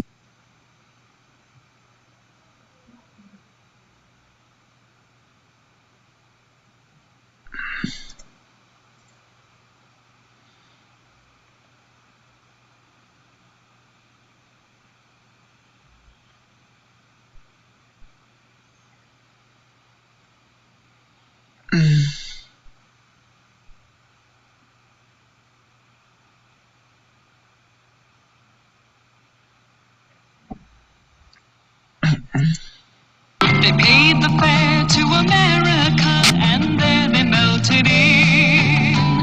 Lovely Lady Liberty with her book of recipes and the finest one she's got. The great American melting pot. To the great American melting pot. Ah, the good old days of Schoolhouse Rock. The song you just heard, called The Great American Melting Pot, written by Lynn Ahrens and Lori Lieberman, two famous Jewish-American composers, was pumped into my head as a kid almost every single morning before school. It played on the TVs of several million American children before their school day, and then was reiterated to all of us again and again, over and over throughout our entire time in American academia. But is it true? Was America really always founded as a melting pot of all different races and countless cultures? Was America truly founded and meant to be by our founding fathers to be a nation of immigrants from all over the world? As you can see, this phrase, melting pot, first started being used around 1908. The origination seems to come from a play written and performed by Israel Zangwill. Wikipedia describes this play as follows. The play depicts the life of a Russian Jewish immigrant family, the Kishanos. David Kishano has survived a pogrom, which killed his mother and sister, and he wishes to forget this horrible event. He composes an American symphony and wants to look forward to society free of ethnic divisions and hatred rather than backward at his traumatic past. Now, the last time I checked, the Declaration of Independence was signed in 1776, and 1908, the year when the phrase melting pot first started to be used, was 132 years after that. But let's move on. How many times have you heard from your politician, your president, your standard Hollywood actor, and your local SJW that we are a nation of immigrants? America is a nation of immigrants. We are a nation of immigrants. We are a nation of immigrants. We're a nation of immigrants. The next thing that follows this statement is usually some cringy cliche about the Statue of Liberty that's historically inaccurate, right? And in the harbor is the Statue of Liberty, reminding us of who we are and where we came from. See? Almost every single time. The Statue of Liberty, though, was a gift given to the U.S. from France to honor the centennial of American independence. The poem upon it, which was written by Jewish writer Emma Lazarus, as you know, give me your tired, your poor, your huddled masses, etc., etc., etc., was a later add-on and cri de coeur by Lazarus about her major concern, which was the Russian pogroms against the Jews happening in Tsarist Russia at the time. Lazarus was asked in 1883 to contribute a manuscript to an effort by New York socialites to help raise money for the pedestal on which the statue was to be erected. She had first resisted, but then ultimately decided to take the opportunity to further her real concern, which was the Russian Jews and the pogroms that were happening at the time. E Pluribus Unum explicitly commemorates the union of 13 British colonies into one nation. The statue and the motto do not celebrate immigration. They salute the achievement of the settlers who founded those colonies and in time won independence from their mother country. The poem on the Statue of Liberty has absolutely nothing to do with people vying for America to accept more and more immigrants, but has everything to do with what Lazarus was actually going through at the time. Anything else that is taught to you is historically inaccurate and completely made up by pro-open borders advocacy groups. Now, what about the term a nation of immigrants? Surely this phrase has been around since the Statue of Liberty was built up at least, right? Wrong. As you can see, this phrase wasn't even used until it became popular in the 1960s. It was popularized after the ADL asked John F. Kennedy to write a book with the same title that became part of a series by the ADL called A One Nation Library. I'm honored to receive this award from an organization which on its 50th anniversary should itself be receiving an honor for distinguished contribution to the enrichment of America's democratic legacy. Your tireless pursuit of equality of treatment for all Americans has made a lasting and substantial contribution to our democracy. As you can see, this phrase was literally a pro-open borders marketing slogan created by the ADL, a Jewish organization with over 100 years of history in the U.S., whose current CEO called Donald Trump anti-Semitic for using the word globalist during one of his meetings. It was sort of developed and originated in certain extremist circles populated by white supremacists. But make no mistake, where the term originates from is a reference to Jewish people. It is not a coincidence that the word globalist is used to refer to Jared Kushner and Gary Cohn and Steve Mnuchin, the most prominent Jewish members of Trump's team of advisors. It is really disturbing when the president or his advisors like Mick Mulvaney or others in the media literally parrot this term, which is... Pois que os globalistas, como é ideal, estão a tentar destruir os nossos países. Rooted in prejudice. No, a president should not use the term globalist. The ADL also gave JFK the award he talked about earlier in that clip after writing his book. Now, this phrase that you constantly hear in your schools, on TV, in movies, and from your politicians came into mass use only 60 years ago. This was also right around the time that America's immigration system was starting to be called racist. This, as you know, eventually led to the U.S. going from a healthy mix of mostly Western-style European immigrants in 1950 to a massive increase in immigration, which is now pretty much only coming from Mexico. There was a feeling in Congress that that same notion of ending discrimination should also be applied to U.S. immigration policy. Up until 1965, U.S. immigration policy was heavily biased in favor of Europeans. So what exactly changed? What law was passed that the American people had no say in? What act was signed that sent us millions of a type of immigrant that is over 3/4 on one or more welfare program, that tears down our statues demanding change in our country, that hoist no other flag but the flag of their homeland while advocating the government be overthrown, that say it's racist to be white, and that bring mob destruction to those who advocate for a secure border, less government, and the restoration as well as the protection of our Constitution? Well, in comes Emanuel Celler, one of the main creators and the driving hammer on the nail that is the Hart-Celler Act of 1965. Who is he? Well, his biography describes him as a Jewish-American congressman who died of pneumonia in 1981. It goes on to talk about his major role in pushing for the legislation that eventually was successful in changing what they called back then the unjust immigration policy of America, which even as recently as 1960 had strict caps of immigration coming from south of our border. Within his bio, he is quoted in saying, "Yes, I fought against the unjust restriction of immigration." But who is the face of this bill exactly? Who would be the one to get it through the Senate after Celler crafted it? Well, remember the guy who kicked off the slogan, "A Nation of Immigrants" for the ADL? Well, his flesh and blood and brother Ted Kennedy was tapped for this job. After the bill was signed into law, Ted Kennedy, the literal lady killer himself, trotted out on stage and promised the following about this bill. Out of deference to the critics, I want to comment on what the bill will not do. First, our cities will not be flooded with 1 million immigrants annually. Under the proposed bill, the present level of immigration remains exactly the same. Secondly, the ethnic mix of this country will not be upset.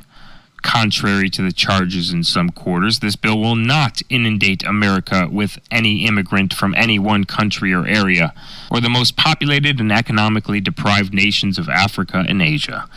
In the final analysis, the ethnic pattern of immigration under the proposed measure is not expected to change as sharply as the critics seem to think. Thirdly, the bill will not permit the entry of subversive persons, criminals, illiterates, or those with contagious diseases or serious mental illnesses. As I noted a moment ago, no immigrant visa will be issued to a person who is likely to become a public charge. $0 on the food stamp and $4 in child support. That's what I got. Yet the 50-year-old single mother who entered the U.S. by swimming across the Rio Grande has government-funded housing, medication, and $700 a month in Social Security. Obviously, that entire statement was a complete 100% lie as we know today. But then, after he lied on stage, another Kennedy, Robert Kennedy, was trotted out on stage as well and promised the following about the bill. In fact, he says, the distribution of limited quota immigration can have no significant effect on the ethnic balance of the United States. Total quota immigration is now 156,782. Under the proposed bill, it would rise slightly to only 164,482. Obviously, this is way, way off. But before the 1965 Hart-Celler Act, our immigration and naturalization laws were a lot more similar to immigration acts that were outlined by the founders and forefathers of America. Nationality acts like the Naturalization Act of 1790, which stated that should any alien wish to become naturalized in America, they would first have to be a free white person of good moral character that has resided in the country for at least 2 years. This was specifically written in the bill. Throughout the years, of course, this was amended several times, including in 1795, where they even made it harder to become a naturalized citizen, extending the minimum of 2 years residing in the country to 5 years in the country. Then in 1798, making it at least 14 years, and allowing the children of naturalized citizens to obtain birthright citizenship.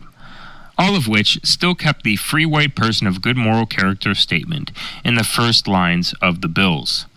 This Immigration and Naturalization Law of 1798 stayed exactly the same all the way up until 5 years after the American Civil War, when it was changed again in 1870 to allow freed black slaves to become citizens of America. From 1870 to 1924, immigration and naturalization pretty much remained exactly the same. As America was growing and only had around 50 to 90 million people in population, infrastructure needed to be built, and thus immigrants from Ireland, Italy, Britain, and the Scandinavian countries started to flow in. Contrary to what you're taught in your schools, as you can see, slaves did not build this country, its infrastructure, its canals, its bridges, or its skyscrapers. The Irish and Italians mostly did. But I digress. This all changed in 1920 when President Warren G. Harding signed the Emergency Quota Act into law in 1921. According to the new law, annual immigration from any country cannot exceed 3% of the total number of U.S. immigrants from that same country, as recorded in the U.S. Census of 1910. Then, the Immigration Act of 1924 went even further, limiting total annual immigration to 165,000 and fixing quotas of immigrants from specific countries. For instance, the act, which some know as the Johnson-Reed Act, completely banned immigration of Eastern European Jews. This was due to the recent Russian Revolution of 1917, which was started by Leon Trotsky, aka Leon Bronstein, and Vladimir Lenin, who were both Eastern European Jews. It was meant to keep subversives like them out of the country, along with anyone who followed the ideology of Karl Marx, who was also a European Jew. This act, of course, was only opposed by Emanuel Seller, who, as you know now, would change this all and immigration all, keeping our immigration rates as of people to.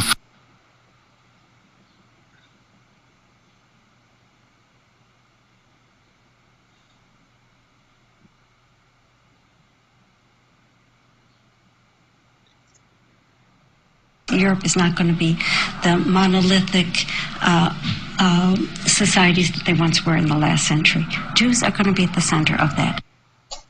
Well, the cool thing is in the U.S. is we have these things, these appeals courts, and these appeals courts just a few days ago said that we can't ban refugees from coming to the country. This is from Reuters. A U.S. appeals court on Thursday rejected the Trump administration's effort to temporarily bar most refugees from entering the country, ruling that those who have relationships with a resettlement agency should be exempt from an executive order banning refugees. So, you thought you could have sovereignty there, Americans? You thought you could decide who comes into your country? Nice meme, fam. Turns out you can't actually have control over your borders. Well, yeah, and that's the biggest thing is there's this idea with immigration, which is so weird, that like we need immigration or we have to have immigration. I'm always so puzzled by this. It's always taken as a given that it's like, well, we can't close our borders forever. Like, what are you, a Nazi? Why the hell not? Why don't we get to determine who gets to come in here based on how they benefit our country? Why is it just a given that millions of people are pouring across our borders, taking advantage of the things that we built? And that's like, well, I mean, yeah, of course it's going to be that way. Immigration is a program that is designed, or rather should be designed, to benefit the people already in the country, not to benefit the people outside the country. And so, we're starting from a very problematic axiom to begin with, that immigration is a given. Right. And we have this weird belief in this country, a lot of people do, that our Constitution and our Bill of Rights applies to every person in the world. And so when we were talking about the so-called Muslim ban on banning people into the country, people were saying, oh, well, that violates freedom of religion. Violates freedom of religion. You can't do that. Well, no, because freedom of religion and Congress shall make no law doesn't apply to foreign nationals. Like, it doesn't apply to everyone in the world. In fact, the president can ban anybody they want from coming to the country. And it doesn't require, like, according to U.S. code, it does not require the approval of other branches of government. But because these judges believe they have the power to set policy, they apparently decide that it does. But no, like, immigration is not a right. You don't have a right to come in this country. There's no guarantee that just because you are a human being, you'll be allowed into the United States. It doesn't work that way. Like, we should be taking it only if you're going to benefit us. And you look at other countries in the like the Middle East, for example, where it's just not even an option. Like for Saudi Arabia, I mean, forget about it. You just can't go there. Israel, if you don't pass the genetic test, you just can't move there. And I just don't get it. People are like, well, yeah, that's fine. Of course, that's national sovereignty. That's their holy land. They get to pick. Well, how come we don't get to pick? And then it goes full circle back to, well, Americans don't matter, and we don't have the same rights as everyone else, and we don't have the same authority and sovereignty as everyone else. Saudi Arabia, Israel, they could do whatever they want. They could bring in everyone they want, or they could bring in nobody, and that's fine. But in this country, everyone has a right to come here, whether they're from Madagascar or they're from Tanzania or Mexico. And it doesn't matter if they can contribute. It doesn't matter if they have a big family. It doesn't matter if they can work. It's their human right. And if you're starting from that point, you're never going to get to where you need to go. Yeah. And according to the Israeli government here, I'm reading the Israeli immigration policy. You can't immigrate to Israel unless you are Jewish. Like, you can't immigrate there. Like, just can't do it. You have to speak Hebrew. You have to waive your other citizenship. Isn't that weird that they require you to give up your other citizenships? That's weird. I wonder why they do that. Well, isn't it weird that we don't do that, and we have people who have cross citizenship with other certain nations across the world, certain Middle Eastern nations? Isn't that strange? Doesn't it really make you think? So they're very strict about who can come into their country. I think we should use Israel as a model for how to establish our immigration laws. Yeah, for a lot of things. I think a lot of things Israel does, we should do. Yeah, like their wall that they built. I just think that's so funny that we give Israel every year, these $36 billion. É uma coisa que também nós temos muito que aprender com os judeus. E fazer da mesma maneira que os judeus fazem, mas fazer para nós. 3.6 billion or whatever. 3.6 billion. And that could fund, a quite a bit of the wall if we were to use it that way. But instead we give it to a nation that just bombed Syria again. Yes, awesome. We're subsidizing yet another foreign war. I can't wait. I love it. I just love blowback, right? I just love being the piggy bank for worldwide aggression and having that come blow back on us. That's awesome.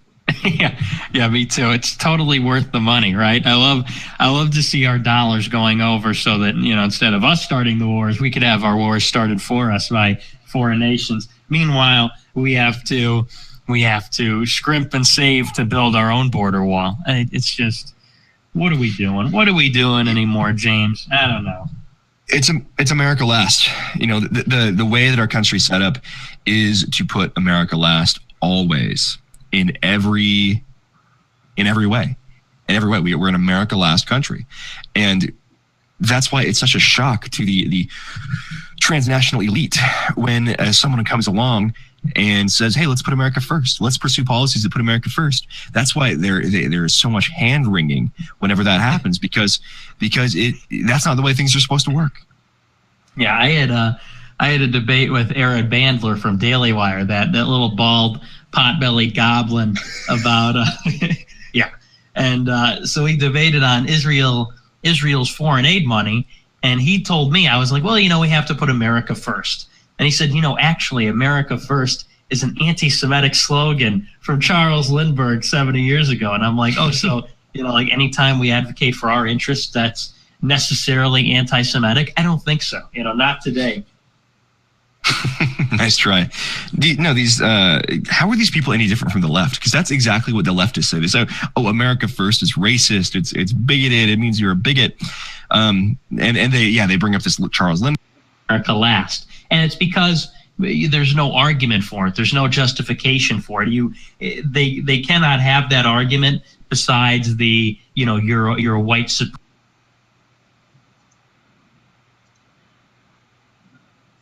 Failed to accept and explore the alternative hypothesis, which turned out to be factually correct. Who does that? Who calls somebody by their first, middle, and last name? Isn't that kind of weird? Isn't that kind of culty? He's not Martin, but Martin Luther King. Contrary to what Republicans would like to imagine, Martin supported reparations and he supported affirmative action. This is what we are faced with, and this is the reality. Now, when we come to Washington, in this campaign, we are coming to get our check. Any attempts by Republicans to make Martin into something their own is both false and a recipe for defeat. Now, it's hard to remember. Martin Luther King, até falando nisso, Martin Luther King é dos pretos que é afro-americano, mas não é descendente de escravos, veio com o ato de 1950.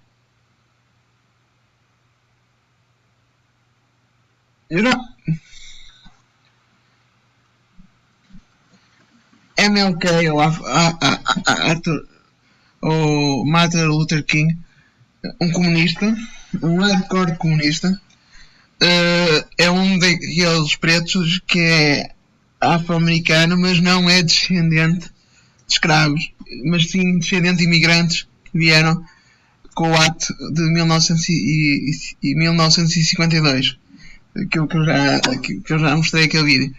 Ele não é descendente de escravos, ele não é descendente de escravos, é descendente de imigrantes que vieram. Como estava a dizer, a Martin Luther King é daqueles afro-americanos que é daqueles pretos afro-americanos que não é descendente de escravos.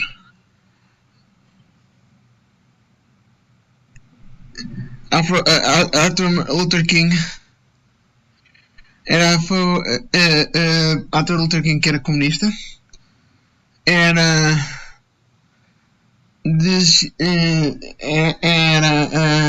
era a favor de reparações,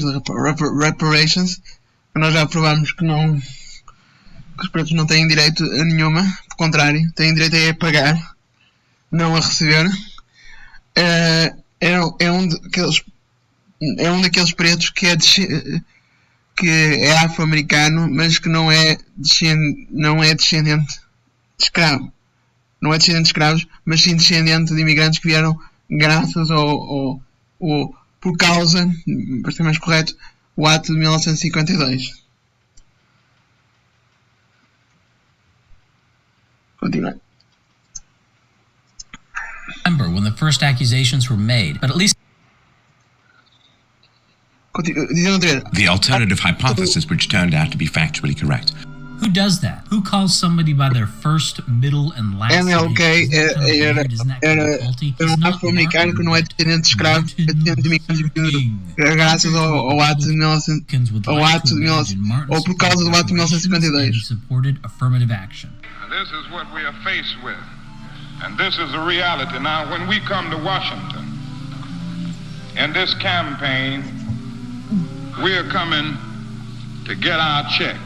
Any attempts by Republicans to make Martin into something their own is both false and a recipe for defeat. Now, it's hard to remember when the first accusations were made, but at least since the 1970s, probably well before that, there were claims that Martin was a communist, not a real doctor, and that he had sex orgy parties. In 1991, after around 2 decades of denial, Boston University finally admitted that Martin plagiarized parts of his PhD thesis. Boston University formed a committee to investigate the plagiarism and found that Martin stole, verbatim, 33% of his dissertation, 45% of the first half, and 21% of the second half from another Boston University student, Jack Boozer. And that's just what the committee found. I suspect if a more hostile committee was looking at Martin's thesis, they would have found more plagiarism than that. Not surprisingly, the Boston University Committee did not recommend revoking King's doctorate, despite a third of it being proven to be plagiarized. But this makes perfect sense, given that his speeches were written by others. For example, Martin's I Have a Dream speech was written by Stanley Levison and Clarence Jones. So far from holding our saints to higher standards than everyone else, it appears we hold them to even lower standards. This past November of 2017, the FBI files on Martin documents 4 mistresses he had, an illegitimate child he had, along with the fact that he worked with dozens of communists for planning events and writing speeches. Now, these things don't really carry the same weight they used to, but if released back then, this information would have sunk the image of St. Martin and reveal him for what he was, a dime-a-dozen black preacher who wanted Gibbs, who was just smart enough to read speeches written by men smarter than him. Why do you even know about Martin? Why is this figure sainted? Why did Martin's rabble-rousing even reach the masses? Well, because powerful institutions wanted it to. Martin couldn't have done anything without the press and without the universities, because all the newsmen, and later on all the academics and all the school systems wanted Martin to be a central figure. Martin himself was just a shell. He didn't write most of his speeches, at least not the ones anyone cares about, and he faked his way through college and was just a theologian anyway, didn't even get a real degree. But he was polished enough to ape the talking points of the power elite that wanted an end to white spaces. And Martin, being a preacher and dressing up all this anti-white rhetoric, these claims of oppression in Christian language, that made it go down a lot easier. So why was he assassinated? Well, we can only speculate, but I think there's a clue in the FBI's dossier under the heading of Black Nationalist Terror. Quote, one serious danger in the confrontation lies in the proposed action of the black nationalist groups which plans to attempt to seize the initiative and escalate the nonviolent demonstrations into violence. King has met with black nationalists and attempted to solicit their support. Stokely Carmichael of the Student Nonviolence Coordinating Committee, an extremist black nationalist organization, has conferred with King. Carmichael endorses the objectives of King and advises he will not oppose or interfere with the Washington Spring Project's plans for nonviolence. However, he also states his role will be governed by what the SNCC decides. King is aware of the possibility of violence because one of his aides proclaimed recently to the press, quote, jail will be the safest place in Washington this spring. However, in spite of this potentially explosive situation, King continues his plans. He adroitly uses this possibility as a lever to attempt to pressure Congress into action by warning that the Washington Spring Project may be the last chance in this country for peaceful change with respect to civil rights needs. My personal theory, the powers behind Martin didn't want him to start supporting violent action and thus discredit their whole movement, and decided that Martin would be more valuable as a martyr than letting him be a potential trouble source, and that's why they put someone up to kill him. That his communist activity could come out, that his sex orgies and adultery could come out, and that he could start becoming more radical. But that's a bit speculative, and while you may be tempted to call me a kook for entertaining such ideas, remember that the people saying that Martin was a communist, plagiarist, and engaged in sex orgies were called kooks back in their day too, and they ended up being right, unless you think the FBI is making all this stuff up. What's the point of all this? Even if Martin was just a front man for powerful interests, weren't his goals noble? Wasn't he fighting against oppression? For all his personal moral failings, wasn't his cause just? Well, that would assume that the blacks were actually oppressed. There's nothing oppressive about segregation. All countries are segregate from each other. The US is segregate from Mexico. Greece is segregate from Turkey. Your home is segregate from your neighbor's home. The Dominican Republic is segregate from Haiti. Laos is segregate from Vietnam. And nobody says the Dominican Republic is being mean to Haiti by keeping them out. No, that's a country's right. And that's a people's right. But the idea that there was some kind of oppression even beyond this segregation, well, these are stories you're told as a child, back when your mind is highly malleable, when you don't criticize anything, when your teacher says something and you just accept it. You're told stories about how put upon blacks were in slavery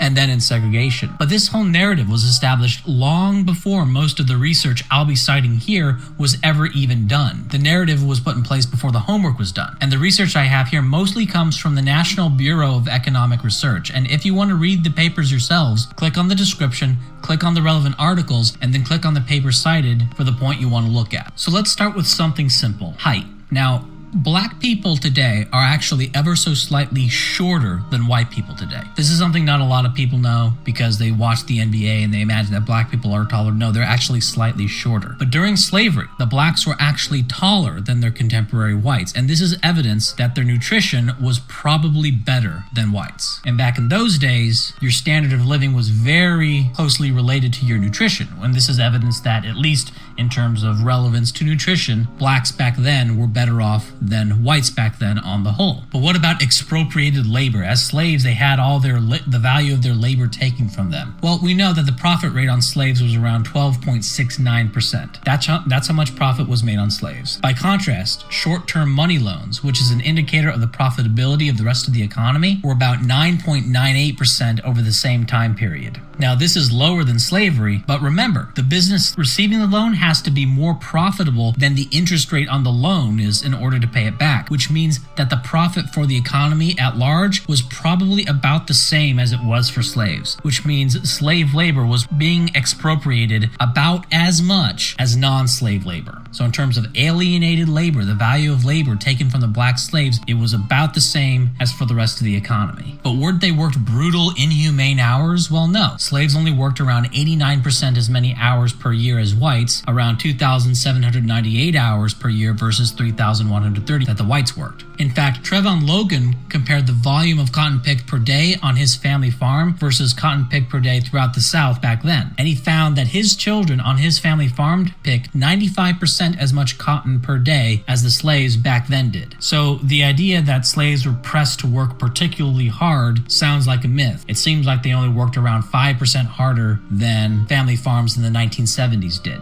What about breaking up families? Well, no doubt it did happen, and that's always terrible. But to what degree? I couldn't find data on how often slaves were deliberately broken up, but consider that according to Stephen Crawford in The Slave Family, A View from the Slave Narratives, 51.1% of black slaves had intact families. By comparison, in 2011, only 37% of blacks had intact families. Now, what's interesting about this is that I remember in school hearing stories about broken up families, but then in the stories about blacks heading north to escape slavery, it's always intact families escaping north. It's almost as if the abolitionists who were telling these stories about blacks escaping north forgot that they had also told stories about the black families being broken up, and so they lost track of the lie. What about rape? What about voracious slave owners raping black slave women? Well, from Thaddeus Russell in A Renegade History of the United States, he writes, quote, "Only 1.2% of the former slaves interviewed by the Works Progress Administration in the 1930s reported being raped by a master. Only 5.8% reported hearing about the rape of another slave, and only 4.5% said that one of their parents had been white. According to Fogel and Angerman, all of the available evidence taken together indicates that the share of Negro children fathered by whites on slave plantations probably averaged between 1 and 2%. Even Fogel and Angerman's most hostile critics concede that it was no more than 8%. There's also evidence of significant numbers of consensual relations between white men and slave women, which would make the percentage of slave children produced by rape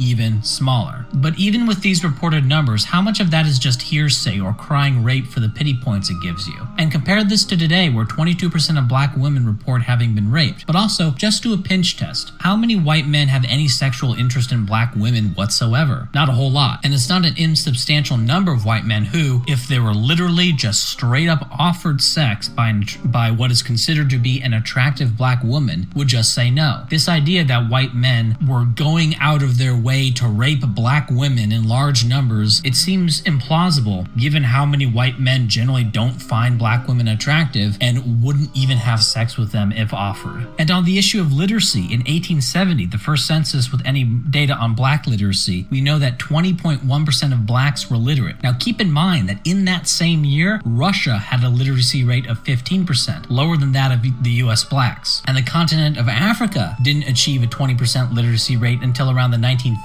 And this is the relevant context. Compared to what? If blacks had not been bought from Africa, what would their lives have been like as slaves within Africa? I have an article where I use economic data and data on the number of slaves within Africa to talk about this. Because keep in mind, the Atlantic slave trade was only around 10.15% of the whole African slave trade. That the slaves that were sold from Africa into the Americas was only 10.15% of the total African slave economy. 72% of the African slave trade was all within Africa itself, and the rest of the world took up the remainder. Around 18% of the slave economy was the rest of the world, mostly the Middle East and India. And this was from the years 1525 to 1866. And of course, prior to the Atlantic slave trade, well, 100% of the African slave trade was within Africa or around the Middle East. And based on the inelasticity of supply, which simply means that supply can't be increased in response to increase in demand, there's strong evidence that the number of slaves produced in Africa did not increase or decrease with fluctuations in foreign demand. That the number of slaves produced within Africa was a fixed amount, and those slaves were bought and sold around the world. And when the Atlantic slave trade was cut off, the number of slaves within Africa that were produced didn't go down. They just stayed in Africa, and the number of slaves in Africa increased, which means the Atlantic slave trade did not increase the number of slaves. That was a fixed quantity. So Martin loved to wax poetic about the immorality of slavery. Well, if whites hadn't bought slaves from those blacks within Africa, they would all still be in Africa today and would be much poorer in every measurable way. So the act of buying slaves and shipping them to the Americas was at worst a morally neutral act, but really it was the best thing that could have happened to these people because they were going to be slaves either way. It was just a question of where. And the Americas, with the exception of a few Caribbean islands that were actually death camps, the Americas were a much better bet than the Middle East or remaining within Africa. So regarding reparations for slavery, what would that even mean? Would that mean that the blacks have to pay whites the differential between their standard of living in the US versus what their life would have been as a slave in Africa? No. The correct response for whites on the question of black slavery is you're welcome. But let's forget about slavery. Martin also liked to go on and on about the oppression blacks were facing at the time. Well, they weren't facing any systematic discrimination by the courts, not even in the Jim Crow South, compared to the way blacks are treated by the courts today. For first-time offenders, repeat offenders, black sentences were very similar to what they are today in terms of the racial ratios, even in the Deep South, where Jim Crow was supposedly the worst in Mississippi. Now, you can cite popular perception and black people throwing tantrums over having to follow the rules, and they did that back then and they do that now. But blacks throwing tantrums and cucky whites apologizing for them and writing speeches for them doesn't mean it's true, doesn't mean they're actually oppressed. Their complaining, their rage is not evidence that they're actually put upon. Because you can get mad and you can throw protests at will, whether something is unfair is being done to you or not. So the fact that they're having protests and that they feel put upon doesn't mean they're actually put upon. And in terms of going to prison as a multiple of whites, the ratio is much higher today than it was during segregation. This is also true for lynchings. The overrepresentation of blacks in lynchings was actually less than the current overrepresentation of blacks incarcerated for violent crimes today. Because remember, all these lynchings, they were all based on accused crime. The most common cause for lynching was cattle theft, not whistling at a white woman. No, it was cattle theft was the most common cause for lynching. And the total number of people lynched or hanged publicly by a mob, that's all it is, was around 5,000 people. I'm not supporting this mob justice, just like I don't support slavery. I'm just pointing out that they were actually less racially biased than the current legal system is. What about poverty? Well, blacks were obviously much wealthier than Africans, and they were much wealthier than most people on the planet at the time. And one thing to note is that as far back as 1880, when you controlled for the region they were in, when you controlled for the type of labor that they were doing, blacks earned 89% of what whites earned. But also, there's no reason to assume that in a meritocracy, blacks and whites would earn the same amount. There's just no reason to think that. Unless you have some profound evidence to the contrary, blacks earning 50% of what whites earn could be totally fair, could be a totally fair reflection of what they're doing. One thing that teachers love to bring up is that blacks had lower school funding, and this is a real big deal for them because teachers love to tell you about how they're underfunded. Black schools, on average, had about half as much funding per pupil as white schools. And back in the day, you could have said this and imagined that once you equalized the funding for schools, that the race gaps would go away. But we've tried that. The funding has been equalized, in fact, more than equalized, and the race gaps are as wide as they they ever were. Shockingly, teachers will tell you how they always need more money and that they're always underfunded and that a school being massively underfunded is going to result in lower scores, right? And they'll literally always say this. So this may seem like a plausible sounding idea, but the truth is schools today and probably back then could do with less than they're getting. And the underfunding of the black schools, yes, it happened, but the presumption that it mattered is, I think, just a kind of a myth that teachers who work in schools like to say. But then there's the whole premise of this is absurd. Did whites ever even owe blacks equal funding? After all, whites were paying virtually all the taxes, and whites in the South didn't even consider blacks to be real citizens since they acquired their citizenship through a constitutional convention where the southern states were represented by union-occupied state governments. They didn't have any voice in the passing of the constitutional amendment that granted black citizenships. The white Southerners themselves never actually agreed to blacks becoming citizens. And that's the absurdity of Martin's moralizing. He's demanding the sun and the moon from Southern whites who never agreed to be countrymen with blacks in the first place, but had it imposed upon them by what they considered to be an invading foreign power. A bunch of whites further north who, to rub salt in the wound a little bit, they didn't even have to actually live with these blacks. The whites in the South were the ones who are going to have to pay the price of black citizenship. And on top of all this, whites didn't even benefit from slavery, not even at the time. Now today, we know that the net fiscal effect of blacks, what they get from government minus their taxes paid, is around minus $300 billion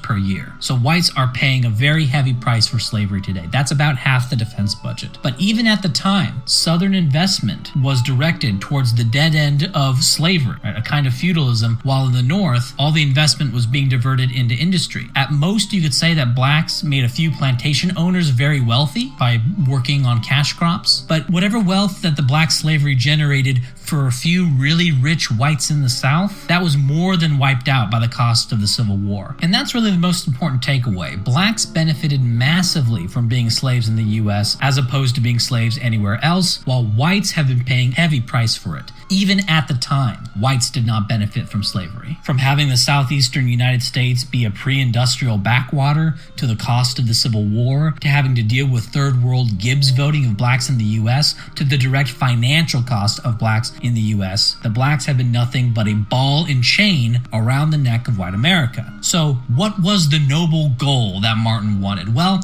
on top of US blacks being some of the wealthiest people on the planet, then and now, he was mad because they weren't as rich as the whites in the US. It's just envy. It's just greed. The black poverty Martin described in his speeches would be the life of kings outside of the US or Europe at the time. And given that blacks in the US at the time of Martin Luther King earned about 65% of what whites earned, that means they almost certainly had a higher standard of living than the average citizen of the Soviet Union, for example, the US's supposed mortal enemy, and a way higher standard of living than any Chinese or black African. But not just that.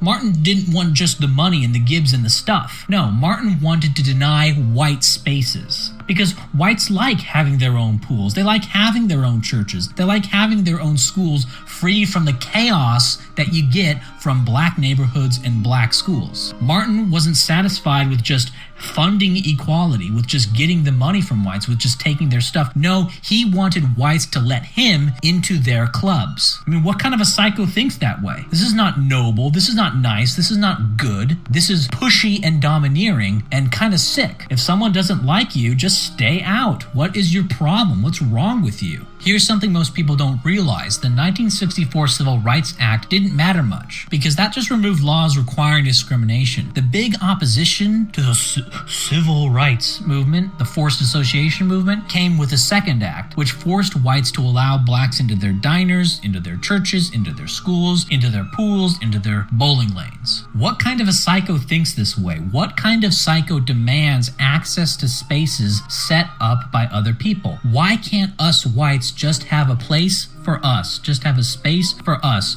You have the whole rest of the planet for you. This theater is for the whites. One thing people like to say is that it's prejudice. Well, look, if it was prejudice, pre-Judice, pre-judging, well then whites in the North would have a much more negative view of blacks than whites in the South do. But it's exactly the opposite. The more lily white someplace is, the more positive their views on blacks are. prior to general emancipation, the city of Philadelphia did not have any kind of legal segregation between the races. And there was no neighborhood in Philadelphia that was majority black. And this is because the blacks who went to Philadelphia prior to general emancipation were those who earned their freedom prior to general emancipation. They were the higher quality blacks that managed to get out of slavery before Lincoln gave it to everyone. Now, there were no polls on white opinions at the time. However, there's no evidence that the blacks of Philadelphia were especially criminal or especially shiftless, and there was no movement by the whites in Philadelphia to quarantine them, to segregate them, to ghettoize them. It wasn't until after the Civil War that you had the mass influx of former slave blacks from the South that Philadelphia started to introduce segregation laws against blacks, confining blacks to certain parts of the city. And of course, those black areas very quickly turned into, well, Africa or Haiti. You know, wherever blacks take over an area, it turns into that. This was in response to the influx of the rest of the black population and learning about their ways, the ways of those that did not earn their freedom, but instead had it handed to them by Lincoln. And it was in response to the behavior, to the content of the character of these blacks that the whites in Philadelphia started to take action. It wasn't pre-Judice, it was post-Judice. It was a reaction to what they actually were. It was a response to the content of their character. For those like Martin who like to push the myth of prejudice, it's the exact opposite. Those with the most experience with the Negro, whites in the South, whites on the continent of Africa, are precisely those that form the most negative opinions of the Negro and support laws restraining him. Segregation, apartheid. If anti-Negro sentiment was a result of pre-Judice, as Martin seems to assume, then by all rights, whites in the North should be the most negative towards the Negro, and whites in the South should have the most positive views of the Negro, since they have the most experience with him. So what really can we say about St. Martin's Day? The man himself was a fraud. He was a front man for a larger movement, pretending to be some downtrodden preacher speaking truth to power when actually he was the agent of the powerful. His cause? Gibbs from Whitey and access to their clubs. This kind of childish, psychotic thinking was somehow transmuted into something noble, and somehow conning whites into thinking that blacks were oppressed. They never were oppressed. Whites didn't enslave blacks. They bought them from other blacks in Africa, and frankly gave them a better life in the Americas. A better life than most people in the world at the time had, than most of the serfs and peasants in Russia, China, and India had at the time. The alternative to this was that they would have remained not free, but slaves within Africa. By demanding things from whites, blacks are punishing whites for giving them this better life. Then whites freed the black slaves. In fact, ended slavery worldwide, but that's another topic for another time. And whites carved out segregate spaces for them, giving them their own neighborhoods, their own housing, their own schools. Not as good as what the whites had, but certainly better than what the typical Russian would have. But the blacks weren't happy with this. It wasn't enough. Sure, they were richer, they were living longer and healthier lives than most people in the world, but they were poorer than their immediate neighbors, the white Americans. They weren't keeping up with the Joneses, and they only earned anywhere from 60 to 70% of what whites earned, depending on the year you look at. Now, despite the blacks not having even earned this, but being sort of handed this by the whites, the blacks wanted not only what the whites had, but demanded that whites not be able to keep them out of their spaces. Now, when groups are actually oppressed, like the Armenians or the Greeks under the Ottoman Empire, they want independence. They fight for independence. The blacks never wanted independence because they were never actually oppressed. They wanted just the opposite. They wanted an end to segregation within the United States, the exact opposite of independence. They wanted more stuff from whites. They wanted more contact with whites. They wanted the end of the barrier between black and white spaces. That somehow they got it in their head that they had a right to access to whites. Do Arabs have this problem? No, even though the Arabs actually took in more black slaves than the whites did. The Arabs are off the hook because what the Arabs did is they castrated all the males and worked them to death. So nobody's demanding anything from the Arabs because they're all dead, right? No, if whites just outright exterminated all the blacks after the Civil War, would a non-existent black population be demanding all sorts of stuff from whites? No, they wouldn't. But because whites did not exterminate the black slaves like the Arabs did, now we must be punished. Now we must pay the price. We must pay a price that the Arabs don't have to pay because the Arabs exterminated all the blacks. If what I'm saying here seems hard to believe, look, how are the blacks today behaving? Whatever you think of me, whatever moral overlay you have on me, how are the blacks today behaving? They're behaving in a way that would only be defensible in the context of some sort of history of oppression. If you just looked at how they behave today and just took that in isolation, you would say that sort of as a group, they're shitty people. That's what you would say. It is only in the context of some sort of past oppression that you will see them as anything but just kind of shitty people. Now, what I'm saying is that the past is like today, that they were never oppressed back then, that being made to live in your own space away from whites, that's not oppression. You have your space, we have ours. Yes, your space is not going to be as good, but it's better than most spaces on the planet, and you have a right to improve it. The idea that they were never oppressed, that the way they behave now is the way they behaved back then, that should be your starting assumption. Anyone who wants to say that the past was radically deviant from how it is today in terms of how they behave, the burden has to be on them. If anything, my view shouldn't be called the alternative hypothesis, but really the default hypothesis.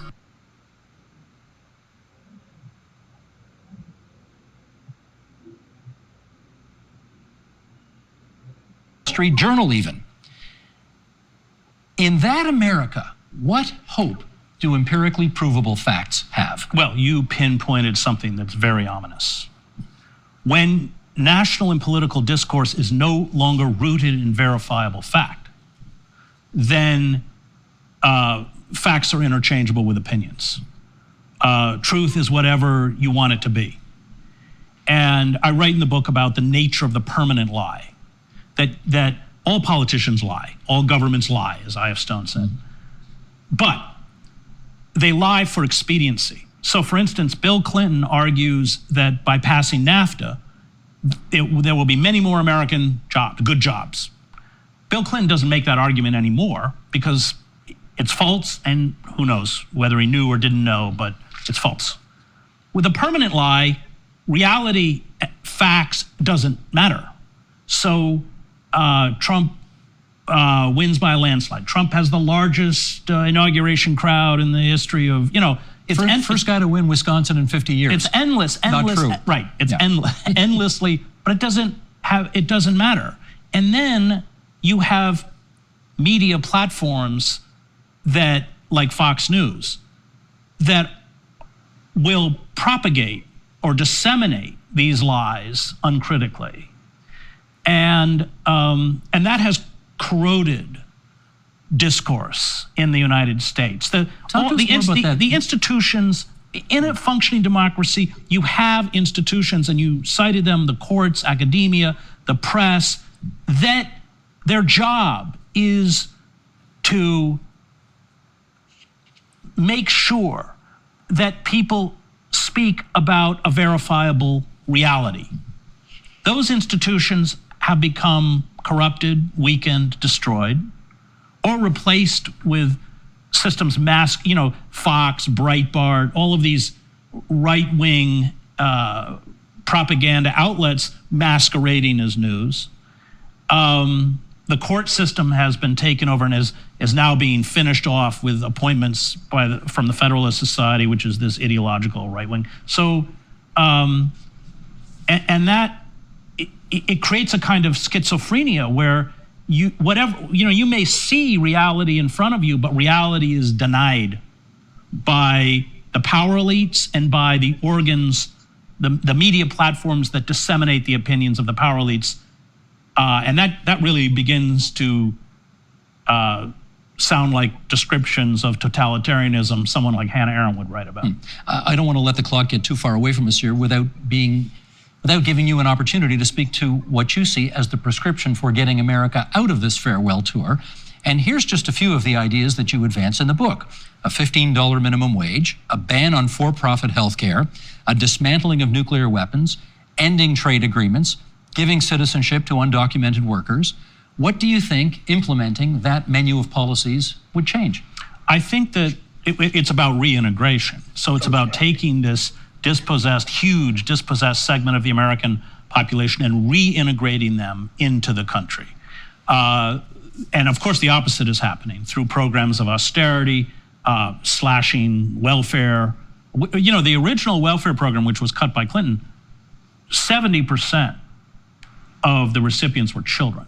I mean, it's called AFDC. Yeah. The C standing for children. Yeah. Well, and the children were sold out. Mm-hmm.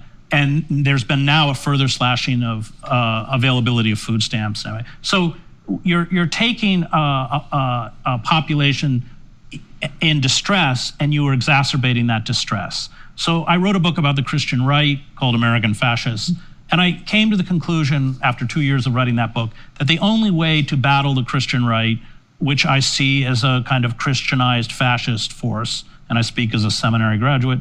We should point that out. You're a reverend in the Presbyterian Church. I am, yeah. You are the Dr. Reverend. That's right. So Christopher Lynn Hedges. The importance, I believe, to countering the magical thinking of the Christian right was rooted in the economy, in reintegrating them into the economy, giving them the kinds of jobs, the unionized jobs that were once available, where you had job security, job safety, a pension plan, medical benefits, and a salary that could sustain a family. That's all gone. And by making it worse, we are pushing larger and larger parts of the population into the embrace of demagogues, hate groups, or seeing them engage in behaviors that are willfully self-destructive. Suicide, for instance, the highest rate of suicide in the United States are middle-aged white men who realize that there's no place for them anymore. And I quote Pope John Paul in his encyclical on work, work is not just about the exchange of labor for wages. It is about status, dignity. Because people failed to accept and explore the alternative hypothesis, which turned out to be factually correct.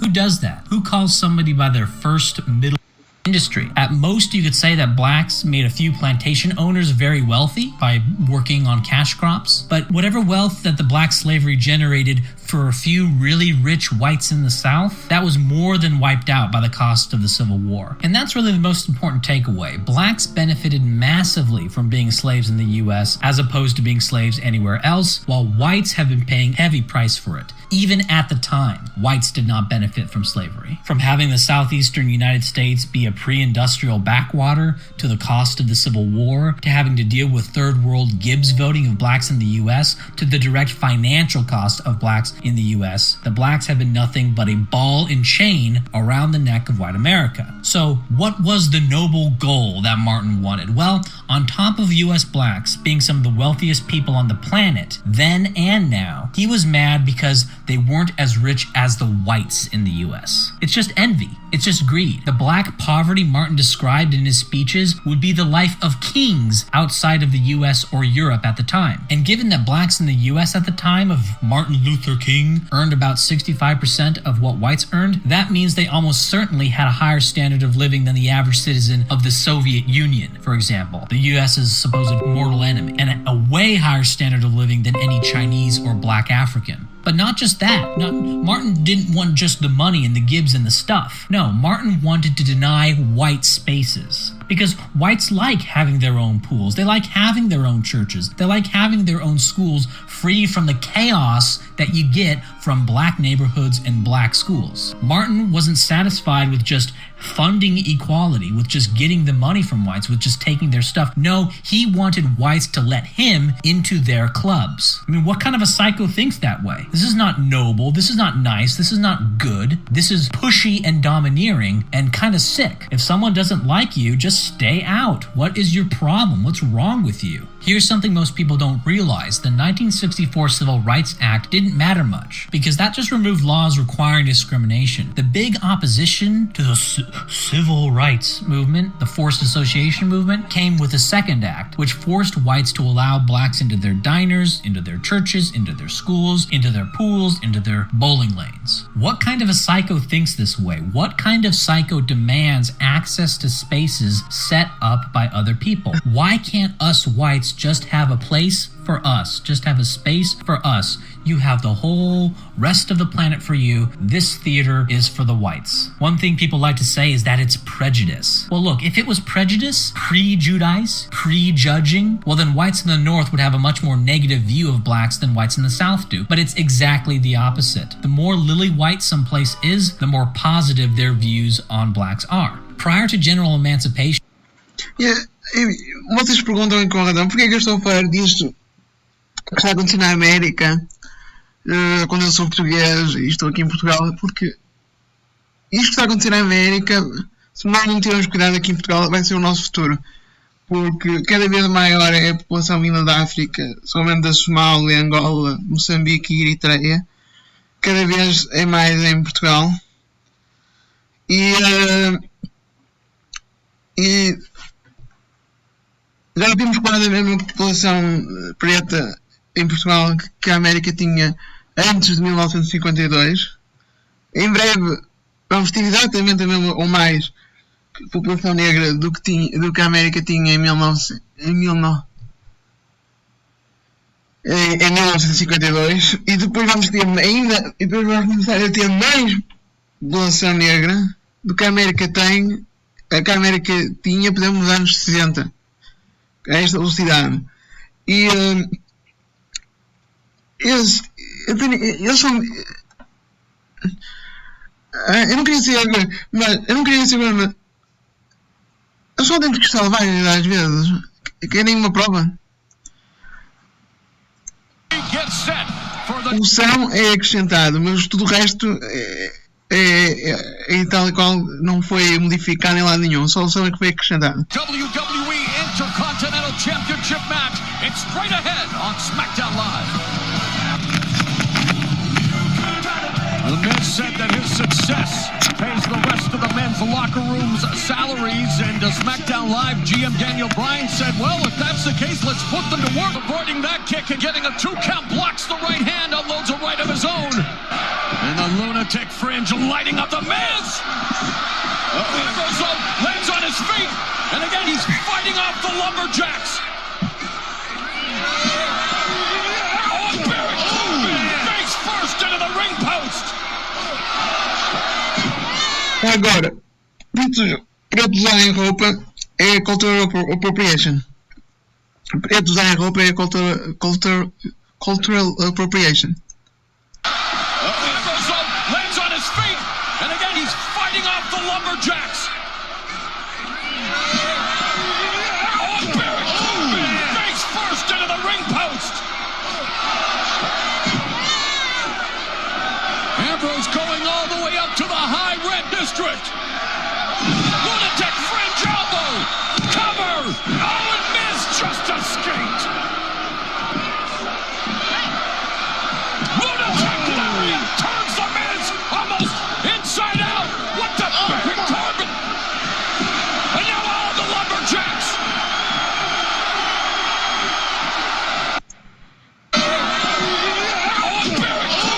Face first into the ring post. Ambrose going on. É uma autêntica selvageria. É uma autêntica brutalidade, selvageria. Este pessoal está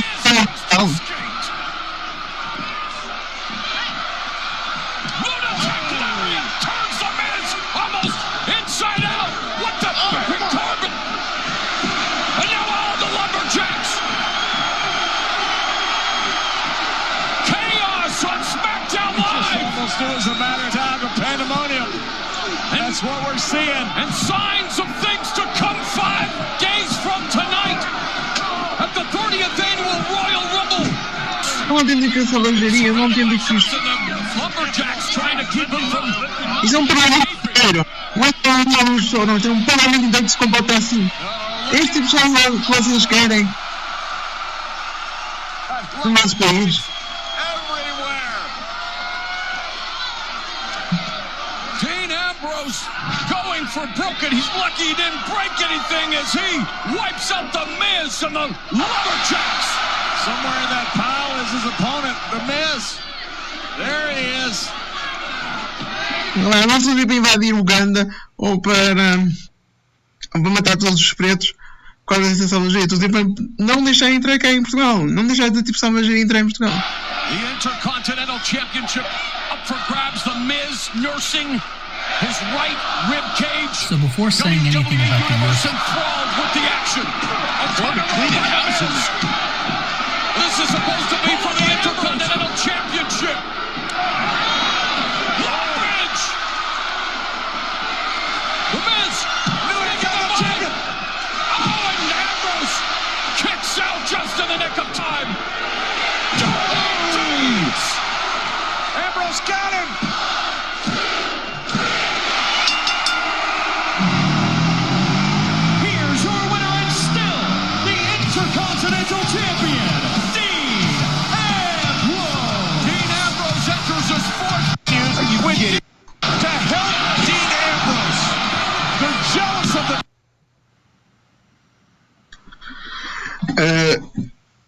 Estão outra vez a falar de reparations para os pretos, para os brancos pagarem aos pretos na América. Parece que gostam muito desse tema. Em vez de trabalhar, em vez de se esforçarem e trabalharem não é? Em vez de trabalhar, querem dinheiro grátis, não é?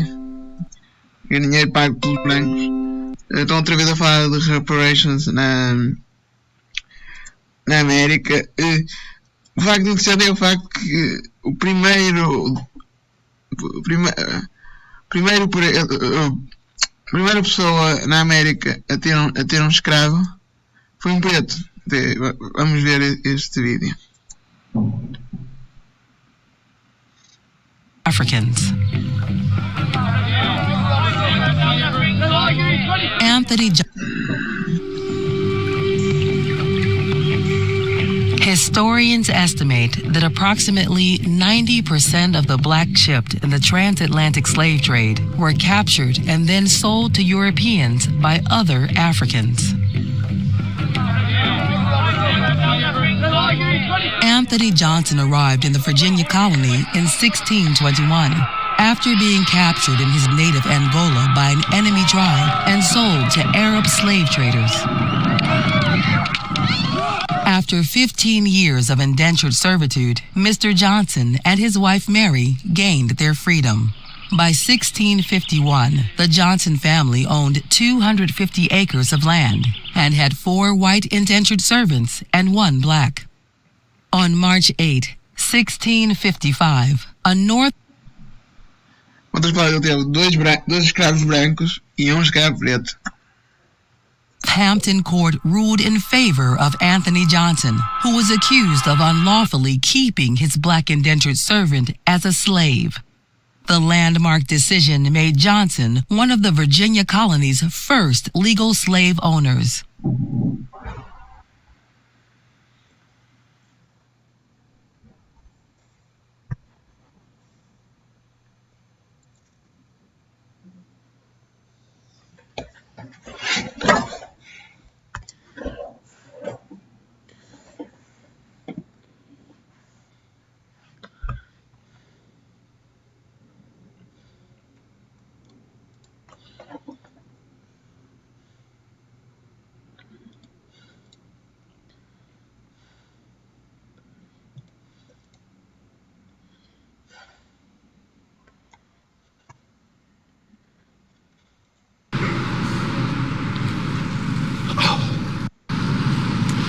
This video is going to be a little different to normal.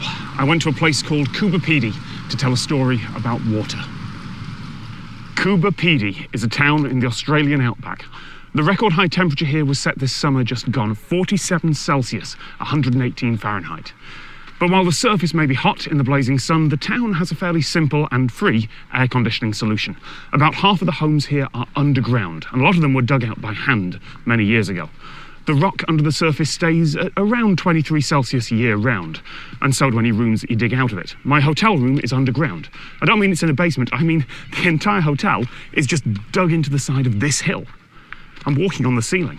So here's the way I make a video. I find the story, or someone sends me an idea for a story, and in this case it was a local at Coober Pedy who got in touch and said I might find the place interesting, and yeah, it really is. So then I research a lot, I read around, I contact relevant people to ask for an interview, and once I've worked out the story, I write a script that is as fact-checked as I can make it. By the time I arrive at the location, most of the words I'm going to say to camera are already written. I might tweak a line or two while I'm there, but there should be no surprises, because I do the research. And in this case, the story I had wasn't about the town or about the bizarre landscape caused by opal miners with their mine shafts and piles of leftover rock.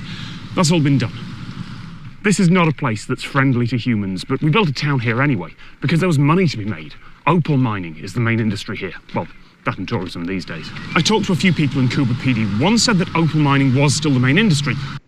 One said it was tourism and that some people hadn't realised that yet. And a couple of folks said that opal mining was the side gig that a lot of residents had alongside their regular job. So even that seemingly basic fact turned out to be complicated and questionable. Now, I'm not great at citing my sources. I used to be a lot worse. These days, if I'm doing a monologue, I try to remember my citations, but I'm still not great at it, and I am sorry about that. But if I'm interviewing people, well, Those are my citations right there. I'm getting first-hand testimony from experts. What happens if those experts disagree? Coober Pedy is hot, dry, and it barely rains. Water is expensive here, 2.5 times the cost per litre compared to the big cities. Because it's a local system, not connected to the rest of the state, it's not subsidised by the government. Plus, you don't get a discount for buying in bulk. In fact, the cost per litre goes up as you use more. But the reason for that may not be what you think. Everything up until that point confirmed, but this is where it gets tricky. I am bad at conflict and conflict resolution. It's not what I do. I'm not a journalist. I've never had training in determining the truth when it's murky, because I rely on citations and papers and scientific consensus and the results from all the folks who have been trained to do that. I summarise, I condense, I tell stories. If the folks I talk to disagree, I don't want to be the one in the middle. Plus, to say that someone I've met who I'm now hopefully friendly with and who gave a lot of their time to talk to me, for me as a non-expert to say, well, these citations say you're wrong, is a bit presumptuous. I'm not asking for opinions or political comment, just asking people to tell me facts. The problem isn't scarcity of water in a desert. This town sits on top of the Great Artesian Basin, as does about 1/5 of Australia. It's a complex set of groundwater basins, the largest aquifer in the world, storing somewhere around 60 trillion litres of fresh water, a few dozen metres below ground level. According to everyone I talked to in the town, that's wrong. My research was wrong, news articles are wrong, Wikipedia is wrong. Instead, they said Coober Pedy sits on the very outskirts of something that might eventually feed into the basin, possibly. People disagreed. The folks at the local water plant were kind enough to actually drive me out to the boreholes, 25 clicks from the town, and I got to taste the unfiltered water. Oh, okay, that's good.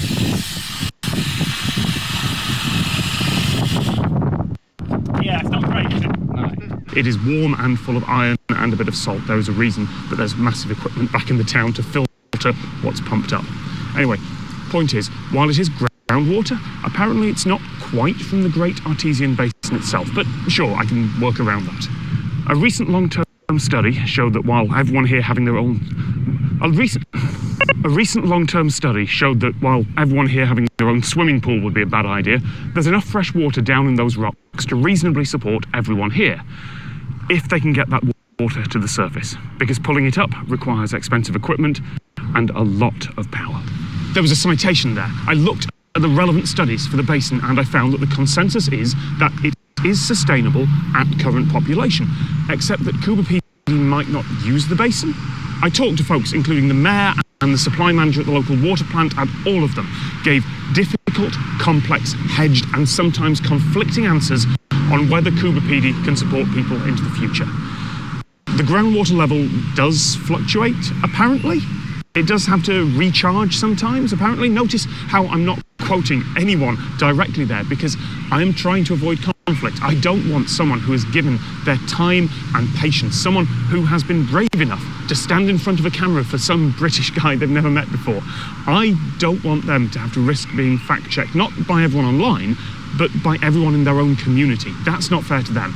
And even now, after spending time researching it further, I can't find the truth about whether Coober Pedy is sustainable or not. It's possible that no one actually knows. In an interview in March 2019, the water manager here said that there's a failure somewhere in Coober Pedy's pipe network that's leaking 30% of the town's water into the rock. Full citation. It's a direct quote from the water manager in an article in the ABC, a respected broadcaster. That is clearly an acceptable source. Except 2 people in the town said, no, that's probably wrong. The 30% was probably the peak effect of several leaks. It was either a misstatement or a misquote. Was it?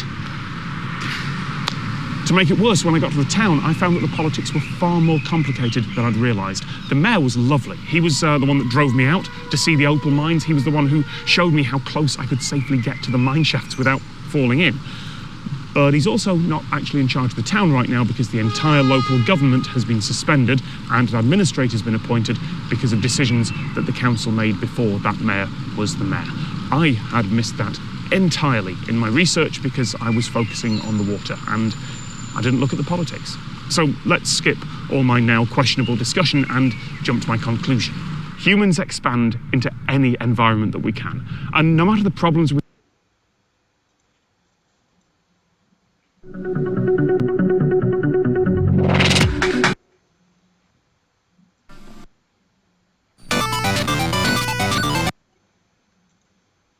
What happened here?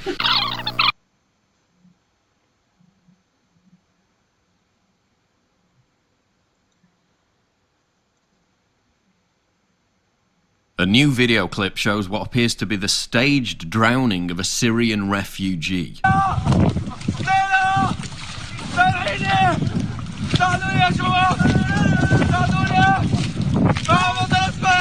Despite wearing a life jacket, the man acts like he's struggling. E o facto da cara dele nem sequer a ser tipo, não é, o tom de pele e as características físicas não são as mesmas. Não são as mesmas. É mais de um Somalian do que de alguém da Somália ou Sudão do que propriamente da Síria. In the water while a scene is being filmed by a white man with an American accent. Another refugee throws water towards the drowning man to make the situation. What was the footage being filmed for? Staging where supposedly footage and to subscribe to the channel. Não podem acreditar sem vídeo. Eu vou ter agora aqui. It's been a week since I was declared a dangerous person and kicked off Facebook. Boo-hoo. But think about how totalitarian this is. Mark Zuckerberg is literally telling 2.4 billion people, a third of the Earth's population, what opinions they can and can't hold. They've actually instituted a new policy on Facebook where talking about me, unless you're denouncing me, A new video is clip verboten. There've even been reports that photos of myself and other banned thought criminals, even when the faces are blurred, are being removed. Just like old Uncle Joe had his enemies airbrushed out of history. Hey, at least during the 2 minutes of hate in 1984, the citizens of Oceania could at least see Goldstein's face.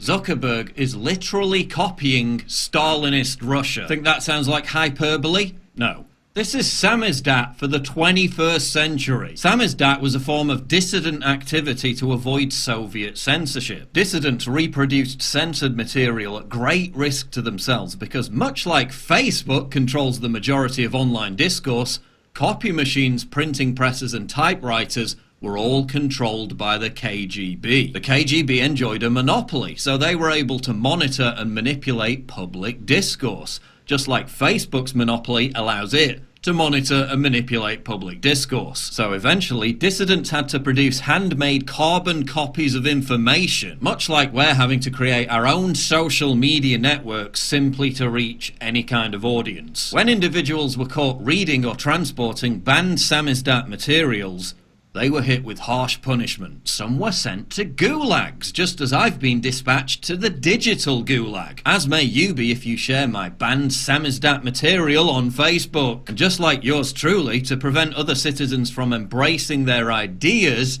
samizdat dissidents were put on show trials and declared dangerous persons. And listen, I'm not putting myself in the same context as historical dissidents who suffered torture and incarceration, but I am putting Comrade Zuckerberg in the same context as authoritarian, narcissistic despots who created power monopolies to crush dissent.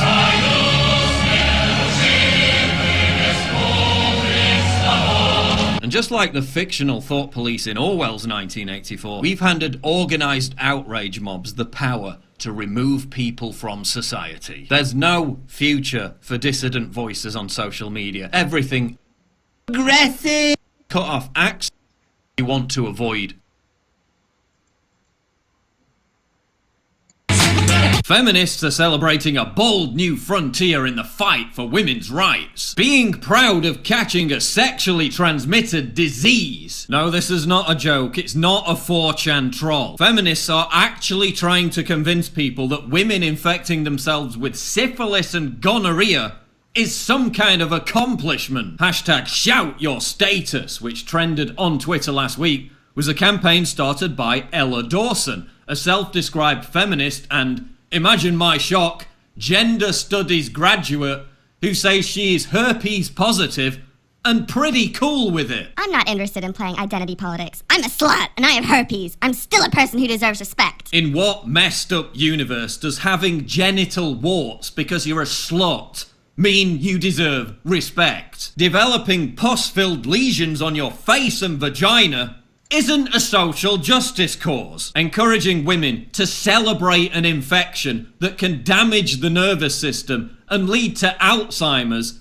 isn't a women's rights issue. Encouraging women to cherish diseases that can be passed on to their newborn babies does nothing for female empowerment. Why the hell do I even need to tell you that? Revelist.com celebrated the brave individuals fighting STI stigma and shouting their status. Oh, you thought being brave for women was risking rape for not wearing a hijab? Well, you were wrong. According to feminists, being brave is arguing with people who dare to suggest that chlamydia isn't a healthy lifestyle choice. STIs are a health issue. We don't stigmatize diabetes. Why do we stigmatize herpes? Hashtag shout your status. Because diabetes isn't contagious, you stupid moron. I have herpes type 1. The kind most folks have orally. I have it genitally. It's no big deal. Most people have it. I'm still hot AF. Really? Little newsflash for you, darling. An unsightly, lifelong, incurable infection that makes your nether regions resemble a meth addict's face isn't hot. Let's break the stigma of STIs. Whether you have herpes, HPV, HIV, gonorrhea, syphilis, chlamydia, you're still you. Well, unfortunately, you're not still you after contracting syphilis because it eats away your facial tissue and causes brain damage. Yay, go syphilis! Shout out to the troll on the shout your status hashtag, proving the need for it to exist in the first place. Right, because pointing out that being proud of an STD is gross equals harassment. I'll keep saying it until I'm blue in the face. STIs are not a consequence of poor decisions or bad character. Yes, they are. Being a slut is a bad character trait. Screwing anything with a pulse is a poor decision. For once in your entitled life, accept responsibility for your stupid decisions. While Pakistan struggles to pass a law to prevent wives and daughters being murdered via honor killings, this is what feminists are talking about. Women are being raped by migrants all over Europe, and your main concern is people being mean to you because you've got herpes. And again, it illustrates the point that I've made over and over again. Feminists hate women. Like the body acceptance movement, they're promoting the normalization of something that is incredibly harmful to women. That's why women with any sense are abandoning third wave feminism. But the origins of this go deeper. This is what happens when a culture encourages people to celebrate anything and everything as a form of empowerment. When did aspiring to mediocrity become so praiseworthy? You're a basic bitch. When did we begin to set the bar for human achievement so low? You're beautiful. You're an inspiration. Don't let anybody judge you for who you are. Bullshit. Making excuses for your lazy fat. I don't think we should be.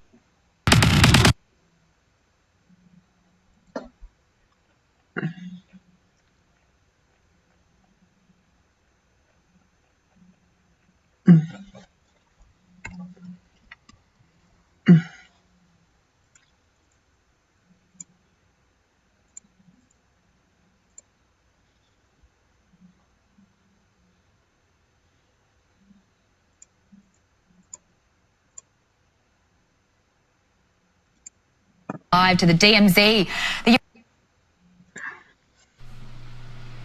right, everyone, it's time for the Occult 230, talking about the total.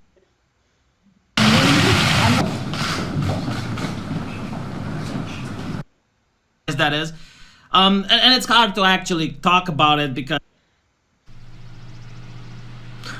Actually, physically happen. It would be really legendary if the next summit's in North. All right, everyone, Bernie Sanders loves identity politics. Like, he likes to harangue and say, like, Trump is racist, like, bring up the race card. He likes to... Well, to be honest, the suit does a lot cool thing. And, you know, Yannick, who does...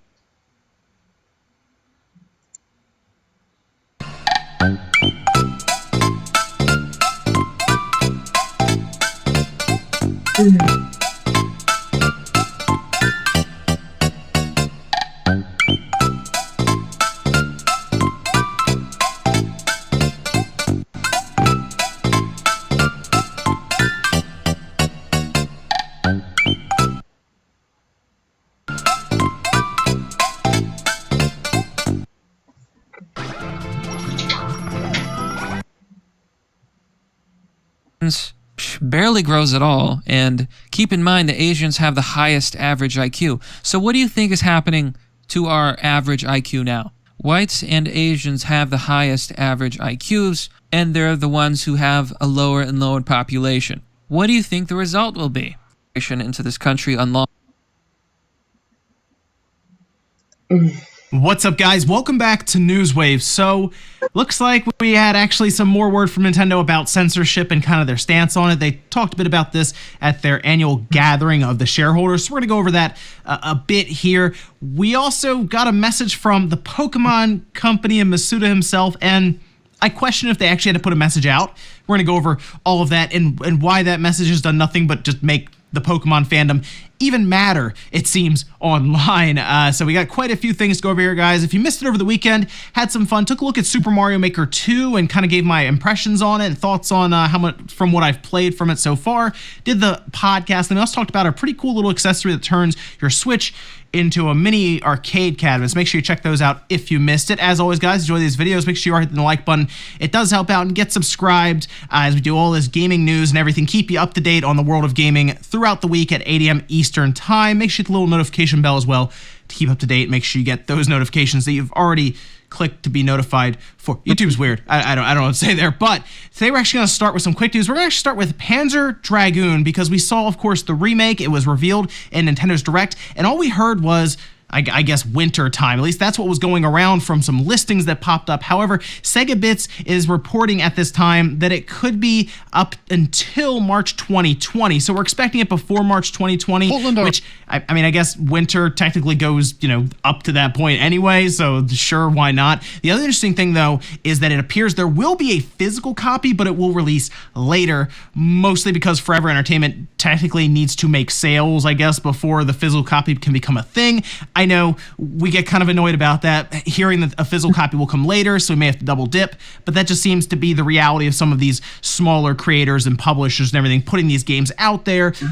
But to hear Panzer Dragoon on a cartridge for the Switch is pretty cool. So even, I'm going to buy it when it shows up, obviously. I think a lot of people who remember Panzer Dragoon will, because it's like a full-on remake, it looks like. But most people will also buy it physically for the collection either way. Also, Halo Reach is technically in like their testing stage. I guess you'd call it a beta, but they're not really calling it that. They're calling it like fights and everything. But of course, Halo Reach going to the Master Chief Collection on the Xbox, and it's also going to the PC where they're going to have the Master Chief Collection. That's the first one. Apparently, it's going to show up there, and then the rest will follow, I guess, after that in like chronological order.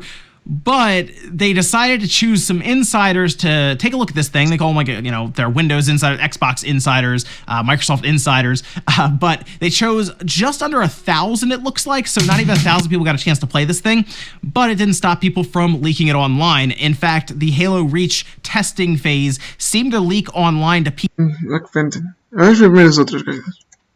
Oregon has long been a hotbed of radically left-wing politics, and in recent years, these politics have been manifesting themselves in street violence that has often been captured by a soft-spoken journalist called Andy No, a personal friend of mine and someone who I was most concerned to see at this Saturday's last protest, in which he was assaulted.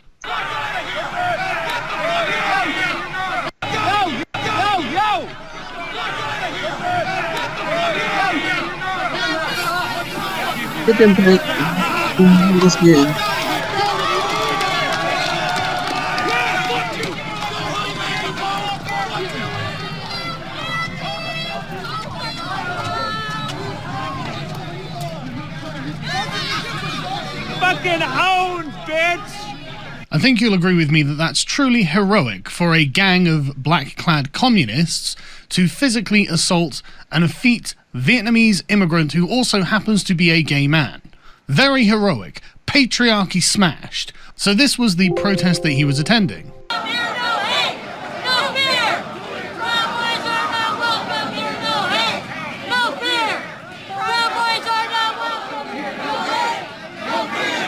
That's right, our masked heroes were going to engage the Proud Boys, people who think that America is a good thing and think it shouldn't be destroyed with open borders, which is incidentally the exact opposite of the thing that the Antifa protesters believe. And they stole my GoPro. Just go that way. Because Because I told you to. Really? Mm-hmm. Don't hurt me. Yeah, brother. Just go. Yeah, you little white little fucker. Really? Yeah. You're a fucking little whitey, aren't you? The First Amendment, get the fuck down the road. Please just keep going the direction. Just please turn right, please for Christ's sake. Please go the direction I asked for you to Jesus go. Christ's sake, let's turn right. Please, you're blocking traffic and they're getting pissed at you. Blocking traffic. You can turn. You can just turn. Just go. Just go. Just turn, please. Please just Now you're keep going to have to going. wait. She's got cars coming. What is that here? Oh, you're from South Carolina. You are a little white supremacist.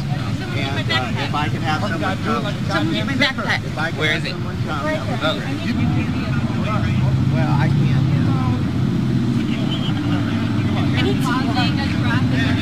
Well, they're blocking traffic. Patrick, give it!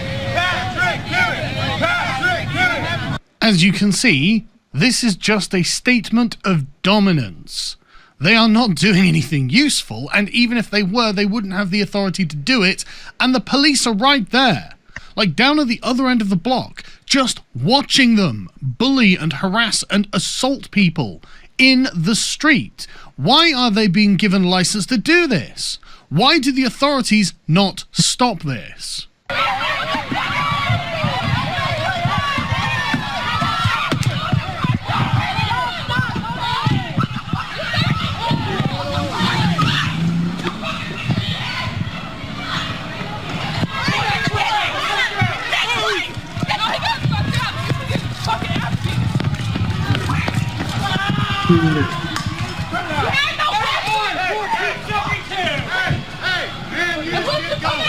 No, he needs to stay.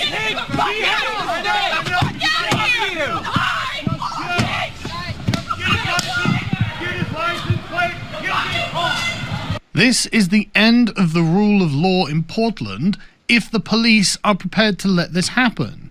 And so the question is, why? Why are they letting this happen? The answer is, of course, that their mayor is broadly sympathetic to the political ideology that Antifa follows.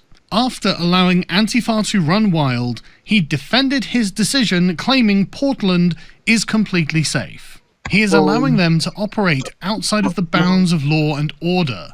That is unacceptable for the mayor and police commissioner of a town. But this has happened so many times in Portland. And the reason I know about it is because I follow Andy No's work. He lives in Portland and he is a journalist, and he is concerned with the state of law and order in that city, and so he regularly documents Antifa's activities, which is why they hate him so much. This year on May Day, which was a celebration of Marxism, socialism, and communism, this was the protest that Antifa held. Come on! What the fuck are you here for? What's the number one reason people get stopped in this country and kidnapped? Skin color. Skin color. ICE is all about that. You don't see them targeting white immigrants. You see kidnapping families of color. Every single white person here needs to be on their guard for the people that are here that you say you stand for. Every decision you make, every move you make, everything you do is going to affect people that don't have your privilege. Woo! I don't want... They, of course, started... O que é? O período de pagar mais impostos e ter que sustentar os outros grupos. O privilégio de quando cometo um crime apanhar mais só por causa da minha descendência. O privilégio de durante milhares entre o século XII e o século XVIII os meus familiares serem raptados. Meus familiares podiam ter sido raptados por barcos vindos da Tunísia ou de Marrocos, serem raptados por estarem na praia ou na costa ou em zonas costeiras. To provoke.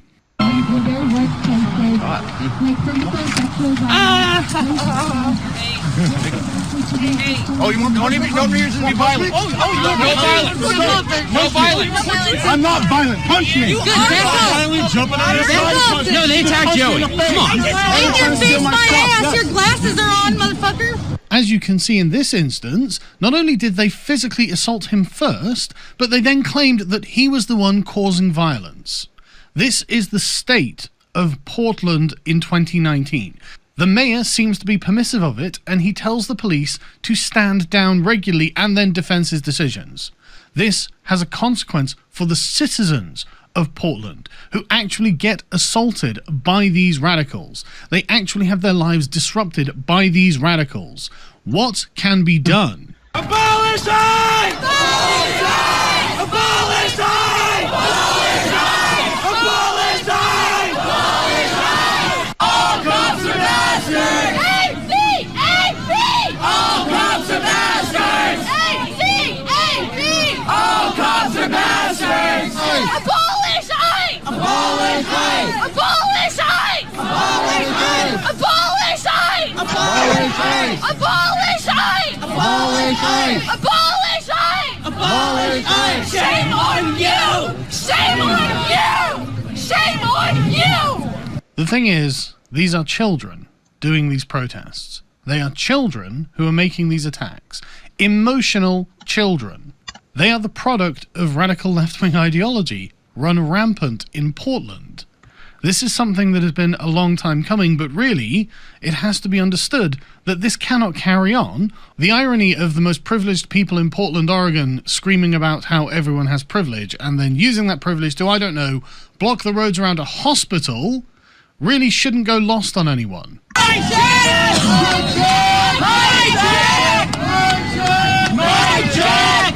We're gonna march! No ICE! No KKK! No ICE! No KKK! No fascist USA! And of course, while covering this event, Andy Ngo was assaulted there too, because there is no rule of law in Portland, and these radicals are allowed to do as they please.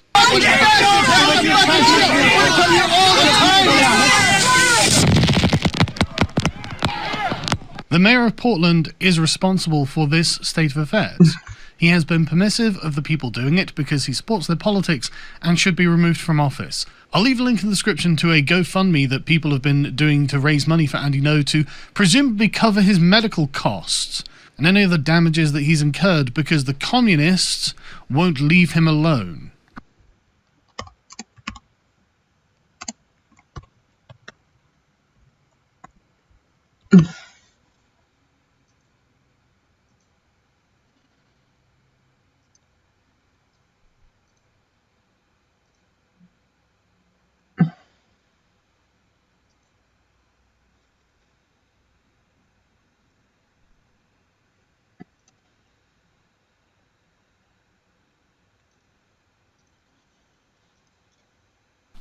I love.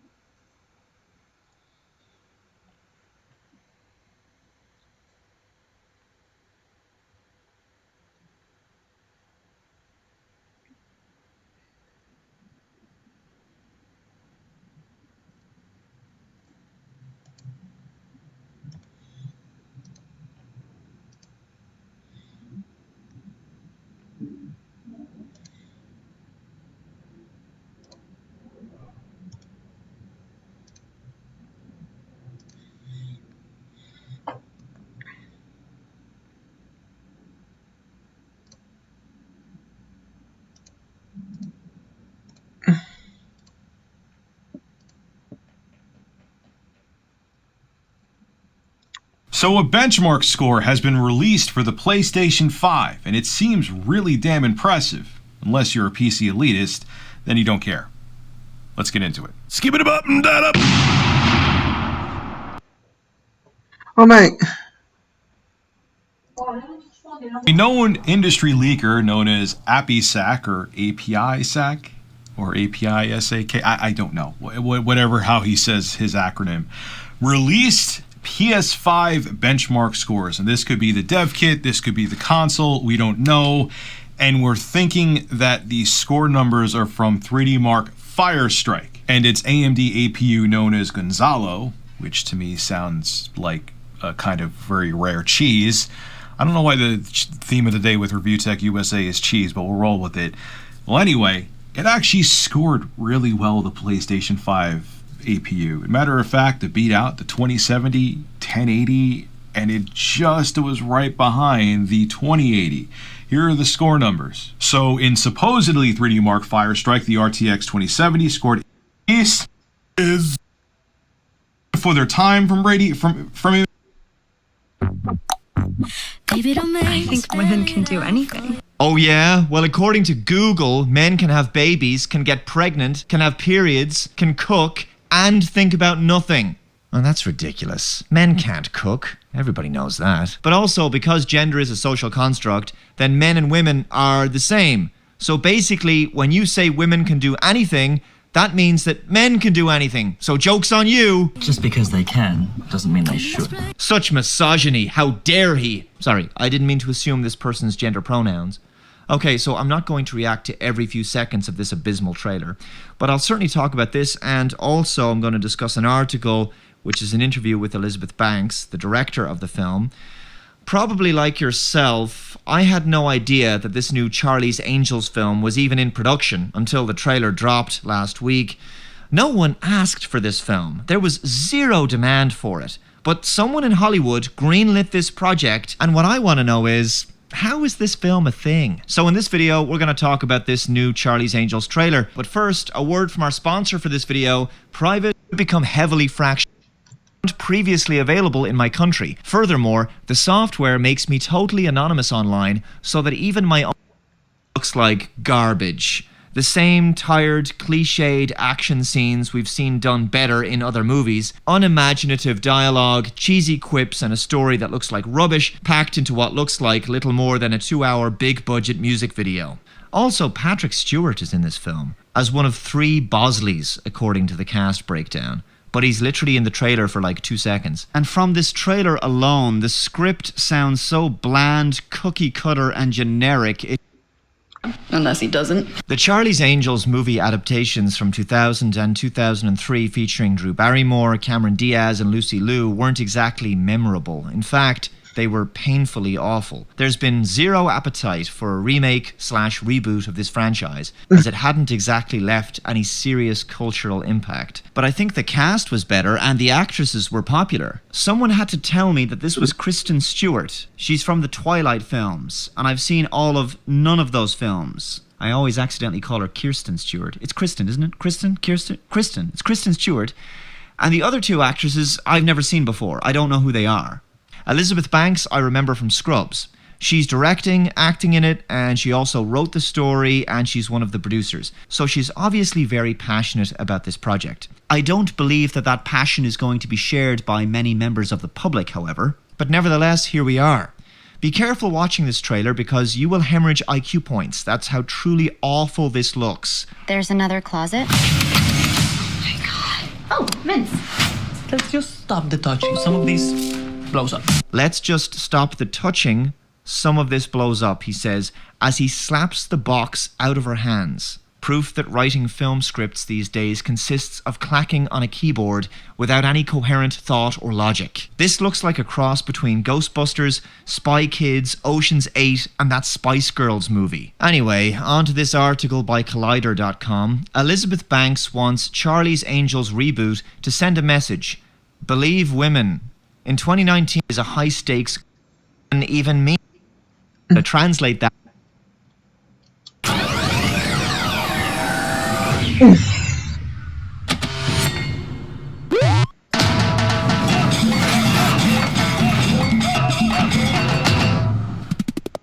Hello everyone, John here to show you an Easter egg in Mario Maker 2. And this is a bit of a sad one. So all you gotta do is find a skipsqueak who is lurking just over here. And as we all know, skipsqueaks, their role is to skip and to squeak. But let's say you take that pride out of its life. So what I'm going to do first is show you what happens when he goes over an obstacle. So let's find a little track block. And what we're going to do is make it go, we'll put it here, and make it go to the right so it goes over the skipsqueak. What will usually happen is he'll jump over and go back to his place. Good old skipsqueak. And what happens when we put 2 track blocks down? Well, the skipsqueak can persevere over that too, as the skipsqueak can actually do a double jump. Show us your skill, skipsqueak. Beautiful. But, you know what we're going to do now? We're going to be very cruel. Let's give one more and see what happens now. This is just cruel at this point, but let's see. He's trying his best. Oh no! Don't give up! He goes straight back to jumping because he's a good boy. But let's just say it one more time. It's very sad.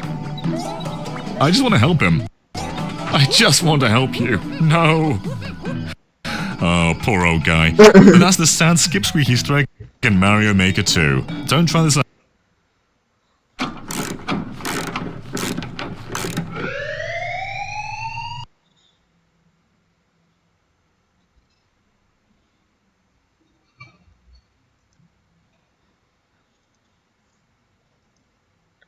So, brother, what's on your mind?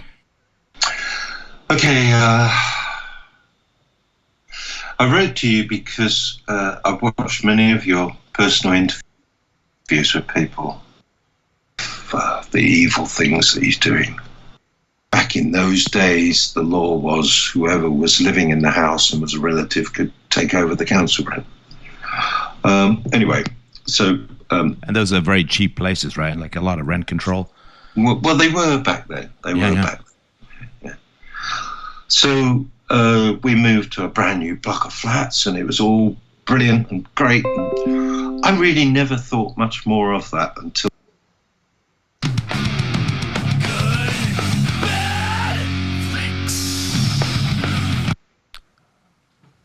Portland, Oregon has long been a hotbed of radical.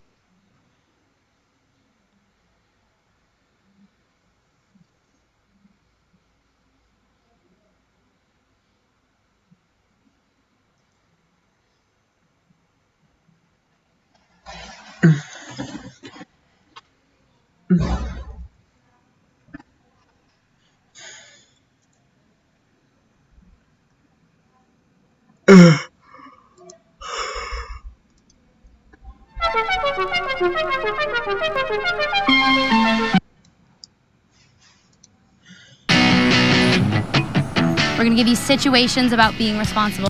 Yeah. All right. Well, Yeah. All right. Most likely to. What's going on, everyone? Jeremy here from the Quarter. I'm going to start today with a little schadenfreude, a little laugh. The Star Wars universe is getting about as played out as the Marvel one, maybe worse, to be honest with you. But we've got more video game news later today as well. But I wanted to start with a bit of defective and did not make it out of the park. So worse, to be honest with you. But we've got more video game news later today as well. But I wanted to start with a bit of Disney news. And here we have what would appear to be signs that the Star Wars Galaxy's Edge is already a flop. Now, there's been a lot of data collected and a lot of articles already written about how there are literally no lines or very few lines. 30-minute wait in Disneyland is all relatively, about zero. And how shops are standing empty. Early takes are that the $200 non-refundable lightsabers are low quality, all sorts of stuff. You can see Star Wars Galaxy's Edge visitors need to meet the land's main character, V. Moradi. Literally who? Why are Star Wars Land crowds so low? Big surprise at Disneyland. Star Wars Land, not so long waits. We can look at some basic feedback compiled by Data Racer 117, which you should give a follow to. It must be something, the lighting, or they give you a defective blade, but it would legit stink a lot. Dalian, if they did this for the price of $200 and non-refundable, Disney Parks, who could help me fix my lightsaber? I've got a Savis workshop. It's defective and did not make it out of the park. Something must be wrong with my lightsaber. The colors appear more red and tube flickers regularly when lit. These are $200, by the way. Mine already stopped working. The motion impact sounds as did my brother's. No dueling either. They definitely seem to have some issues. For $200, you'd expect some good quality control. But no! Pay piggies? Wee, Star Wars, give me your money! We don't care about quality. What happens when your Galaxy's Edge workshop lightsaber starts having problems? I don't know. If it's just finicky, it worries me. It seems to be hit or miss. So we see lots of bad PR in terms of the quality of product. One of the biggest draws would be the build your own lightsaber experience. While some people talked about, you know, it was a cool experience, the whole building process was 10 to 15 minutes. The presentation was cool. They gave me the wrong set to begin with, and when I told the gatherer, he let out a sigh and was visibly upset. He stood there and told me from which row to choose my pieces, and he assembled them himself. None of the designs or pieces lined up once put together, and my lightsaber didn't turn on. Pretty disappointed overall, as I spent $215 on this. By the way, you got to pay to get in the park, too. The experience was advertising as something, quote, spiritual or something along those lines. Felt rushed, like I was annoying the dude helping me. Overall, I'd still recommend doing it. But come on, fandom. Have some spine. You got a horrible experience, a low-quality product that you paid an exorbitant amount of money, and you're still defending the franchise. Stop giving them your money. Now, there's a lot of elements to this. The get woke, go broke, of course, I think is actually a smaller part of it all, as funny as it is. There's a legitimate amount of franchise fatigue, but I think franchise fatigue can be overcome by actually good films and not having most of your actors and actresses come after the fandom and not have your media outlets constantly blaming the fans when you put out a bad film and they critique it. Is Star Wars Galaxy Edge already a flop? Why would this be? Let's take a look at some reasons why Star Wars Galaxy's Edge might be floundering in its early days. By the way, this is a website dedicated to theme parks, but we'll also look at some fun spin. By the way, I hope you're having a good day. I've got 3 videos planned for you as well. Lots and lots to talk about. I hope that if you are enjoying the videos that you remember to drop a like on it, and of course, drop a comment in the comment section down below. I always read them. Okay, Star Wars Galaxy Edge isn't technically finished. Obviously, that's a big deal, but you would expect, I'm going to kind of debunk some of these reasons, all right? Yes, this is correct. It isn't technically finished. There's a lot of unfinished stuff. However, this type of thing, as we just read, a fan who was clearly disappointed with their lightsaber experience and the Disney experience still came. And still told other people to come. What does that mean? Well, it means the whales, not the blue-haired ones, but just the whales customer-wise, they don't care. They bought their tickets months ago, right? I have a Star Wars friend, a friend who's like a super fan who loves all the films. He already went. You know what I mean? So I don't think that this holds that much water. Could franchise fatigue be playing a factor? I believe, okay, sure, there's some amount of this, right? To a casual fan, that's probably a reasonable thing to say, but not to the diehards that would have been there when the gates opened. So I still think that franchise fatigue really isn't the reason why. I think what happened is the strongest Star Wars fans, the ones that are in their 30s and 40s and 50s now, who can afford to go to Disneyland, a large chunk of them feel alienated, not necessarily by poor films, in my opinion, recently coming out. There is definitely something to like about all of them.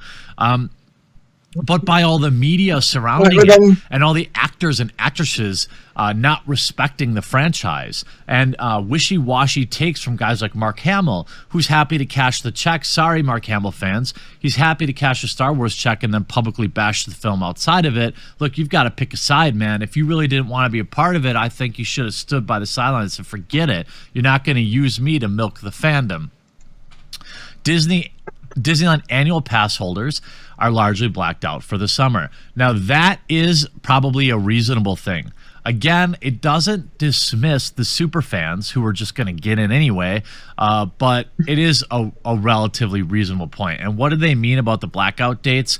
Well, if we look at some of the reasons here, as quoted by slashfilm.com, this brings up a very interesting question. Why is Galaxy's Edge not busy? Disney was fearing the worst when it came to crowd expectations for Star Wars Galaxy's Edge. There were rumors of internal projections that saw the park reaching capacity for the first couple of months. Naturally, this had fans wondering how Disney Park Logistics would handle the opening of the company's first Star Wars land.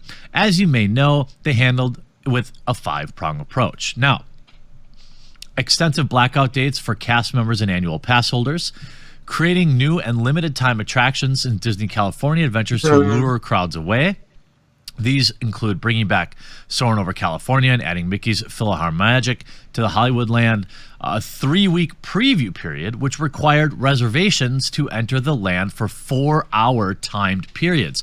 Now, again, to me, I'm not giving Disney $500 to go absorb the new woke Star Wars junk. But the fact of the matter is, there are still and should be thousands of super fans with the cash willing to go in the door. One wonders why they're not. Now, you had a boarding pass process which would disallow Disneyland guests to enter a virtual queue via Disneyland app to enter the crowd, and a new huge parking garage. Okay. Now, some of the data I've heard also on top of this is that the drinks are absurdly expensive. Some of the mixed drinks getting close to $50. I don't know if that's substantiated or not. And then they have flights of beer that are more than $100. I mean, this is just a flat out cash grab. On the day the land opened reservations, it hit capacity and the boarding process went as promoted. But then something strange happened. Star Wars Galaxy Edge has not required boarding groups since the launch day, and Disneyland has been strangely empty. We traveled to the park earlier this week, and not only was Disneyland empty, but Galaxy's Edge was the most uncrowded I've seen it yet. Now, this could be a part of kind of people rejecting Hollywood. It's just a theory. And of course, my theories are only going to be, a small portion of probably what the reality is. I get that. And that's why the comment section is important, because I am curious, if you live in California, is there something going on that I don't know about? But if Star Wars really was the franchise it was before Disney took over, I don't care what anyone says, the lines would be out the door and they would be at maximum capacity. Also, the talks about Disney with their blackout dates and all this sort of thing, I think that doesn't really hold a lot of water either, because if they were low attendance, they would just open the floodgates. Why would you stick to it? If you've got capacity and you've got demand, you would just open the capacity and make money. Any idiot knows this. It's like having a lemonade stand and then being like, well, I've got 20 customers, I've got plenty of lemonade, but I'm only going to serve 3 of them. I had planned on more, but you know what? I'm going to stick to the plan. Of course, Disney didn't do this. Did Disney scare potential tourists away from visiting this park with all the precautionary logistical measures? This could be a real possibility. I don't believe it is. I believe when you're talking about the super fandom, a lot of this you could maybe attribute to something like a year down the road, but Star Wars mega fans, the fans that stood in line for 48 hours before before films came out, lined up around the block in full costume, these people don't care. They would have been there online to make the reservations. Or it could be that almost all the annual passes are currently blocked out. Again, I don't believe this to be something reasonable because while I will say my friend Charlie, who's a huge fan of Star Wars, is an annual pass holder, I believe. He goes to Disney every year. If you wanted to go, you would just buy a ticket. I mean, how many Disney people are only annual pass? I suppose in California proper, you probably have a lot of them that could be part of it. These are all probably relatively small things. Now, Corby, aside from the Signature and Signature Plus and the top two of the line passes, it's worth noting that Disney has since changed their course and told cast members they are no longer blacked. Oh, okay. See, exactly. Right. Aside from July 4th, in addition to that, Disneyland sent an email to annual pass holders announcing a new summertime deal that would allow them. Okay, exactly what I said they would do, they did it. So, but the real question is, why are people staying away? Disneyland is notoriously more of a local park. Unlike Walt Disney World in Florida, that's probably fair. Anaheim is filled with local annual pass holders, so maybe blocking all the lower and mid-tier passes along cast member access is to blame. It seems very likely to me this is the best answer, as rides from Disneyland as Disney California Adventure have had the shortest standby lines I've ever seen. For example, that the massively popular Radiator Springs Racers had a 10 to 15 minute wait the other day. So in general, I think you have not enough reason for super fans to go attend it, but also the park itself, it just isn't that busy, which is an interesting thing. We talk about the money. The other interesting aspect is that it's clear Disneyland underestimated fan demand of exclusive products being offered in Batuu. When I visited Wednesday, a lot of stuff was sold out. The list includes half of the Legacy lightsabers, all of the Kyber crystals. At Droid Depot, you can build your own droid. They are completely sold out. At Orga's Cantina, the $75 beer flight collectible with 4 Rancor tooth glasses is sold out. This is brutal. I don't think you would know this going in, though. If you were planning to go to Star Wars Land, Galaxy's Edge, you probably wouldn't know that, oh, it's sold out. And you probably wouldn't say, oh, well, it's sold out, I'm not going. If you made plans to go, you made plans to go. The fact that there's a $75 beer flight is absurd. To make up for that, Disney's begun selling extra lightsaber pieces from Savi's for $20, something that wasn't offered until this week. Also, the Droid Depot is now selling extra droid pieces for the same price. I guess if they have stock of something in the back room, why not sell it? During the reservation period, Orga's Cantina and Savi's Workshop, Building a Lightsaber Experience, would both hit capacity within minutes of reservation period opening. There were a lot of complaints from fans who weren't able to do either of the premium experiences. Those who got into the Cantina were often found complaining about the long lines in the sun, the unfriendly cast members serving the drinks, and packed with uncomfortable quarters. Now you can easily get a reservation for the Cantina and the app, and the bar seems a lot less full. That might be bad for Disney, but it's a more comfortable user experience. Well, I am a firm believer that if they're going to deliver subpar quality, which is what we see they've done, at least with the lightsabers, poor planning in terms of running out of all the coolest stuff, and you have cast members and the media constantly making it about the fandom and not the product that Disney's delivering, I'm not surprised we may be on the verge of another get woke, go broke scenario. I do hope you enjoyed this video, though. We'll talk to you again real soon.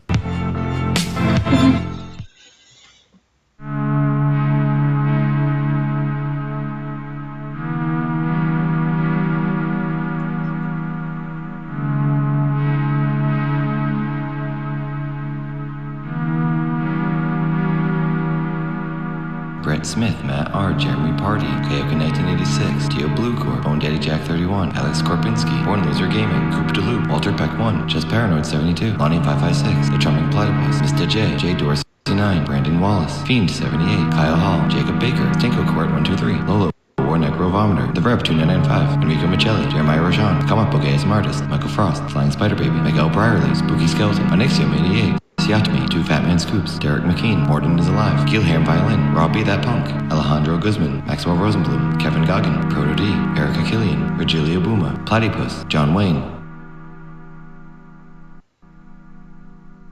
Orra Jimmy, Rory Doherty, Straight Jeffin, Igor Holanda, H9K, Impact 93, 702 Wolf, Adam McClendon, They Call Me Bender, Jimmy Jesus, Xander Zaritzit, Josh Fry, Evil Monkey G2, Logan Winston, Squirrel Master, Rose Burnett, Keith Shusterman, A Can of Soup, Sensei Fuji, Iksho, Patrick Johnson, Chris Dixon, Shane,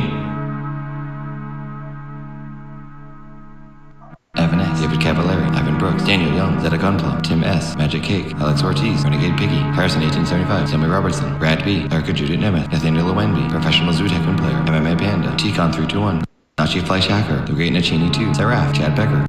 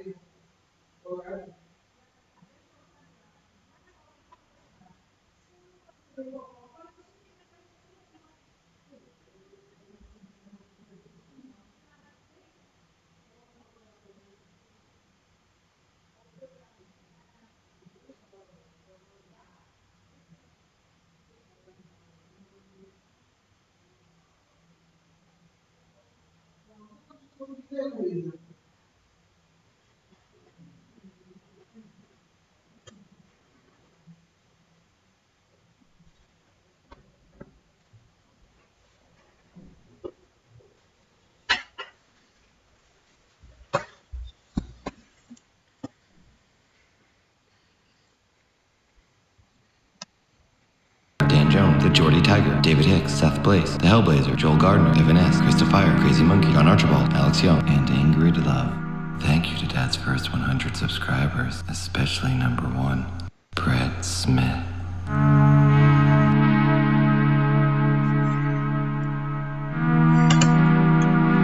Dad loves you.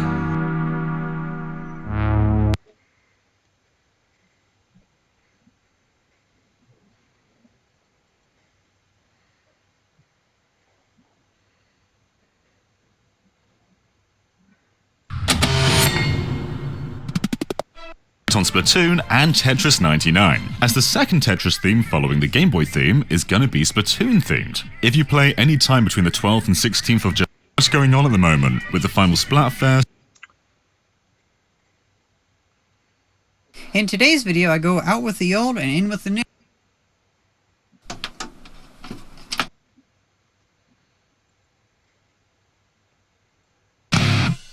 Ian A. Stewart was a child actor who grew up to direct stage plays and television. He enjoyed writing and decided to base a script on some things he learned from a few of his friends. One friend was a world-renowned ventriloquist who worked with autistic children. The ventriloquist told him about a child who wouldn't speak to anyone except the dummy. The other friend was a child psychiatrist. One of his patients was a socially awkward boy who drew monsters he thought he could control. The kid was often teased for being different, and when this happened, he would draw the monsters, killing the person who bullied him. After that, the person would be dead to the child, who would never acknowledge them again. The child called these monsters troglodytes, because he couldn't pronounce troglodytes. Troglodytes are humanoid cave dwellers. Stewart took these things and added another element, Alice in Wonderland. He wrote a story about a young boy named Jamie, roughly 8 years old. Within a forest near his house, he found a huge pit where a pack of troglodytes lived. He had a teddy bear that told him he needed to feed the troglodytes, so he would lure his enemies to the pit and knock them in for the troglodytes to eat. Jamie was a mentally disturbed child, and all the things, from the evil teddy to the troglodytes, were in his head. Stewart called the script Teddy. He shopped the script around with no luck. Most studios turned it down due to the hints of child sexuality. There were some moments where Jamie did some inappropriate things to members of the opposite sex. Paramount was interested, but due to a mix-up, the script accidentally landed on the unsolicited pile and was returned to Stewart without anyone looking at it. The script eventually made its way to producer John F. Bassett. Bassett was interested, but had the script read by a consulting psychiatrist before agreeing to take on the picture. Bassett was an ex-tennis and squash player who started Amulet Productions. Wanting to take advantage of the new regulations in the Canadian film industry, he produced 2 hockey films, Face Off and Paperback Hero. At the time, Canadian exploitation, or Canucksploitation, was in full swing.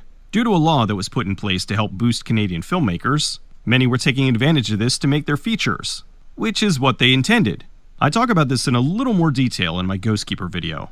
Bassett bought the script from the writer and began to acquire funds to make the film. He liked that it could be sold as both a horror film and a drama about a disturbed child. Producer Bennett Fodey also joined the production. They managed to raise about $750,000 to $1 million for the production. With the budget in place, they began looking into casting and finding a director. The first thing they went for was the lead character of Jamie. They were looking to find an actor and chose about 5 kids that they felt would be great. Bassett was having a hard time finding a director due to the quota system. Since they'd be making this under the Canadian tax bill, the director, as well as a certain percentage of the cast and crew, had to be Canadian. Bassett called the Directors Guild of Canada and asked if they had any directors there. The person put him on hold and turned to the only other person in the office at the time, Lou Lehman. They said, "Hey Lou, you want to direct a movie?" And he said sure. When Lehman came on board, he wanted to do things his way. Stewart presented the director with the 5 boys they had found for the lead, but he dismissed them all without even seeing them. He went over the script and made some changes. Because of the larger budget, Alright, so let's get right into it here. As you already They decided that in order to get a return on investment, as well as hopefully make a profit, they allowed Lehman to make changes to the film. Slasher films like Halloween were exploding at the time, so they started to shift the focus of the film to be less drama and more horror. They were hoping to have the next Canucksploitation hit like Black Christmas or Prom Night. Lehman changed the age of the lead I took a look at Red 8 Faction to 12. Gorilla. Stewart was furious. This altered the entire dynamic of what he wrote. The film would now be dealing with an adolescent instead of a prepubescent boy. It was a major difference. The relationship between the babysitter and an 8-year-old would be drastically different than that of a 12-year-old. In the script, Jamie called the monsters troglodytes, but Lehman changed it to trolologs. Troglodytes was a mispronunciation, but trolologs was childish. It was a minor change, yes, but also very petty. Stewart thought it insulted the character's intelligence. The biggest change was making the troglodytes and Teddy real. In the script, the pit in the forest was real, but Jamie created the trolologs in his head. Stewart was frustrated with what was happening to his script.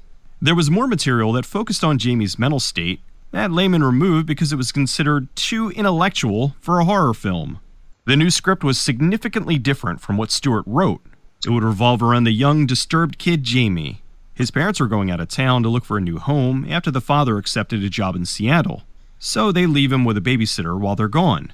During this time, Jamie becomes fascinated by the sitter and reveals how he's been feeding his enemies to a pit filled with monsters he calls trolologs. He's doing this because his teddy bear Teddy is telling him to. With the changes in place, casting resumed. For the role of 12-year-old Jamie, Lehman cast Canadian actor Sammy Snyders. Snyders was a 14-year-old boy who they felt brought the right intensity to the project. Snyders was an energetic child, and at age 7, his parents enrolled him in various sports and activities to burn off that energy. After that, they enrolled him in dance classes, which he loved. He was in the same class as a young unknown Mike Myers. While dancing, a talent agent told his parents to put that kid in film, which they did. He was in numerous Canadian TV commercials, his most memorable being for Milkmate. So your chocolate milk tastes Milkmate chocolatey. Right to the bottom. He was in a few TV shows like The King of Kensington and The Baxters. He was also cast to play Tom Sawyer in Huckleberry Finn and Friends. The role was originally offered to Michael J. Fox, but he turned it down to do a show called Family Ties. When Snyders met Lehman, he was cast almost immediately. While looking for the rest of the cast and location scouting, Snyders read the novelization of Teddy by John Galt, which was based on Ian Stewart's original screenplay. The book was listed as now an utterly horrifying film, which hadn't even been shot yet.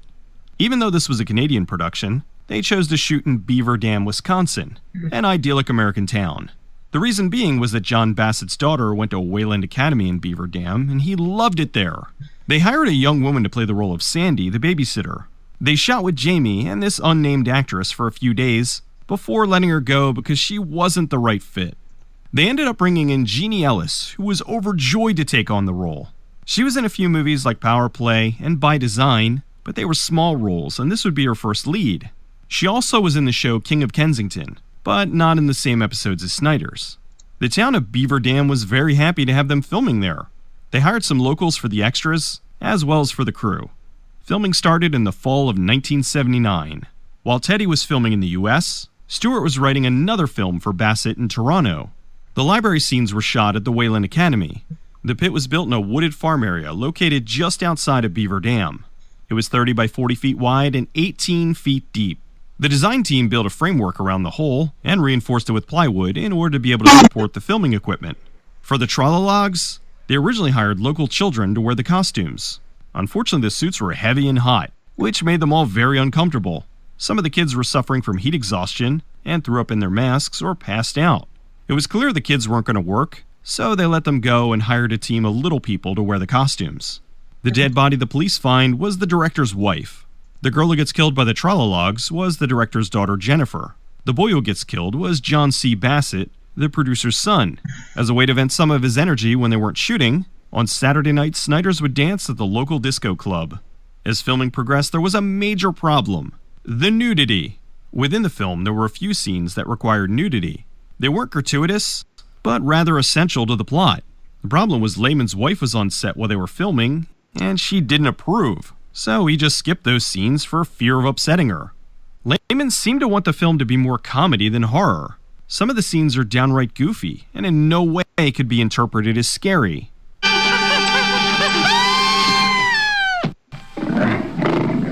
Sorry about that, Miss Oliphant.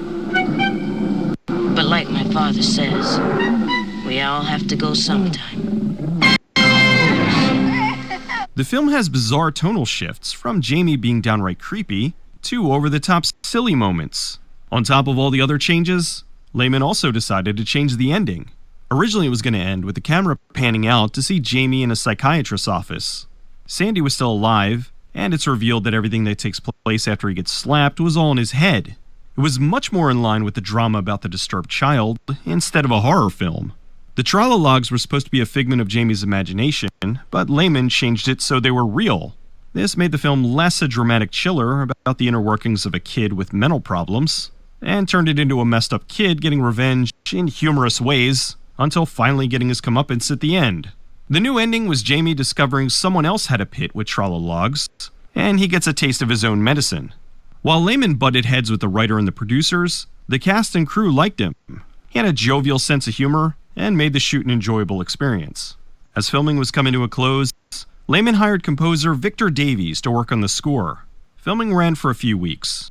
After that, they moved back to Toronto to work on post-production. Now back at home, the producers looked at the footage and fired Lehman. Davies called up Lehman to talk to him about being fired. Lehman told him not to worry and that these things will work themselves out. They brought in Stewart to shoot some additional scenes, mainly the missing nude scenes. While the film largely was about Jamie and the Trolologs, he's never in any scenes with them.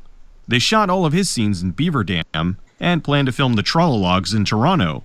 After the producers saw the design for the Trolologs, they thought they looked like bad Halloween costumes.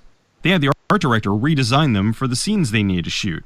The new costumes look much better, although we never really see them because they're mostly in the dark. None of the Trololog costumes survived the shoot because they filled them full of holes in the finale.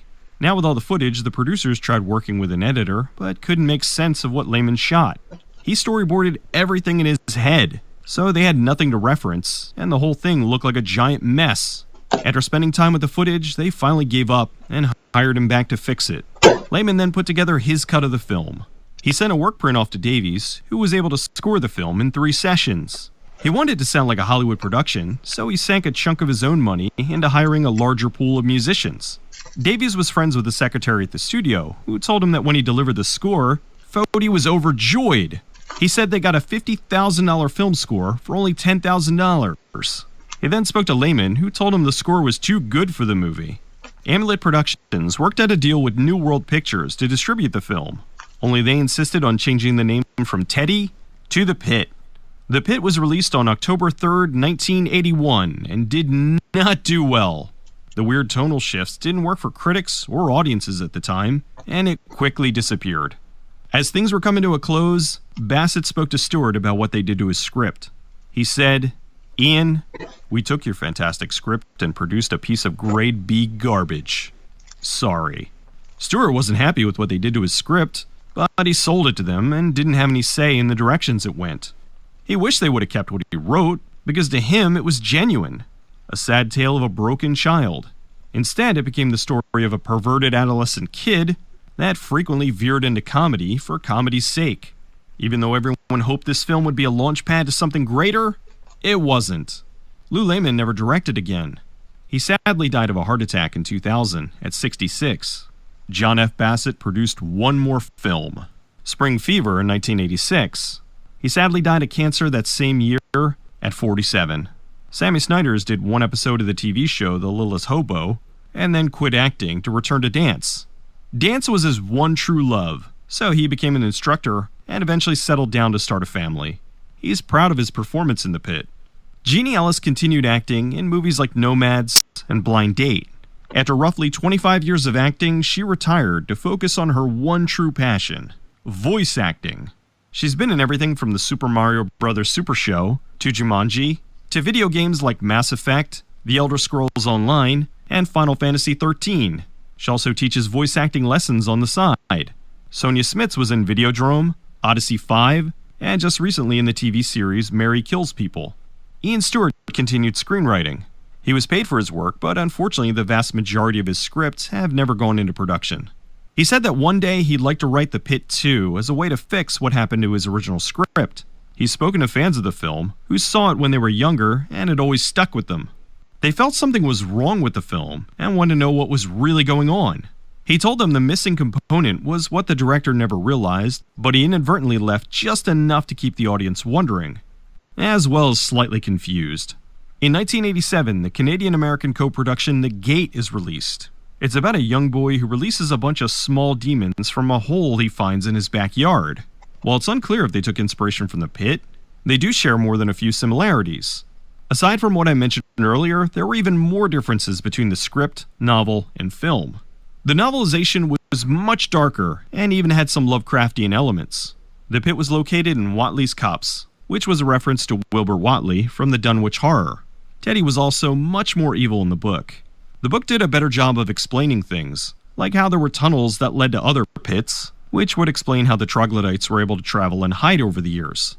It's also implied much more heavily that Teddy's working with the creatures to get Jamie to feed them.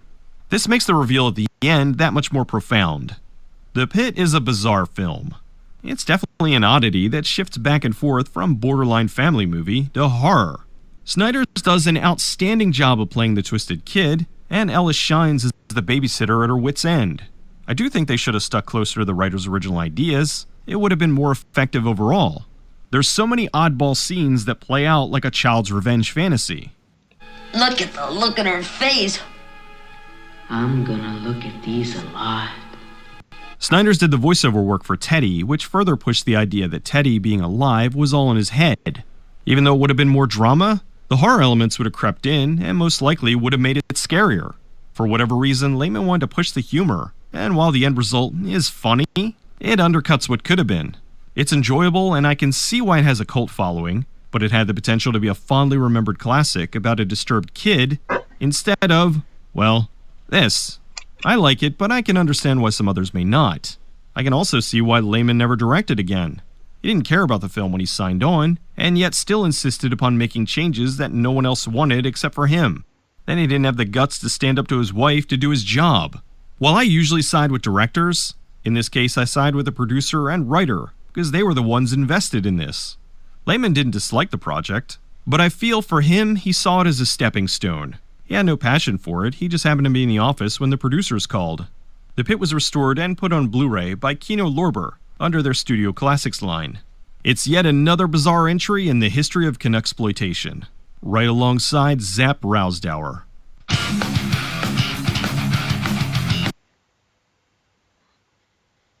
You've already seen. Antifa has brutally assaulted, brutally attacked Andy No. He is a journalist, and he was in Portland covering the event. What's interesting to me is that it seemed like he had a really bad feeling about this particular event, because he did tweet out about a day before he went to the event. He said that he was worried. He said that people were planning to attack him. There were no police around. As always, the police are complicit in a lot of these situations, such as Berkeley, such as in Portland. They're complicit in the fashion that a lot of the times you'll see these mayors tell them to stand down. I covered this when I was doing lots of live streams in Berkeley. We showed the cops just standing around. We walked into the parking lot where the cops were just sitting around as a full-on riot was happening in Berkeley. I went up to the cops to ask them what was happening, and they said, "Get off of my parking lot. This is none of your business." There was tons of squad cars. So we know that in a lot of cases the police are choosing to either be complicit or ordered to be complicit and working with Antifa directly. So we have Antifa-occupied police forces in places like Seattle, in places like Portland, in places like Berkeley.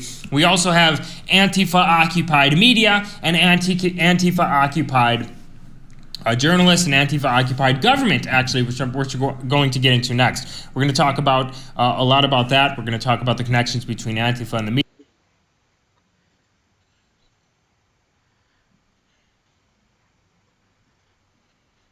Like a year ago on the Xbox One X, we did a full gameplay video here, and I liked it a lot because I like Red Faction Guerrilla.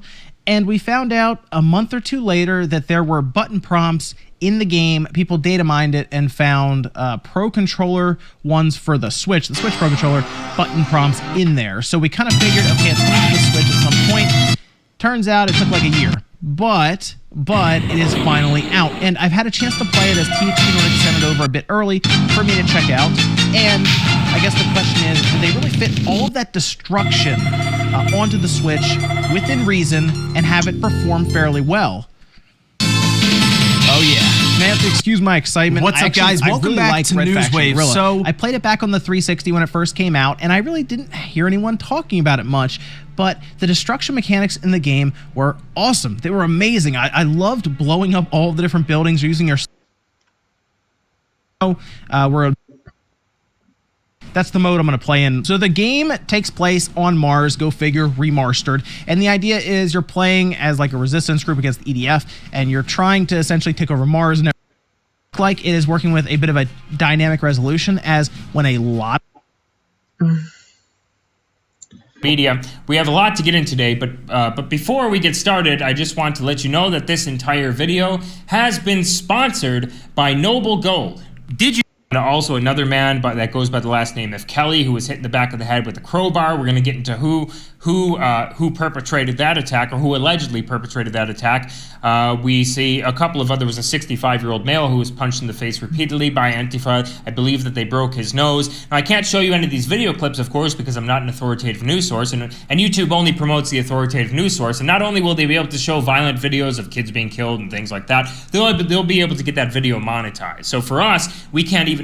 Not only can we not monetize those videos, this entire channel has been demonetized anyway, but we would get our videos taken down from YouTube completely, put in restricted mode, put in limited state mode, and things like that. So unfortunately, I can't show you the video clips here, but likely you've seen all of them. Just go to my Instagram as well, Vincent_James_. I've been posting a lot about this on there.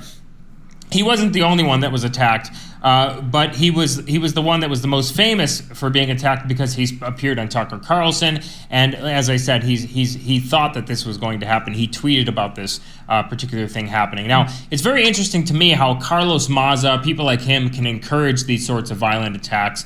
How our media can encourage these sorts of violence. I mean, Carlos Maza encouraged this exact attack exactly. He said that this is a good thing. You should be doing this. You should be making them fearful of organizing, of showing up. You should be hitting them with things like milkshakes and steel pipes and things like that. That's exactly 100% what Carlos Maza said, pretty much verbatim. And he's allowed on Twitter. But people like Alex Jones, for instance, he's inciting violence, and the brown person at Twitter's safety team said that he's definitely inciting violence, and this is the reason why we need to take him off the platform. And here was the exact reason she gave for taking him off the platform completely. So the third strike that we looked at was a verbal altercation that Alex got into with a journalist, and in that altercation, which was uploaded to Twitter, there were a number of statements using eyes of the rat, even more evil-looking person. He is just scum. You're a virus to America and freedom. Smelling like a possum that climbed out of the rear end of a dead cow. You look like a possum that got caught doing some really, really nasty stuff, in my view. There was a bunch of That's enough? Really? That's hilarious. Ted Cruz has called for legal action against Portland mayor after clash between far-right Antifa protesters. So this is how they're framing it. Clash between far-right and Antifa protesters. See, the thing is that every single time, if you follow this channel for quite some time, you know, you've seen, I used to do a lot of live streams at different events, like Berkeley, different Trump rallies and things like that. And every single time that we put on a rally or we're going through speeches like the Ann Coulter speech and Antifa shows up, there's violence. People had M80s thrown at them, glass bottles thrown at them. Antifa put M80s inside of glass bottles and threw them at us. They threw bricks at us. And when we fight back, then we are the quote-unquote white supremacists, the racists, and all that, and all the rest, right? This is how they tried to frame the Ram crew, or what have you, who mostly got off, by the way. And I have to say something about that, because not only is there no proof that they are what the media says they are, because I've never seen any tweets or any posts that said, I am more supreme than any other race or anything like that. I've never seen anything like that, and I disavow unironic actual racism, right? We always tell people to judge people individually. Write about people who fight back against Antifa, get them locked up, have been completely for if they feel we're not doing anything about your riot. We don't care who gets hurt. We don't care what you're doing there. Same thing with Charlottesville. The independent police report said the police ordered their men to stand down. What do we see? Mr. Pachter, are you crazy? $800 for the PlayStation 5? 800 pieces of cheddar? That's not cheddar, that's American cheese, but it's Ryzen 3rd gen processors in there, Zen 2 architecture in there, so on and so forth, and hardware based